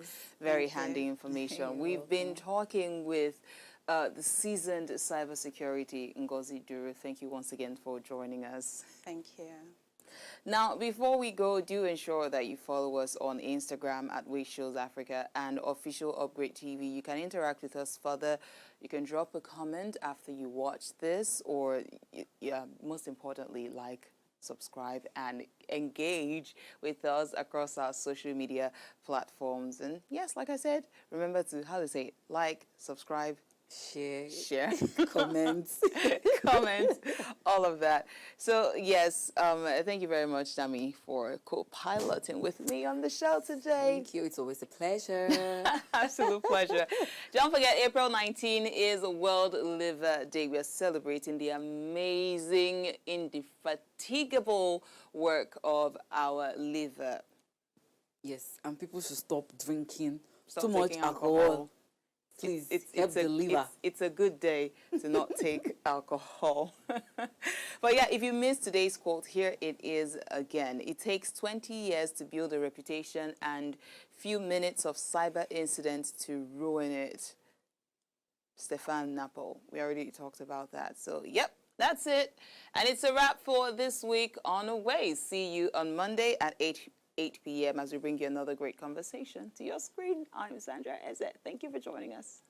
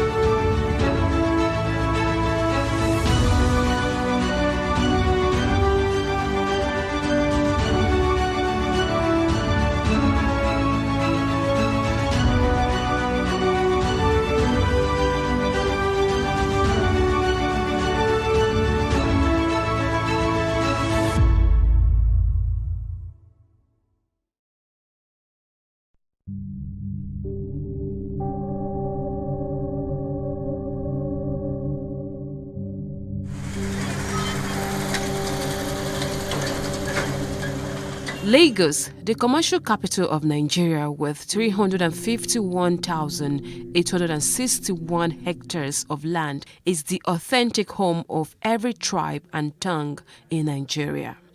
The state, though small in landmass, is controversially the most populous state in the country. One of the neighborhoods in the state is Obalende, located in Etiosa local government area. The area is strategically a historic site because before the relocation of administrative capital from Lagos to Abuja, it was the seat of power of the military head of state, the Dodon Barrack. Historically, a Royal West African Frontier Force, predominantly Hausa men, were initially camped on the land where the famous King's College is situated. Then there was a need for the use of the land, and the Oba of Lagos was said to have pressured the governor of Lagos to resettle the Hausa men and sold the land in what is now Obalende to the British colonial masters. After resettlement in the purchased land, the Royal West Africa Frontier Forcemen named the place Ibiti Obalewade, which translates to the place where the king drove us to. Obalende, though crowded, is famous for its nightlife and for its suya sport, with a junction popularly called Suya Junction.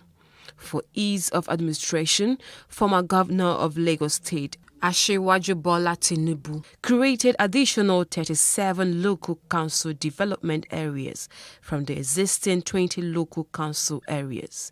So the current Obalende is carved out under Ikoyi Obalende Local Council Development Area.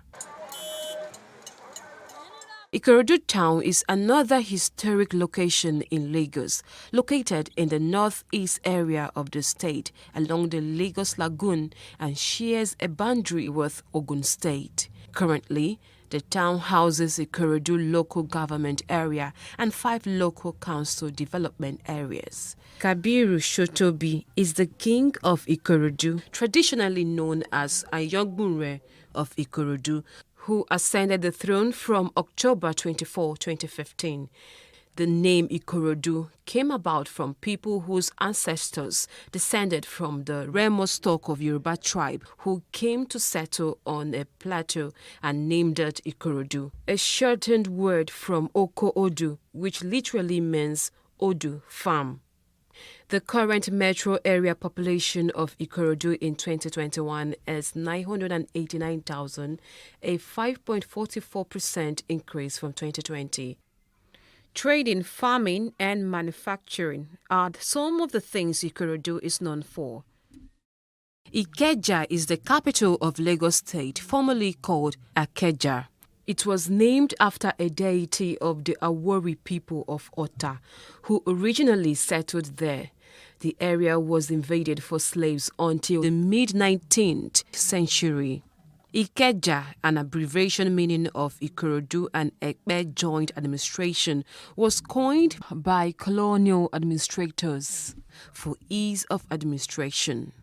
It is the official seat of the governor of the state, where the state secretariat is also located. It is also where the domestic and international airports are located. Its population as of 2006 census is 330,196. Ikeja is home to one of West Africa's largest gadget markets, popularly known as Computer Village, and home to a shopping mall known as Ikeja City Mall, which is the biggest mall in Lagos mainland and also has a cinema. These are some interesting places that make Lagos a world-class destination.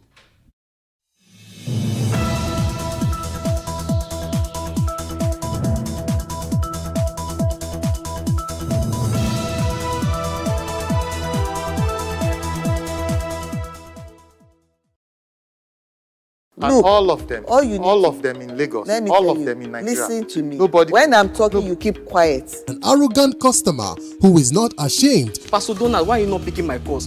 Why haven't you paid the balance up till now? Telling the honorable that I have not been calling him, I've not been picking his call. It's a fabricated fallacy.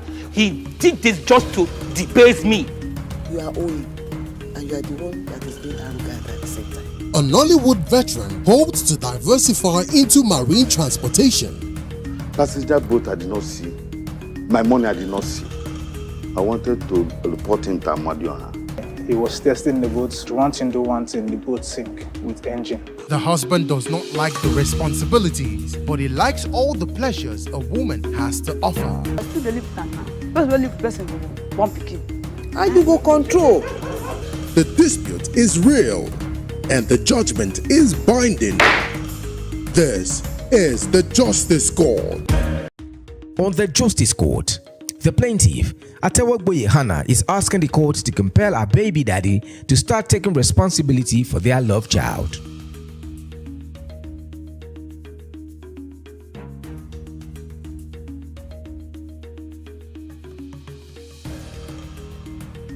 All rise. Court in session. Honorable Judge Fumi Asaolu presiding.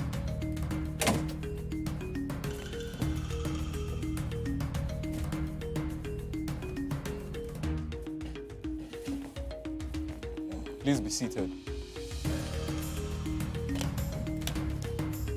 Your Honor, this case is between Atewogboye Hannah versus Owolabi Abiodun Peter. Parties for.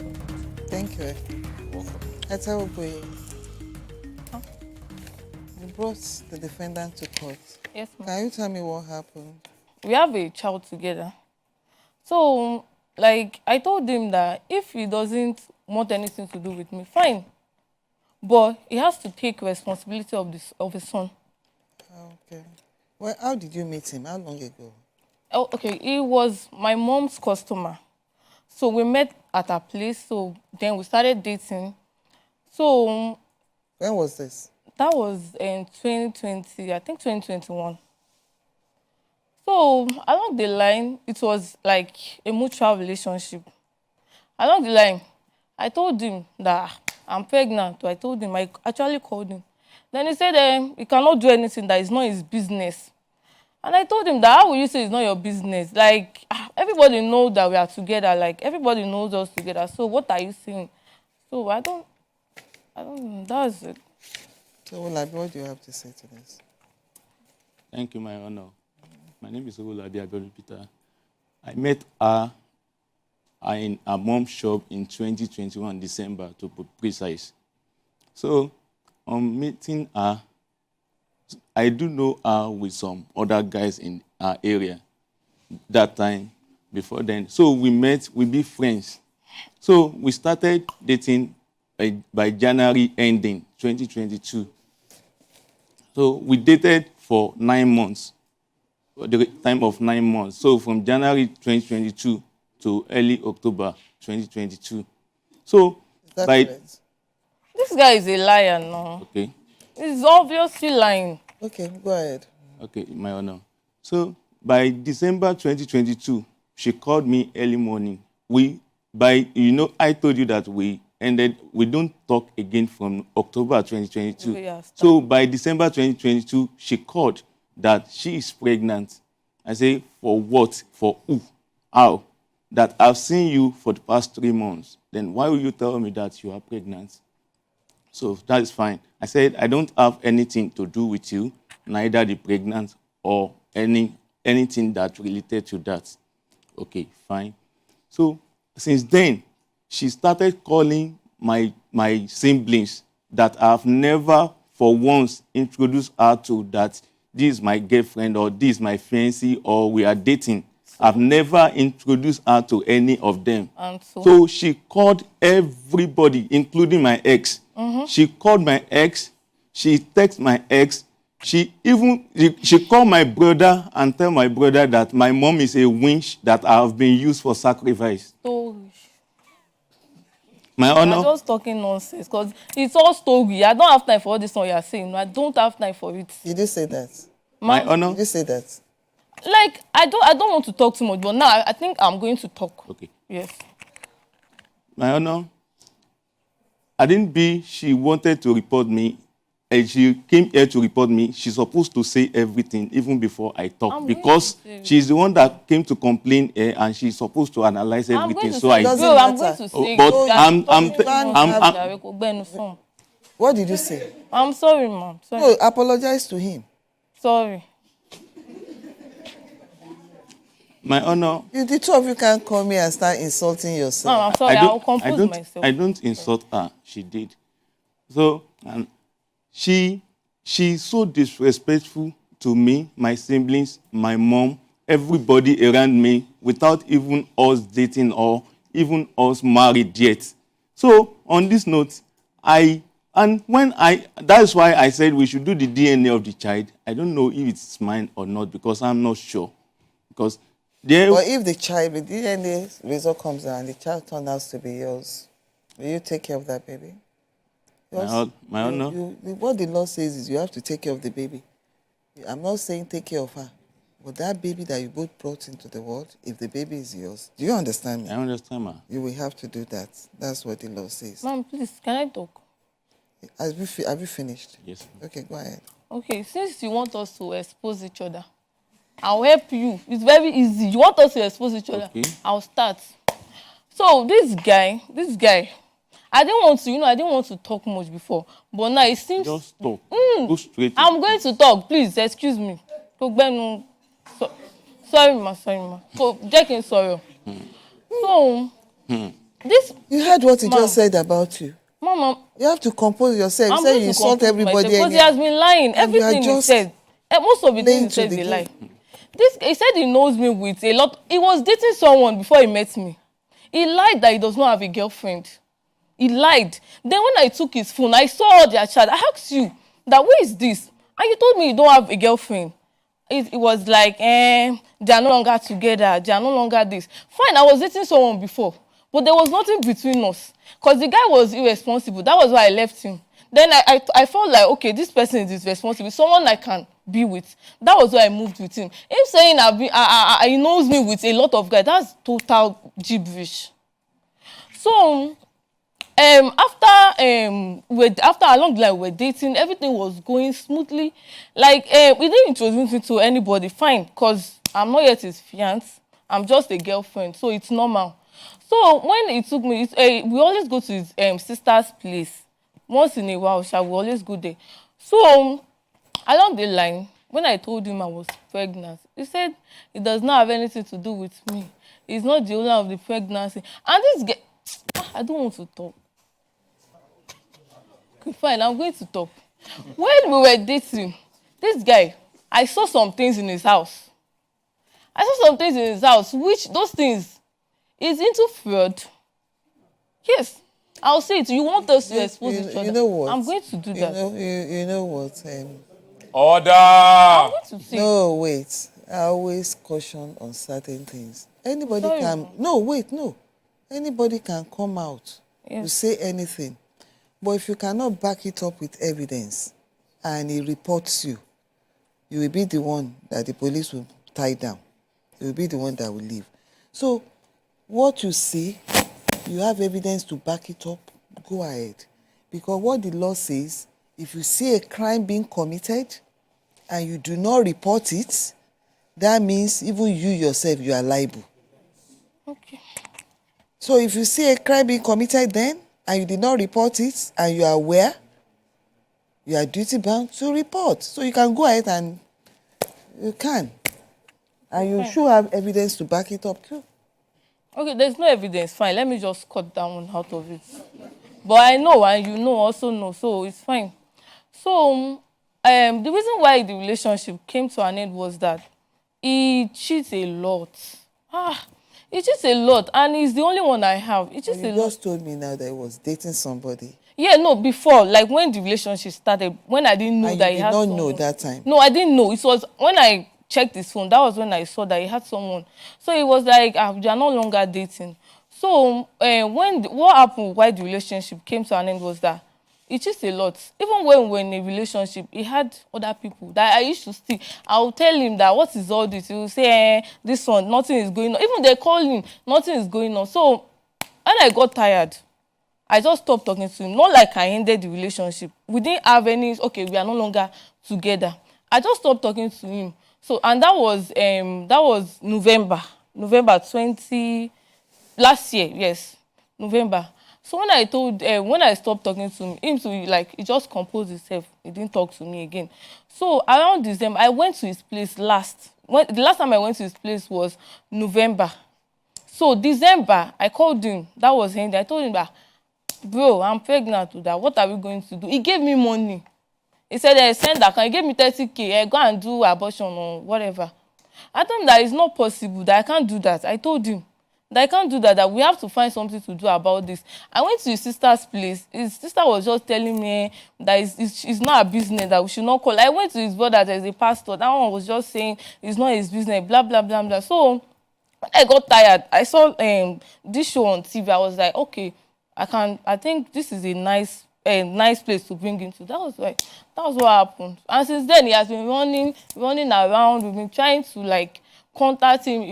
He blocked everybody. Even when I delivered, no, I told him. He didn't do anything. He just saw it. I even sent the baby's picture to him. Like, okay, fine, you don't want me. Oh, it's okay. Oh, nobody's fighting you. But take care of your child. Like, it's very important. Don't be irresponsible. Like, take care of the child.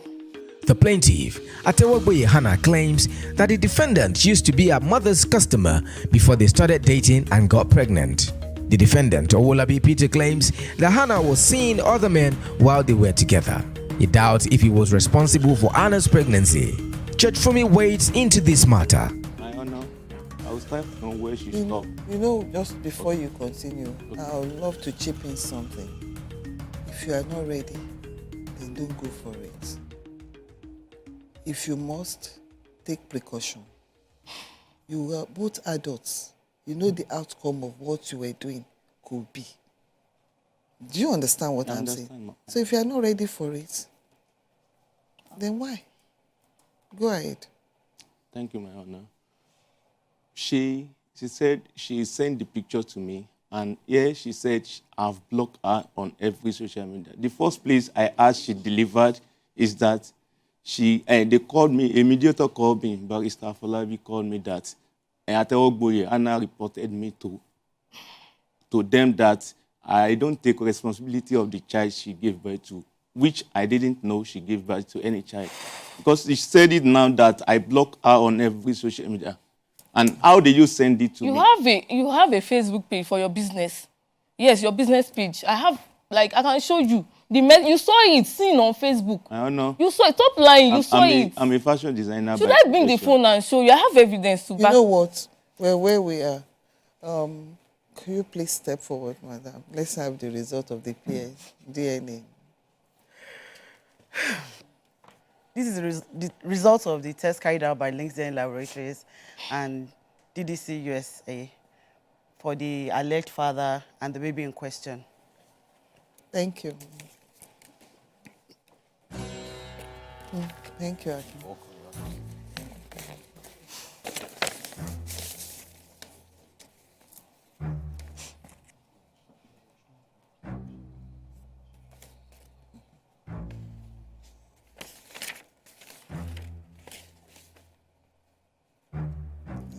The child's name, Mitchell Oluwafemi Atewogboye. Alleged father. The alleged father is Peter Abiodun Owolabi.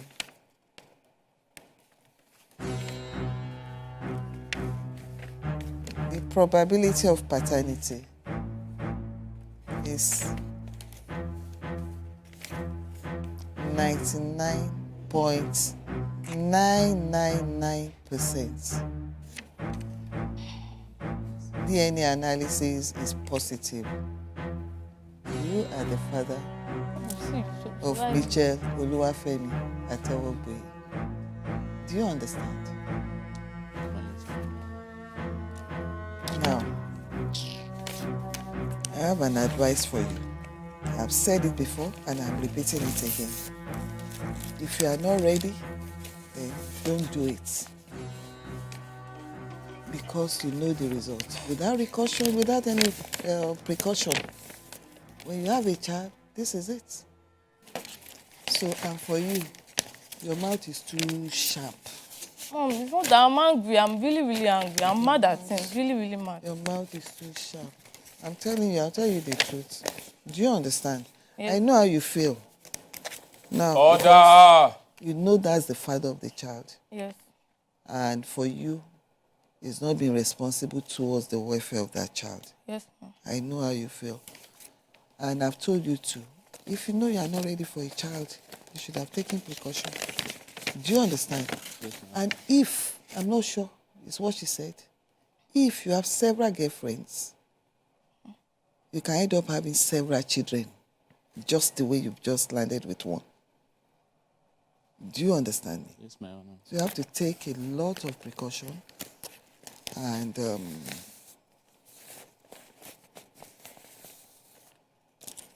take responsibility. How old is the baby now? It's going to be 4 months this month. 4 months. You have to start giving her upkeep for the child. I know. To take care of the baby for now. You have to give her upkeep. So how much are you looking at? I have the right to mention a figure, but I always try to balance everything. So you come up with something very reasonable. Yes, my honor. I am a fashion designer by profession. You have a child. Your child must feed. She's been feeding that child. Did you put anything, did they give you anything for the delivery? Nothing. I can go out there. Delivery, the antenatal. Do you understand? The past 4 months is there. I'm asking you to take it up from here. So don't give me any story.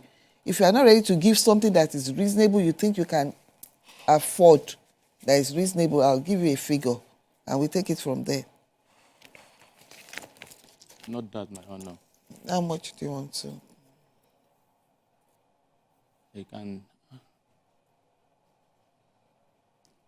can be paying 30,000.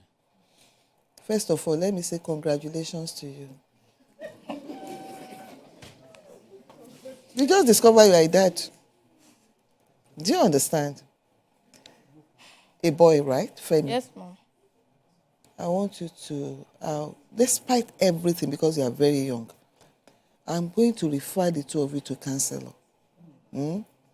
He's going to guide you on how to co-parent, even if you both decide you don't want to be a couple.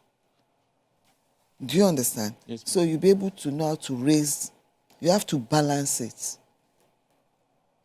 So I'm referring you to marriage counselor to counsel you on how to co-parent over Oluwafemi. Right? You name the child Oluwafemi. No, ma'am. You know the name will change to Owolabi now. That's your child. But, ma'am, sorry, ma'am, but we are not married. Doesn't matter. The child must bear the name, or should bear the name of the father. Especially now that we're sure about the paternity. There's no doubt that is the father. You don't want the child to bear the name of the father?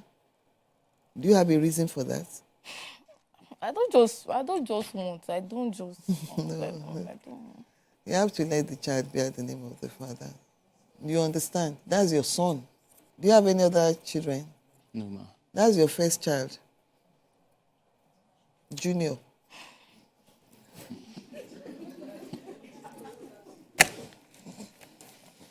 Okay, so he's going to start giving 30,000 is convenient to you by now. Yes, ma'am.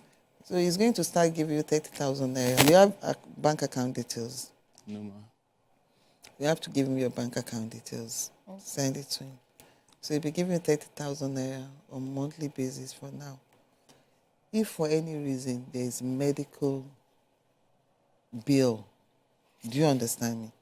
I'm not saying give her the money for that. Pay to the hospital for the welfare of the child. Okay. And this is subject to review because, you know, the child will get to the stage of school and everything. But for now, 30,000 naira on a monthly basis and pick the medical bill. Do you have something to say? Yes, ma'am. What is it? I want to urge you, my honor. Like, she has abused my sister, my siblings. She called my mom winch. which she has not talked to my mom before on phone, neither see her face to face.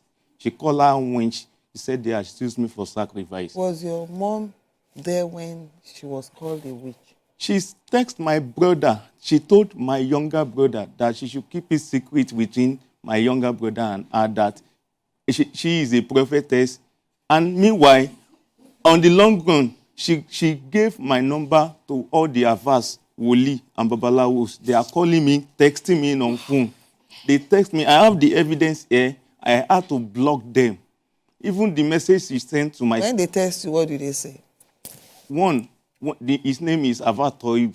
He texted me that he is from... that he is calling me from Anna Ateogboyi. That he started threatening me that the child is mine, that he has checked it, and if I don't do this or this, and they continue to curse me, they started cursing me. The child is yours? Yes, I know. You have taken responsibility of your child now. Yeah, we have agreed on that. Then caution anybody that you have given out his number to. Do you understand me? Yes, ma'am. Over anything negative, they must stop it. No, we haven't been... Cyberbullying. For a long time. Do you understand? Yes. Cyberbullying is an offense. Yes. It's a criminal offense. They have to stop all this. Either they go somewhere to write something up about him or start sending negative, They can't. They don't have the right. And why did you give out the numbers in the first place? These are not your family members. I only give out his numbers to just 2 people. Which people? Just 2 people. And those people, they are close to me. They were like, I told them about what happened. They were like, okay, they will talk to him. A lot of people called him, my sister, my mom, my dad, but he blocked everybody and just called their number. I don't want to talk much. You are the owner of the These job. are far you are talking, they are your boyfriend. Yes, Why are you they are your boyfriend. This are far you are talking. Lying? He even reversed. He said, "As you go, she is the one that is doing this thing, and she's lying to me that I do this, I do that." She said, "I do for." I'm chartered in stockbroking. Like Do you know what? The 2 of you are going to meet a marriage counselor. You're just talking. You say I'm not talking. Listen to me, right? The 2 of you are going to have 8 sessions with the marriage counselor. You work out the time arrangement on how to co-parent. And even if you are not married, the 2 of you have to respect each other. Bitterness, you have to put a stop to bitterness and bickering. You have to stop bickering. Oluwafemi will grow up. When he grows up, he should be able to come to you, feel free, stay with her, and be at peace. I don't want either of you telling him negative things about each other. It's the way it is. It's the reality. How do you make the best of the situation? That's what matters most now. The DNA test result clarifies Peter's doubt on the paternity of the love child. Judge Fumi helps both parties to reach amicable settlement and recommends counseling sessions on co-parenting. After the break, Judge Fumi rules. So you go for that, and the marriage counseling session, go for a session, work it out. The legal team will guide you on how to do that. Then 30,000 naira on monthly basis for now. And if there's any cause for review, either of you can approach the court again. That's my rule. All rise. If your baby daddy is denying paternity of the child to avoid upkeep, or you suspect misattributed paternity situations, submit your case online at www.thejusticescourt.com for a prompt resolution of the matter.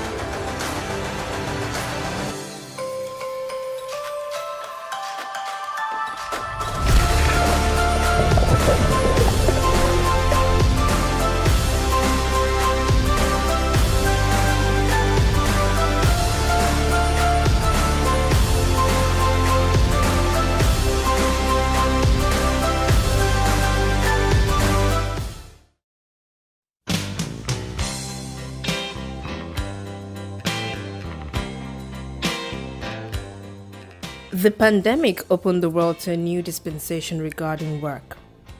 How people work and the career paths they take differ from generation to generation. There are 5 generations present in the modern workplace, each with unique expectations and perspectives. A person's career path is described as the work they do and the roles they hold as they climb up the ladder. Before the millennium, career paths for many was simply linear, which could be a person working at the same organization and growing there till they retired, or a person working in the same role but changing jobs a couple of times. Security and staying power were the cornerstone of this career path. However, with modern technology, a person's career path can be as multifaceted and versatile as the individual wishes. Millennials now work multiple roles in their career trajectories, pursue numerous passions that are sometimes interwoven, and work at different roles in their journeys. Baby boomers and Generation X only considered a job good if it gave them the security to work there till they retire. But for millennials and Gen Z, the workplace has changed and so has the career structure. Millennials often change their career paths or juggle multiple interests simultaneously. Being able to move from one job to another might signal a person's employability and adaptability. Baby boomers tend to believe that working long hours is what defines success and value face-to-face interactions with co-workers. In contrast, millennials believe that innovation and flexibility are key ingredients for success at work. The shift in occupational structures, for example, the increasing gig economy, is leading to polarization in employment, wages, and inequalities. From remote work policies to virtual leadership, the pandemic changed how we work. The opportunity to telework increased for some, such as knowledge workers, but not for frontline workers. Among the benefits are an improved work-life balance for some, as well as changed attitudes to well-being. Teleworking can lead to a higher productivity and lower operating costs for companies. Work is increasingly flexible and decentralized. Working from home or out of a workspace is favored by many because of the flexibility that comes with it. Millennials and Gen Zs prefer flexible work schedules and part-time hours so that they can balance their work and life compared to older generations who prefer security. Some people are social people. When they go to the office, they have friends everywhere. Good morning. How was the football match? You just with your colleagues and stuff like that. That social element at work, a lot of people need it. Me personally, I'm an extrovert, but I'm also high on the introverted side. I like going to parties, I like making friends, but I also like keeping to myself. So at work, I'm not the friendliest. I would smile, I would say hi, but I don't need to. So it depends on your personality and what you need. For me, work from home works a lot for me because I get to spend time with my family. I'm always in the house with my partner, and that really makes me happy.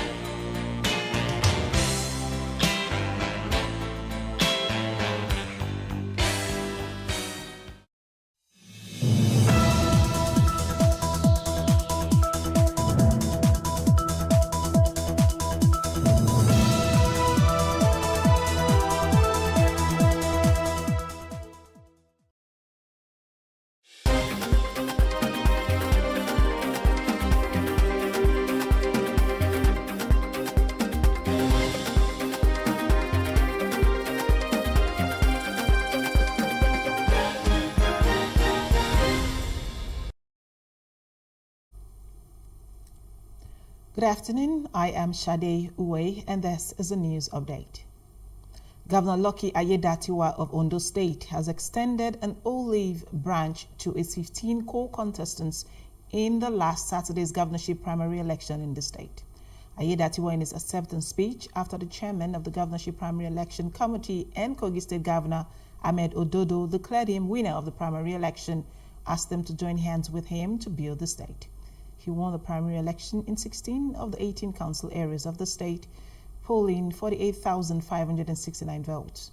Honorable Mayowa Akinfolari came second with 15,343 votes, while Chief Olushola Oke came third with 14,195 votes.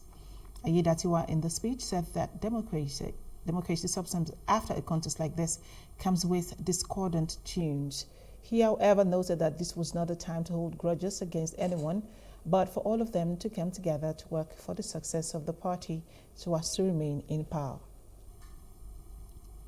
The Kano State chapter of the All Progressives Congress has called on the public to ignore the purported suspension of the national chairman of the party, Abdullahi Ganduje. The secretary of the party in the state, Alhaji Zakari Sarina, while speaking to newsmen today, said the supposed suspension of Ganduje by any group of individuals was null and void. According to him, the suspension, which was announced on Sunday by a faction of the party, came from non-members of the party. He said it is impracticable for non-members to slam a national officer with suspension without recourse to lay down procedures as enshrined in the party's constitution. Meanwhile, troops from 1 Division Nigerian Army stationed at Alawa and Arena have encountered a setback during a fighting patrol to Karaga village in Niger State. Still ambushed by terrorists, leading to the unfortunate deaths of 2 officers and 4 soldiers.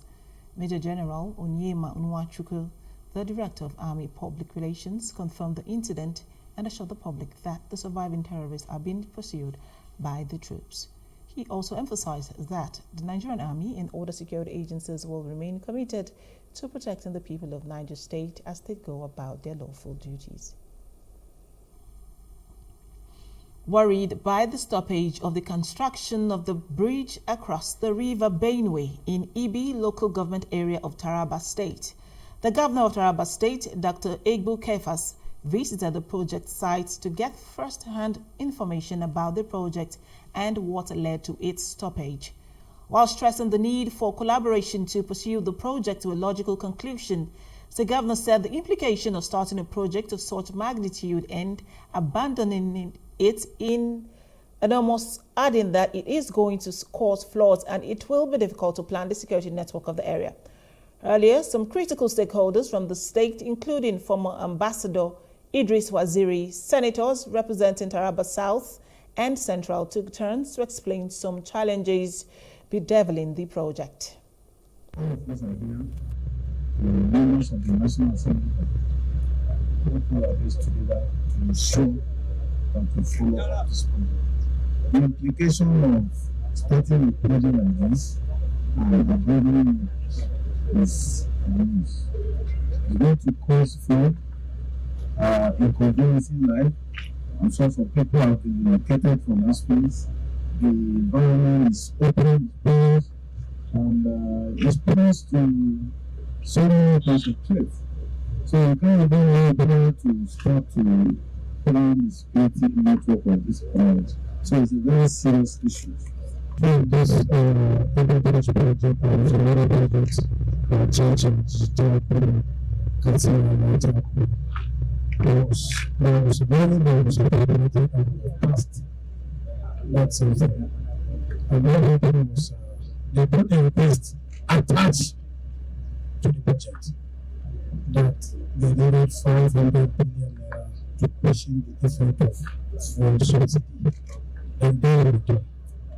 They said, dear Iran, they called the secretary, please write an email to remind the president of the pay the same that I said again, remember them in Lagos on Friday. That was a meeting for the minister. There was 8 billion that was appropriated in the last budget. They took one loan, saying that when they brought the 2023 budget, 2024 budget, they will return that 8 billion. But unfortunately, they didn't. What we have now is only 100 million.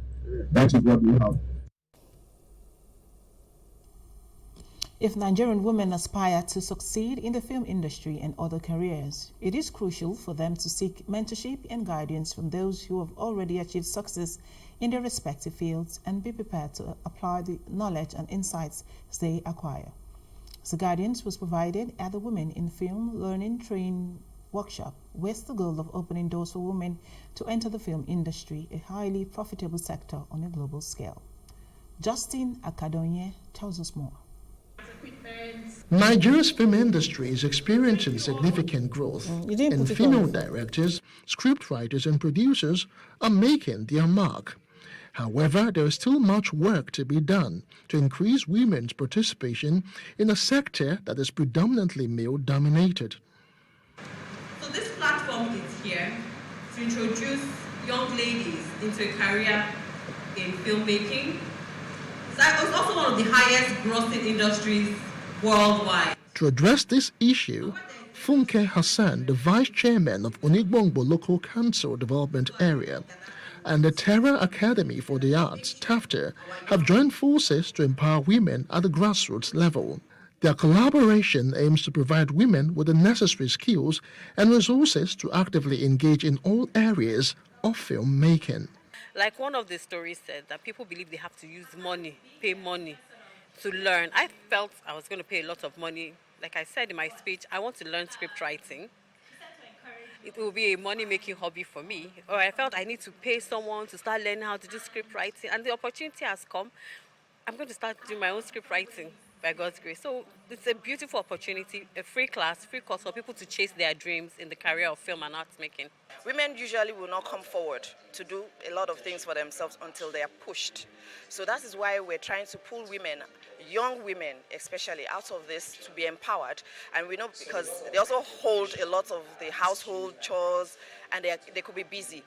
Hence why this initiative came up as well, to help them. Speakers emphasized that the world has moved beyond simply empowering women with skills that are traditionally female-oriented, and now women are able to participate in key areas of the film and entertainment industries.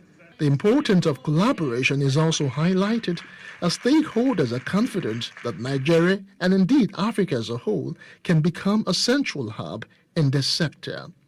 Women have come a long way in the film industry. We're seeing more women on sets now. We're seeing more women more involved.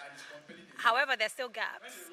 There's still sectors within the film that need more women. So things like lighting, sound production, technical things. We tend to not have as more women, we don't have as many women on those sets or in those parts as we should. And there's nothing that came like, oh, it's only men that can do this. We have women in stage lighting, we have women in sound, we have women in whatever it is. But the thing is, whatever you're doing, whatever it is you choose to do, make sure that you're doing it because that is what you want to do, what you desire to do. And if that's what you desire to do, please, by all means, go for it. Guests and attendees both expressed their hopes and aspirations for the future of women in the industry during trainings such as these. Coming here to TAFTA, TAFTA is a big scheme. I felt that learning a thing or two here will benefit me for what I actually want to get in the animation field.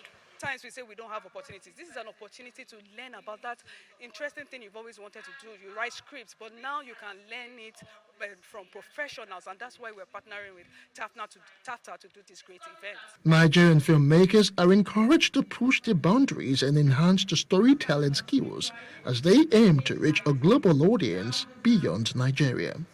Justin Akadonye, Plus TV News, Lagos. Hold on, go for a short break. When we come back, the news continues. Just stay with us.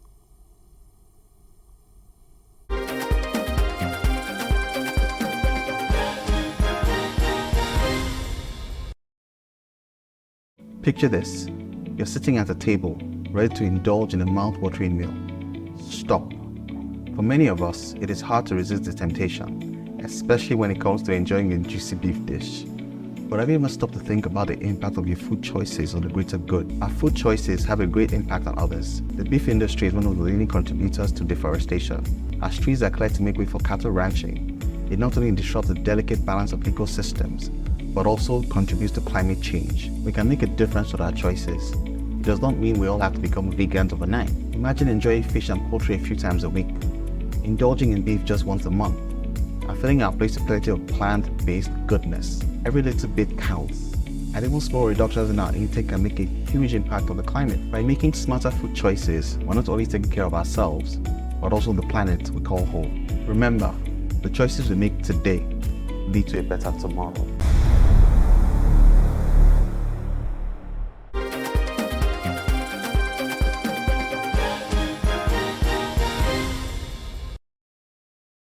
Back now to other parts of Africa. Protesters in Niger Republic have voiced their opposition to the presence of the United States troops, urging them to leave the country. The protests came as the U.S. planned to withdraw more than 1,000 soldiers stationed in Niger, where they operate from a base primarily for drone operations at a cost of $100 million. The decision to withdraw U.S. troops came after the Nigerian military announced it was terminating a defense agreement with the United States, citing its imposition and claiming the presence of U.S. troops was illegal.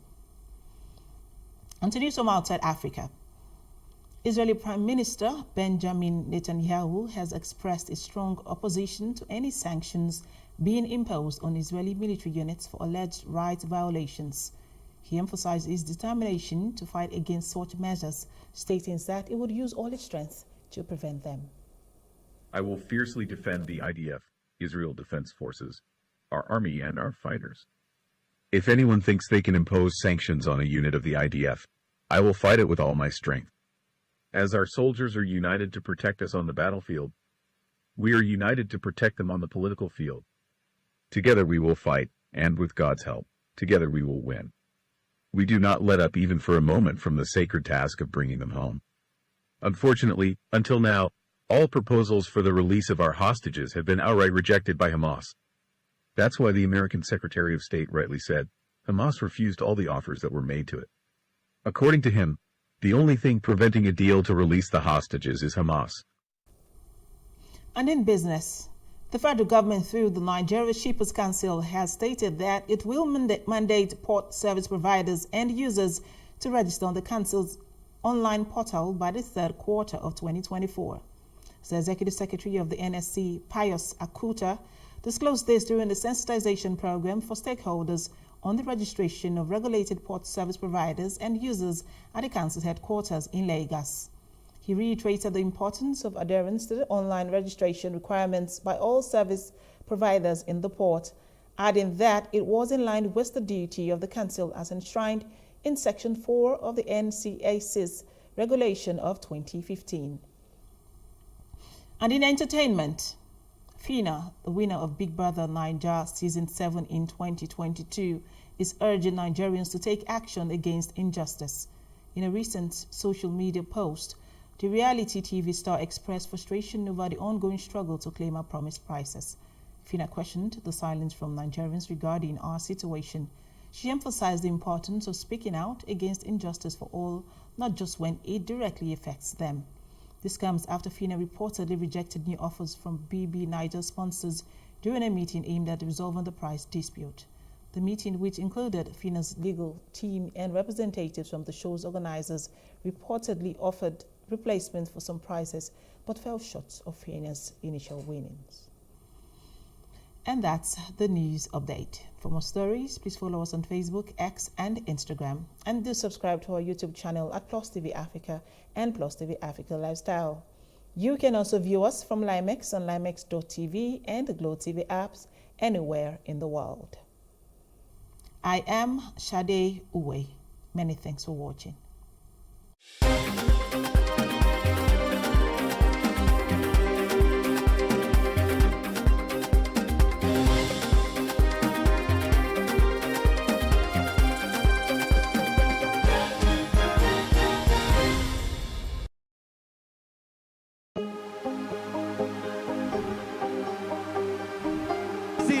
I will take you through this amazingness today.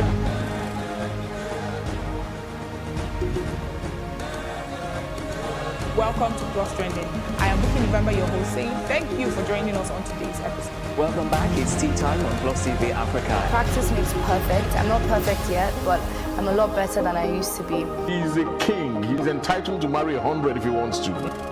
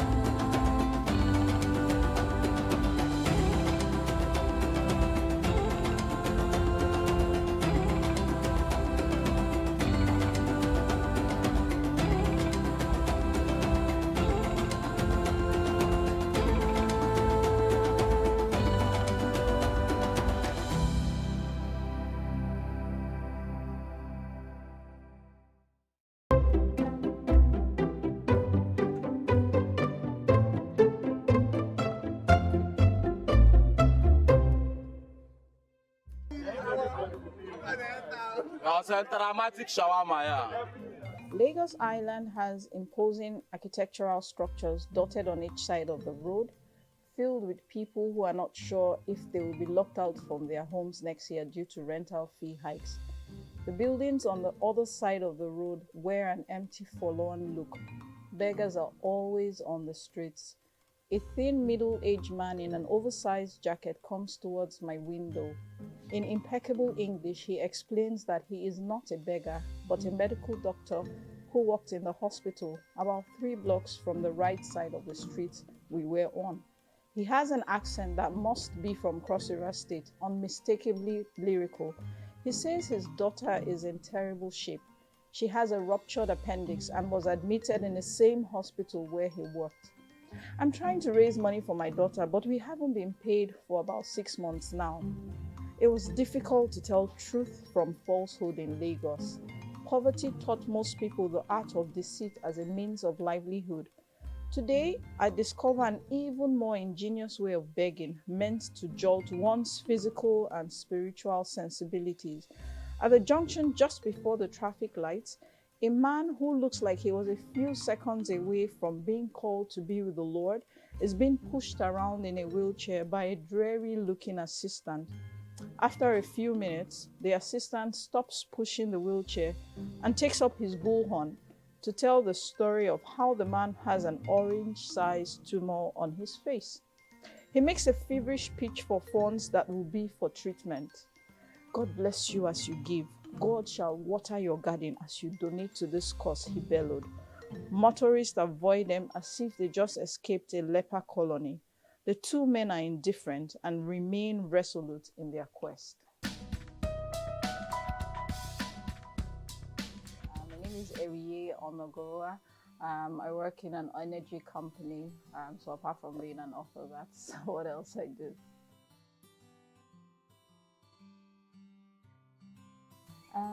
So to be honest, so I used to work in another company, and you get to that stage in your career where you feel like your life is stuck in a rut. Like you wake up every morning and you're like, okay, we have to do this again.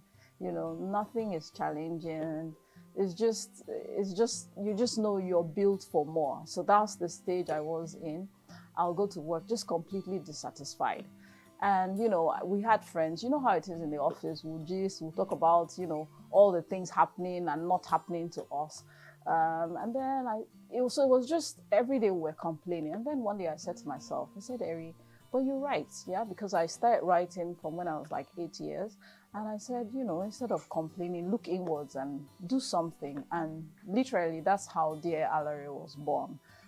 So it was at a point in my life where I was just completely yearning for more and dissatisfied with where I was in my career.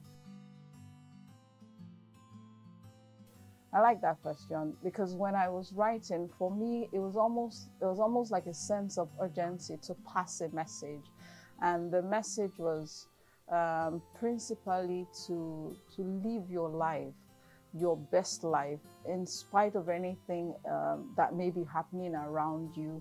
You would have challenges, but own your voice, tell your story, and just be authentic.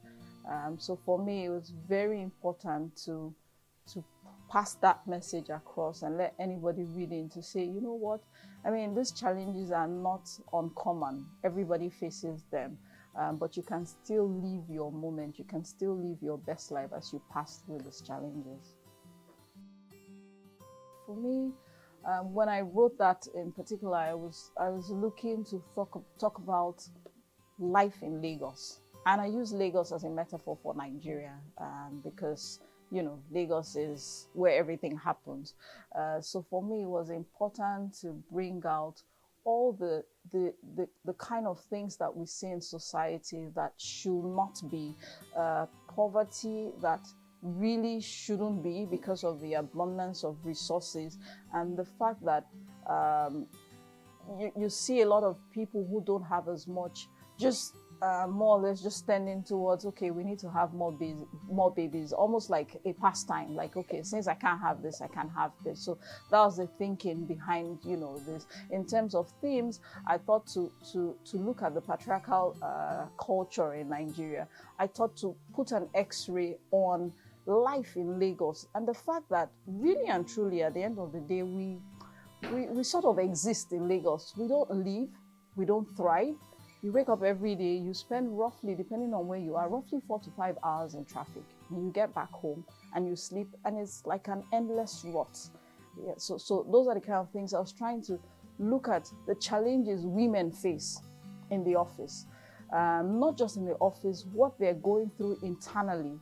For Alari didn't have a child, so she was facing all that, and yet she needed to be in the office to be her best.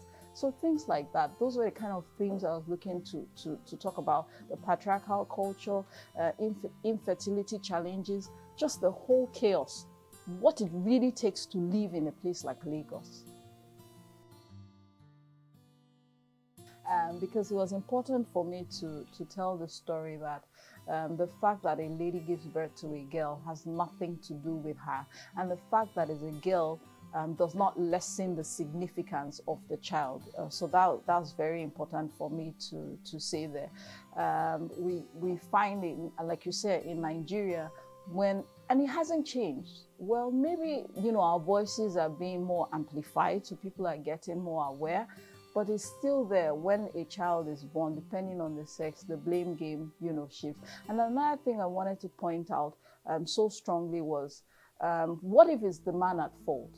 Because what tends to happen in marriages is the lady takes the blame, because society has been trained to see the woman to blame where there are challenges with childbearing. But what if it's the man's fault? So those were the kind of questions I was trying to throw light on in the book. Not very well, to be honest, because growing up, it was almost like a taboo. My dad didn't want to hear anybody speaking Pidgin, so it was like, well, I say by force, we had to learn. But, a story like that, I had to use Pidgin to reflect the characters. So someone like Alhaji Wasiu, typical characters that would necessarily speak Pidgin English. It was important for me to reflect that in the story so that the reader understands that, just the different strata in society and the levels of people that we have. I would say, tell your story unapologetically. Because somebody also asked me, and I said, but you can't live life just expecting to be validated or not validated. Yeah, so for me it was important to pass a message. For me it was important to tell my story. The validation, secondary, because I will do it the same way, whether or not whatever anybody thought or thinks about Dear Alari, I will tell my story, because it's important at the end of the day, when you go to bed, be satisfied that you have done what truly makes you happy as a writer. And some people just have a lot of stories in there just waiting to come out. But it's that fear of acceptance. And really and truly, you can't live life waiting to be accepted by everybody. It's just not the way to do things.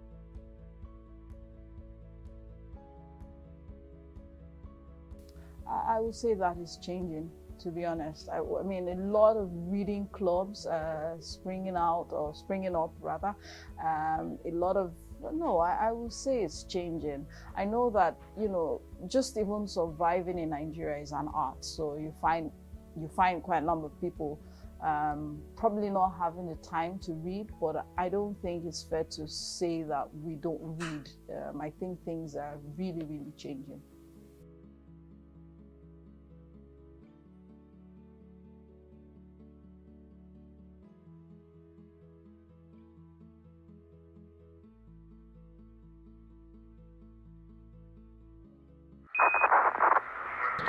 Switch on light on. Switching command to internal. Expectedly back, DW. Fuel tank pressure 60 on 50. Your nav state with back and is perfect.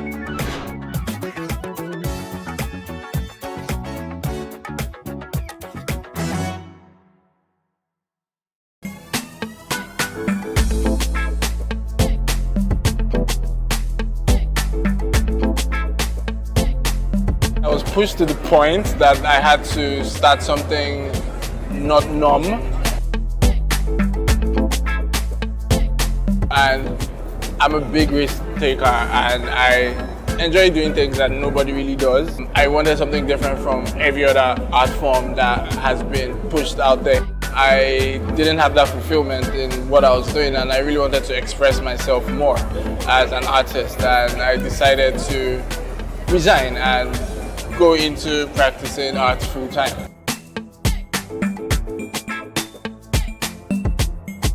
I loved subjects that had illustrations or drawings in them. I just kept pushing it and went to the extent of studying art in school, so it's been art all my life for me. I try to conceptualize what I want to create in my head. Even in as much as scattered as it might be, I create it in my head first, then I put it on paper. I sketch, then I try to pick colors, and I proceed to the main piece. A friend of mine told me, like, there's really nothing that could be achieved with graffiti here. The piece behind me is titled Bold Steps. So I'm just trying to put my own as an abstract journey of African fashion has come so far. The word there is Ikeakpa. Ikeakpa is a Bini word for movement. So we are it's just a movement, and you know, we have the shoes here which shows the flow and the storm which the movement creates, you know, while working. I'm Osa 7. I'm an African urban artist and design consultant.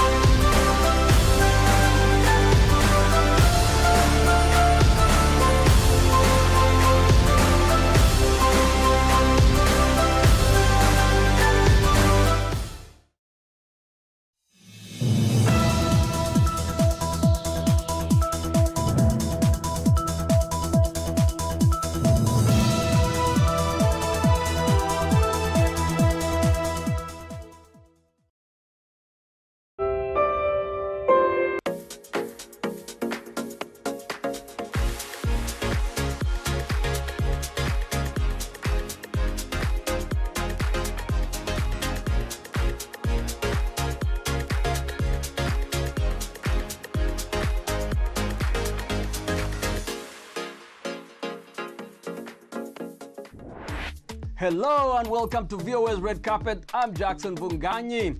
On today's show, we chat with event organizer Osita Oge, commonly known as Duke, about what it takes to put together an African festival in the United States. We are looking at the legacy of Paulina Chiziane, a pioneering Mozambican writer who broke barriers as the first African woman to publish a novel. We are also visiting the National Building Museum in Washington, D.C., which has been turned into a wonderland of children's literature. Those stories, plus the latest on the death of Nigerian actor Junior Pope, are coming up right here on Red Carpet. Let's get on with the show.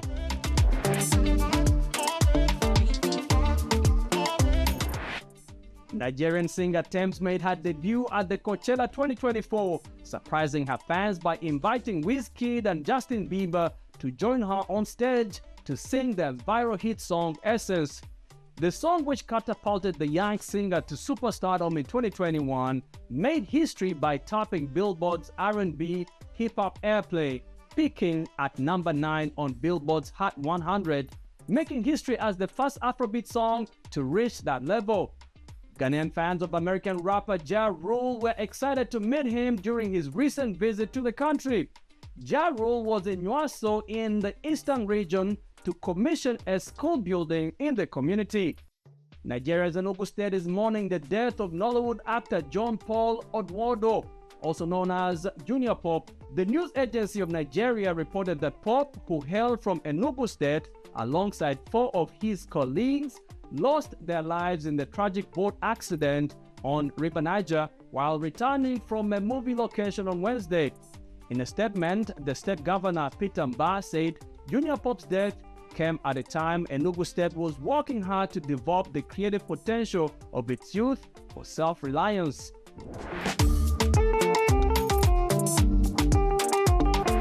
Organizing the first Ghanaian music festival for Africans living in the US is not an easy task. It takes meticulous planning, coordination, and curating a diverse lineup of artists representing different genres of Ghanaian music. But that's just the kind of task that trailblazing Nigerian event promoter Osita Oge, also known as Duke, is known for undertaking. From organizing Burna Boy's sold-out concerts around the US to Davido's timeless North American tour, his calendar is always busy. We caught up with him during the inaugural Rolling Cocoa Festival to chat about some of the challenges of organizing such a grand event. Tell us about Rolling Cocoa. What's the concept and what inspired you to start it? So I've always loved, and I've always, many years ago, I said I was going to do something particular for Ghanaian music. I remember in DC, Stonebwoy and I spoke a vision about something like this. And I told him I was going to do that. There was going to be a time that we would take Ghana music and put them on the world stage and make it bigger, right? The first thing is after this, Rolling Cocoa is going to London, New York, and Toronto for 2025. Yes, expanding. Correct. Wow. So the goal is to, like the way you push every culture, music from every culture, like we've always done right from time. Right. We're about to do that for Ghanaian music now. So it's an intentional push for people to pay attention to Ghanaian music, because there's a lot of attention on Amapiano, South Africa. You banned it for Nigeria. Nigeria, exactly. Right. You saw when we started 10 years ago.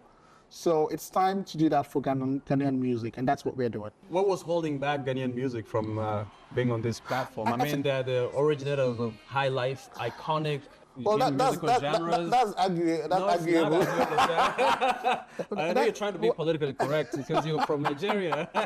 No, that's arguable. Yeah, you know how we document documentation of history in Africa. Yeah. However, they are still authentic to the music, like we always know. But I think that people don't want to take chances. Everybody wants to go for what's trending and what's profiting. Nobody's ready to build. But in the concept, we want to build. We've always built, like, you know, all our artists we built with them from scratch. Absolutely. So that's what we're doing now. Yeah.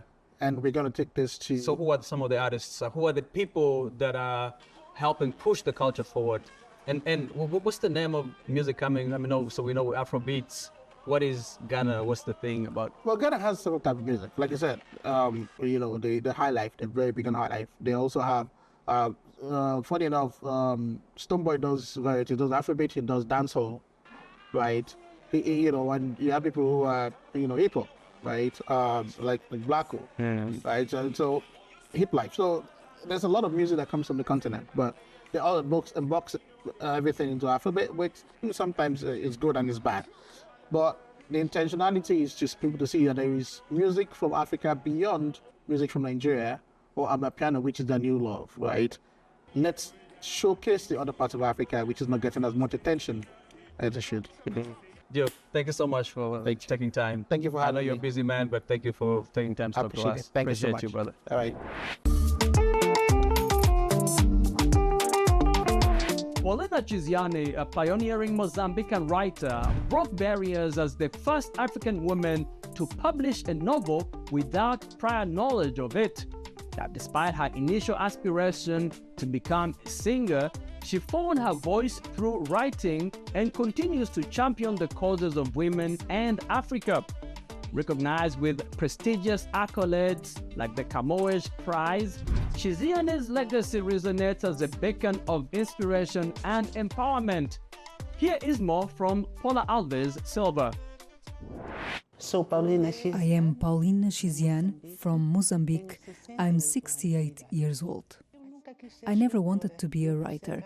I wanted to be a singer. My father wouldn't let me. And when I started writing, my father would say that she's studying, and that's why I ended up writing. My father was a poor tailor, my mother a peasant. I learned to write on the floor. I wore my first shoes at the age of 10, but that didn't stop me from flying through life.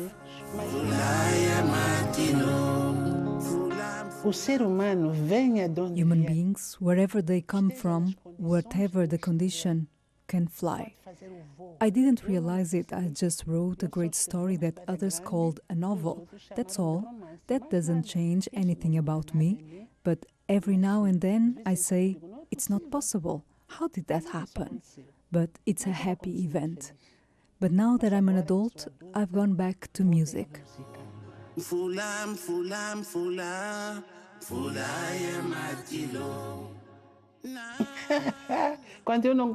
When I can't write, I sing. And I have to say something. Books are elitist. In other words, only those who can afford them and who have learned to read can read them. But not music. If my neighbor plays music, even if I don't want to, I'll hear the message. And I think that's why I think it's very human. We don't have as much developed writing, but we have this soul that we transmit through sound.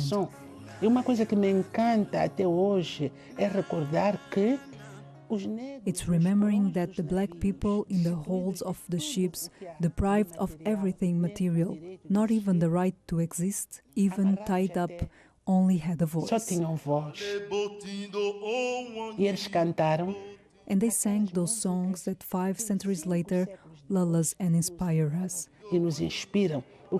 Which means that writing is a human invention, while the voice is the power of the soul. The power of essence. Sometimes it bothers me when people say that Africa is about orature.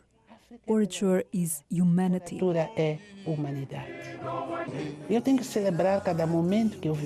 I have to celebrate every moment I've lived.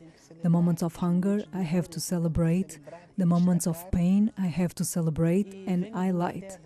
And I come from a land that knows no peace. So the search for peace is also one of my motives, because Africa needs that peace, and the world needs to hear Africa's cry.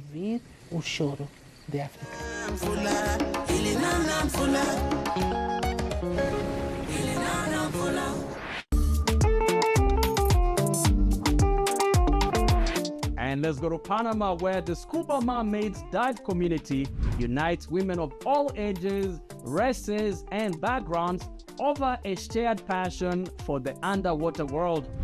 VOA's Jania Dulo reports from Panama, where she joined some of these women on a dive. Scuba diving instructor Myra Thomas gives a navigation refresher class to a group of women from the United States. She brought them to Panama to explore the underwater wonders of Coiba National Park. Scuba diving is a predominantly male sport, says Thomas, who tailors her instruction to women. How to teach women, how to incorporate some of the knowledge and skills specifically to women. And also be a little bit more caring, because I feel like women need a little bit more care. Thomas, a scuba professional for 15 years, says she was often turned down for jobs for being a woman. Potential employers argued that she couldn't carry heavy tanks or that she might get too emotional in an extreme situation. To help more women get involved in scuba diving, she started Scuba Mermaids several years ago. Based mostly in the US, it's an online community of women who travel and dive together. Stephanie Benjamin, a police officer from Texas, says scuba diving is an escape from the stress of her work. Scuba diving is so calming. Being in the ocean is so chill. You just go down there, you hang out with the turtle, you breathe, you don't have to talk to anybody. You're like, wow, look at all these fishes. It's like traveling to Mars. It's wild. It's wild, like I'm with a shark. There's nothing better than that. Lauren Green, a swim teacher from Kansas City, Missouri, says people often are surprised when she tells them that she scuba dives. I think for me, the opportunity to show other young Black women, like, hey, I'm diving. I'm a Black woman that dives. You could do this too. Like, don't be afraid. All you have to do is put in the work, put in the time, obtain the knowledge. In just a few years, the Marmaid community grew from 80 people to almost 5,000. Members say wearing pink underwater is their way of showing that they are strong and adventurous.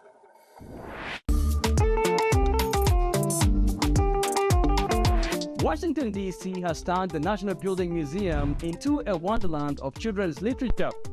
Using children's books, it's an immersive journey into architecture, engineering, and design. Maxim Adams has the story.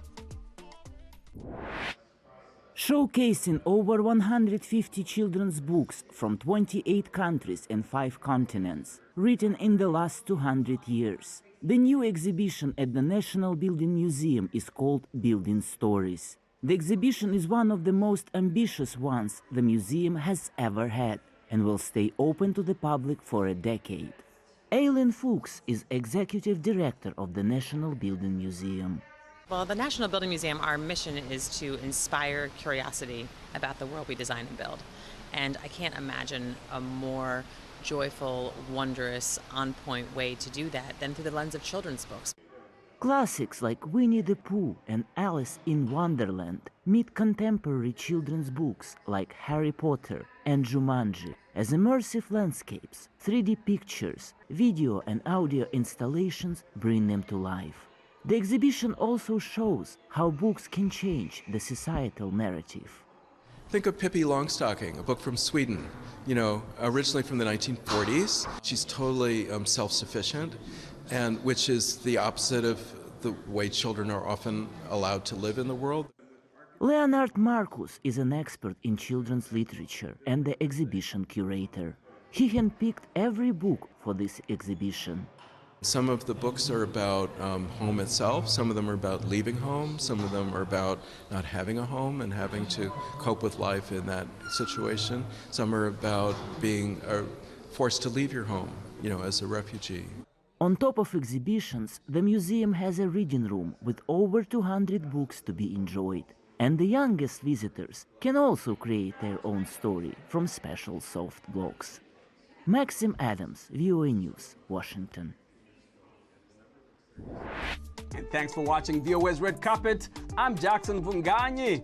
For more entertainment news, remember to check us out at voaafrica.com. We are also on Facebook, on Instagram, and on YouTube. Don't forget to like, to share, and to subscribe. Until next time, goodbye, everyone.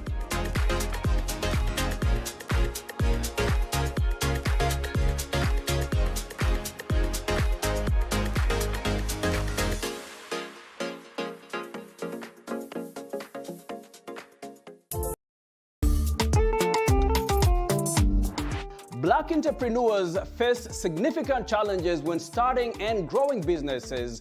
Many have a hard time accessing the resources they need due to what they say is discrimination and sometimes bias.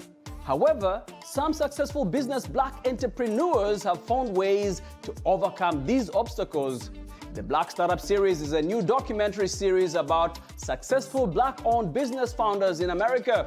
It is produced by Ethiopian-American filmmaker Net Araya, who is currently screening the series to audiences in colleges around the country. He joined me to talk about the series and the importance of financial literacy in Black communities. Let's take a look. Well, Jackson, I'm ready to showcase a new film and financial literacy tour called the Black Startup Series. And it's a 3-part documentary series that spotlights startup stories of successful Black-owned business founders. And the goal with this project is to be able to really shed some clarity around entrepreneurship and financial education within our global Black community. Especially among the Black community. Absolutely. How did your work as an entrepreneur inform this project you're working on right now? Yes, so as a filmmaker and entrepreneur, I've been blessed to have the opportunity to travel the world. So I've been to places like Ethiopia, Senegal, all over the Middle East, and I've seen that there is a surplus of talent within our global Black community, but also a scarce of access to opportunity. So as we all know, access is the cornerstone of power, and I've noticed that talent is universal, but the access to opportunity is not. So now with this documentary, we're providing access to diverse number of stories of representation that we all can see ourselves in. I mean, I've had you on the show a couple of times, starting way back in 2019. Right. And then 2020, we caught up again, but this time we were in lockdown at the beginning of the pandemic. Right. You had a new venture going on. How was it starting a business during the pandemic? It was interesting because essentially I was supposed to be a passive investor for a brick and mortar coffee business, but we changed our brick and mortar to a click and order business model where we turned Ground Zero into a supplying company. Your company was called Ground Zero. Ground Zero Yes. Coffee, East African coffee company focused on community impact through social impact. And that's what we did. We just started delivering coffee, quality coffee at people's convenience to their doorsteps. And it transitioned into being a big supply company where we supply Walmart now. We're in the Walmart marketplace to different hotels, coffee shops. And now it's able to fund and fuel a lot of my community-based initiatives. In 2019, when we first connected, you had a documentary you were working on.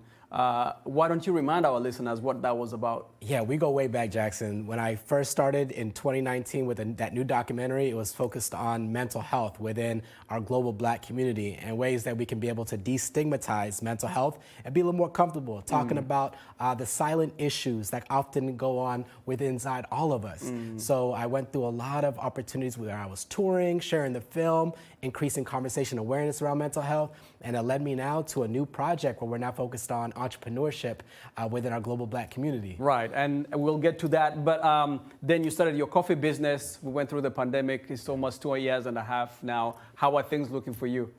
It's amazing. The coffee business now funds and fuels the community-based initiatives, and one of them is happening right now. Right. How did your work as an entrepreneur inform this project you're working on right now? Yeah, so as a filmmaker and entrepreneur, I've been blessed to have the opportunity to travel the world. So I've been to places like Ethiopia, Senegal, all over the Middle East, and I've seen that there is a surplus of talent within our global Black community, but also a scarce of access to opportunity. So as we all know, access is the cornerstone of power, and I've noticed that talent is universal, but the access to opportunity is not. So now with this documentary, we're providing access to diverse number of stories of representation that we all can see ourselves in. So the documentary series, 3 parts, right?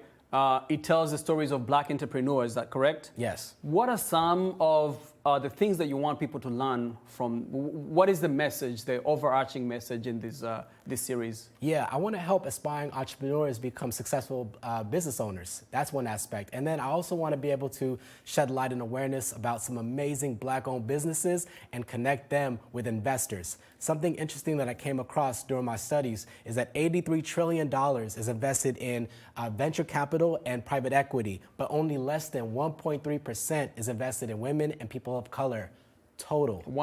Less than 1.3% wow. is invested in women and people of color. That's a very small figure. Right. So how do we increase that? That's what we're here to talk about, and those are the major questions I'm wrestling with. So the goal is, with this Film and Financial Literacy Tour, to focus on ways that we can make opportunities and capital more accessible within our global Black community and make entrepreneurship more attainable.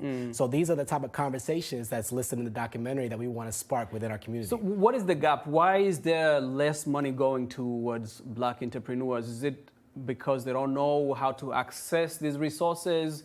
Is it because the owners of these resources are not willing to invest in these Black businesses? You know, it's important that we focus on Black-owned business, not as charity, but as lucrative business opportunities for investors to really invest and grow significant profit. So I think there's an educational, there's a bit of educational gap within Black-owned businesses because I don't think we have the access to education resources as we need to. We're good at starting business because I think we're very entrepreneurial at spirit, but scaling has its own different challenges, right? And scaling requires a significant amount of knowledge base and resources in order to kind of improve the business and bring awareness to investors for them to really identify opportunities that really can profit. And in this series, you feature some entrepreneurs, Black entrepreneurs. What did they tell you is the thing that made them get ahead of the game? Black persistence, at its core. I met so many people within this documentary, and they were telling me their story of how persistent they were and consistent they were in being able to attain great business success. So these individuals were people that were very curious, that were relentlessly resourceful, and they really were able to really overcome so many challenges to get to where they are. And they have been on Vogue. They've been in New York Times. These people were in the Met Gala. Doing some incredible things. So I'm really inspired and excited for the world to see it. Did you see yourself in some of their stories? I did. Even my story with Ground Zero Coffee and being able to really relate to their story of being persistent, especially when you hear no's all the time. And I tell people all the time that, one yes can change the trajectory of your life. But the question is, how many no's are you willing to go through to get to that one yes that will change your life? And these people are people that are relentless to get to that one yes. They've gotten so many no's, but that one yes has been the thing that has actually given them access to... Absolutely. And most importantly, they said yes to themselves. They were able to see the greatness in themselves before they were able to amount to great things. I like and that's what I want the film, that's what I want a lot of people to see within the film, that these are amazing people and you can see yourself in them, but it's important that we say yes to ourselves, our own ideas, our own entrepreneurship business concepts, and really step out and make it happen. Aside from access to resources, what would you say is the thing or some of the factors that impede Black entrepreneurship? One of them, I think, is just access to education, because I think it's important for us within the ideation stage of business development to not just think about just starting a business to start a business, but really think about incrementally scaling or eventually looking at ways for the business could be acquired or going IPO. A lot of these have gatekeepers, and it's important that we understand that how we can get access to the information early within the ideation stage of business development so that we can be a little more strategic and sustainable as a business and community. And who are you targeting with it? Is it the people that, is it people in the Black community? Is it the people who are the resource holders? Yeah, I think it's gonna be a little bit of both, right? Because it takes a partnership, right? I heard that, if you want to go fast, go alone, but if you want to go far, go together, right? Yes. So I think it requires investors, a community of investors, startup founders, and different people, professionals, to really get together and really look at ways to really elevate business and community. Tell us some of these people, some of the stories of the people that you feature in these stories. Well, the first one is Paola Mate. She's a Haitian-American entrepreneur that came from Haiti to America, and she was based in New Jersey, then moved to New York. She was managing many different restaurants and decided she wanted to launch her own luxury head wrap brand. And from there, now she's been able to transition to Austin. She has a storefront, beautiful store, and she does so many different things. She does workshops for young Black women, like head wrap workshops, and she's doing some exciting things. Another one is Kobla Tate, CEO and co-founder of Break the Box, which is a home ownership empowerment program helping Black professionals get into home ownership. And then the last person is JP, and JP has his own company called JP's Pancake Company. He launched the first gourmet pancake food truck in Austin, Texas. Wow. So these are stellar, successful entrepreneurs in 3 different industries that are dominating the game right now. What are some of the tips that you can give, financial literacy tips, so financial tips to people who have aspirations to be entrepreneurs? I think one of the first things that I've learned that's helped me within my financial literacy journey was to see my life as a business and to understand that you are the CEO of your life. And the way you manage your life is the way you'll manage your business. So if you understand how to really manage and budget, and I think budget has its own negative connotation within our community because we think it's full of restrictions and self-deprivation, but it's not about self-deprivation. It's about self-awareness. So because at the end of the day, you put your money where your values are. right? And where your values are is where you're going to go in life. So I think having a budget and looking at where you get your income, where you get your expenses, where you spend your money on, really is very telling of kind of like the relationship that you have with finances. So I think creating a budget, having a good mindset about a budget, it doesn't have to be restrictive, it can actually be empowering. Second thing I would say, financial discipline. What good is financial literacy if you don't have financial discipline, right? So financial discipline is important, right? We need to really be disciplined, and if you need You help, can't just keep spending and spending. you can't keep spending, Right. And with that, garner some accountability, you know? Get with people that are around the same level, or a bit ahead of you, so that you can be able to get a network. And we all know that, your network is your net worth.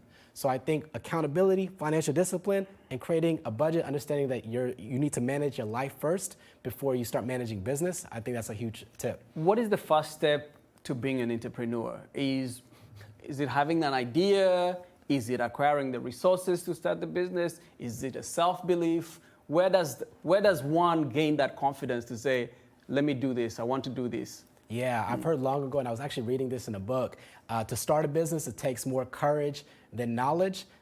To scale a business takes more knowledge than courage. So I think for entrepreneurs, it starts with our creativity. It starts with our entrepreneurial spirit. It starts with us being able to see a need, a void, and being willing to step in within that gap to really super serve our audience. So I think that's the huge step. Having that courage and understanding that you're going to fail, but your altitude of success is actually dependent on your relationship with failure. So if you have a healthy relationship with failure and you can understand that it's not about being perfect, it's just about being willing. Failing is okay. Failing is okay.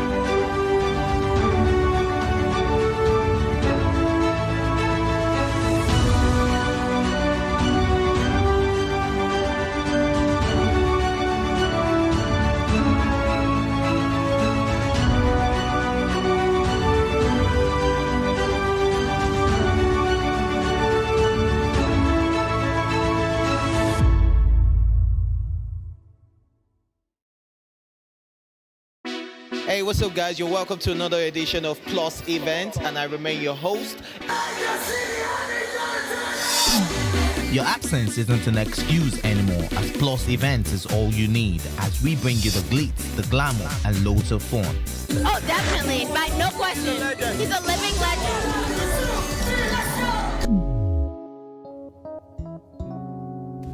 Oh, God forbid, Holy Ghost fire, no. I just want to be blown away. I want to be wild. This is 11 years of doing it.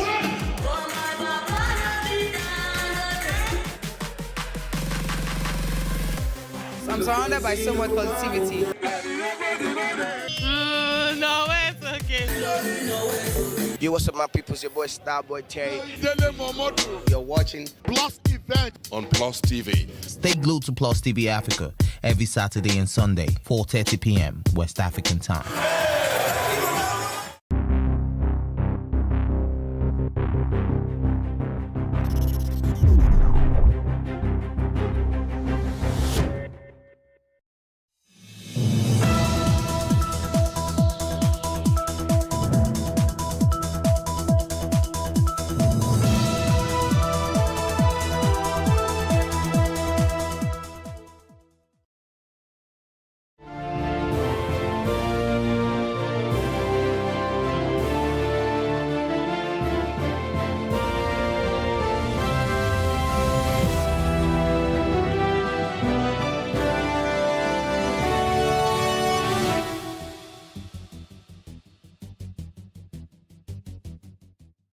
Working with Buhari, I wrote my book to change false narratives about the president, Femi Adesina.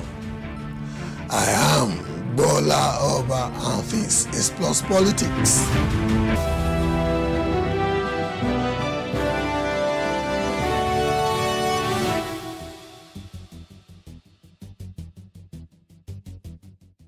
Special Advisor to former President Muhammadu Buhari on Media and Publicity, Mr. Femi Adesina, has explained that he wrote the book working with Buhari on the former president to change the false narratives out there. He said when he was offered the appointment to work with Buhari, he was reluctant to accept it because he did not know what he was going into. Quote, I would say I had known President Buhari long before I came to work for him as advisor on media and publicity, unquote, Adesina said. He went further. Before then, I had not worked in government and I had no desire to work in government. But when the invitation to work with him came, I took it because he was a man I admired. After he won the election in 2015 and said, come and work with me, I wanted to say no because I was managing director of the Sun newspapers. I was president of the Nigerian Guild of Editors, NGE. I did not want to leave what I was doing. I was very reluctant when I was asked to come to government. When I resigned my appointment, I began to cry because I did not know what I was going into, unquote. We have the honor of having Mr. Femi Adesina literally in our studios. Welcome. Thank you. Good evening. Let's start on the lighter note. How are you fitting back into normalcy, quote unquote? Well, the truth is that even while I was in government, I was not out of normalcy. I was still a member of the society. I didn't cocoon myself in government. I didn't make myself unreachable. I was still part of society. So finishing 10 months ago and coming back home was not difficult for me. Still on the lighter note, were you also stricken by the reported voodoo, invisible voodoo phantom in the presidency? One of your predecessors actually was once quoted to have stated that there is a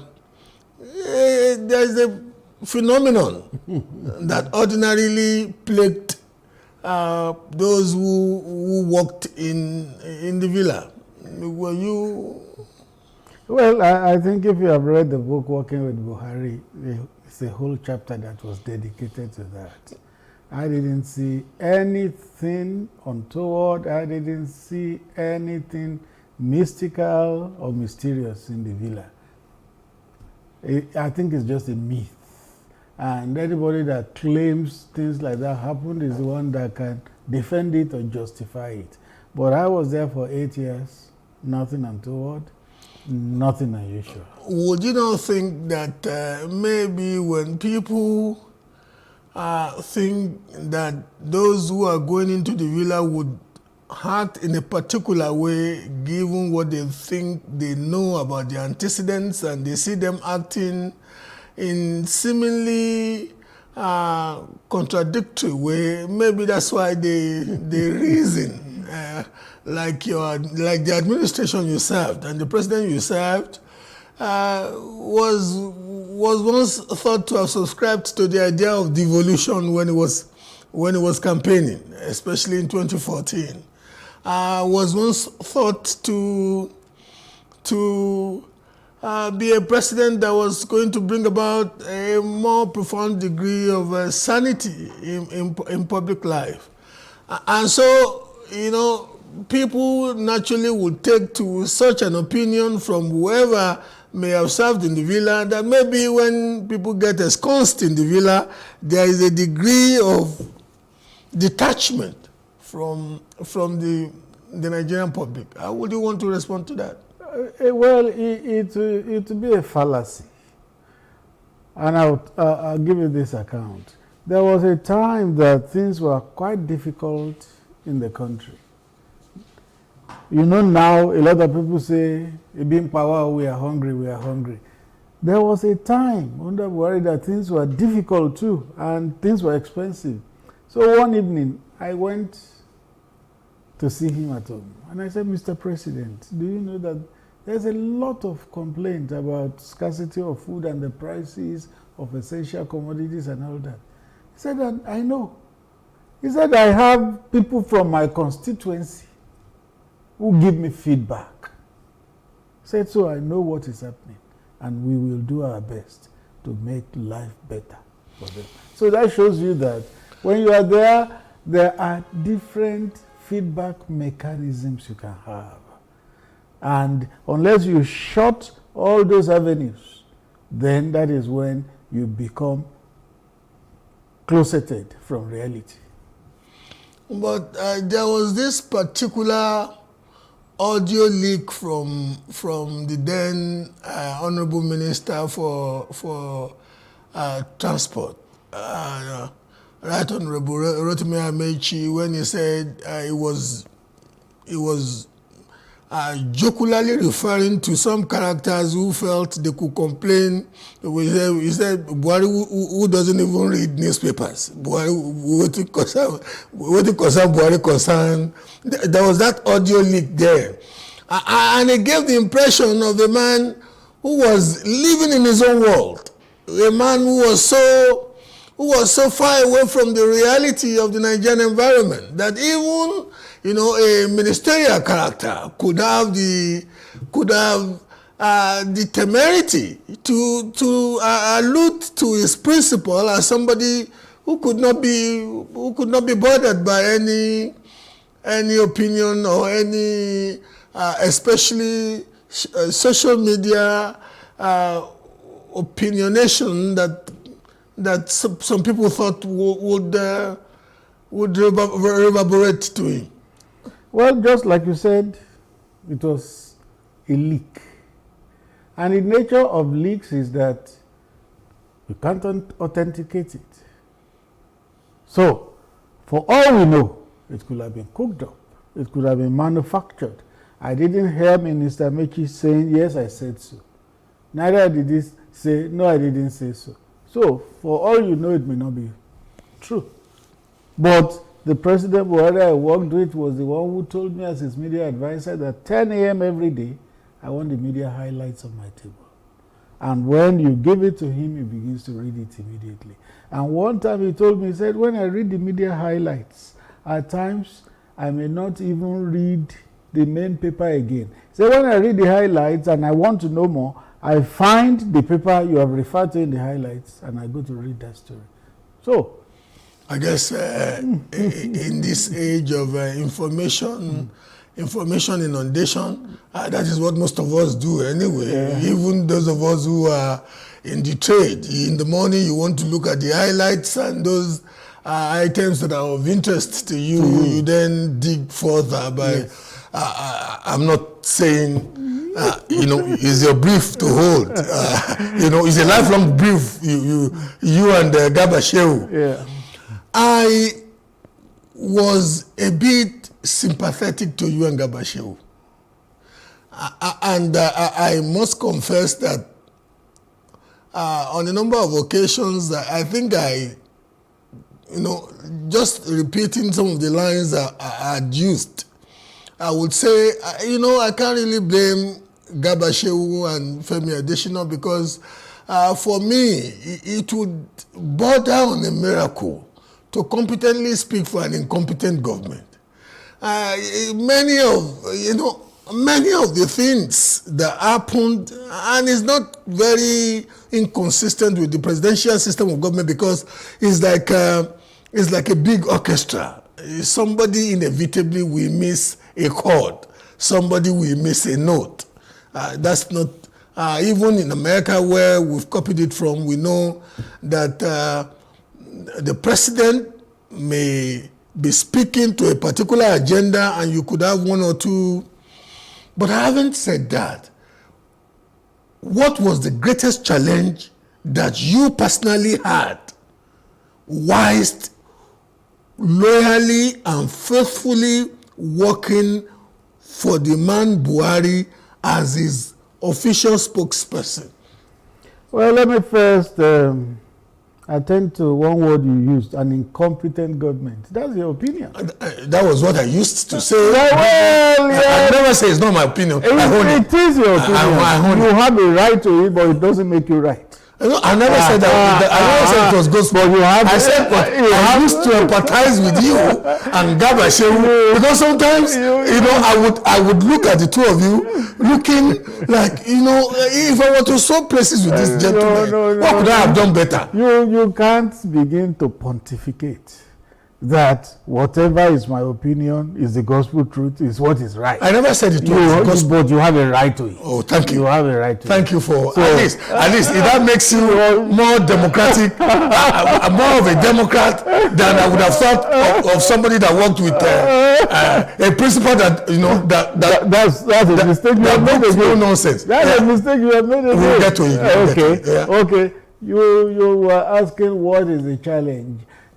Specifically, that you perceived, that you encountered, that you had to, within the context of your personal values, your principles, your understanding of your profession. How did you juggle it? Well, I wouldn't say there was anything that came up that was insurmountable. The nature of challenges is that they are meant to be confronted. Any challenge that came, we confronted it, and as much as possible, we try to surmount it.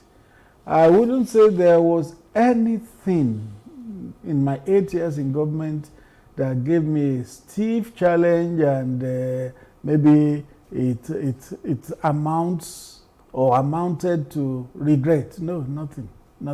I just took things in my stride as they came, and I believe that I did my best. A particular passage in your book speaks to the fact that when the distinguished Senator Bukola Saraki emerged as the president of the Senate, yes. We knew that it was against the run of play of what the establishment, the party establishment, that's the APC establishment, wanted. But many of us just felt that he ultimately emerged because a man who was predisposed to allowing democracy to run its course was not, President Buhari was not ready to use any form of intimidation but from the way you have reported it, he seemed not to have liked it. You had to work on him a little bit to even concede to really congratulating the new leadership of the then newly emerged leadership of the Senate.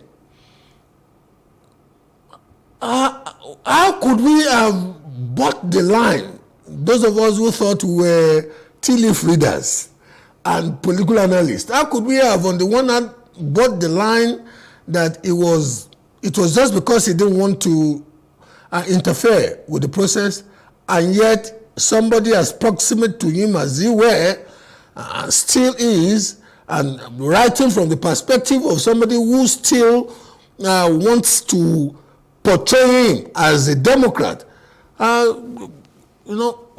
that. It was not a line.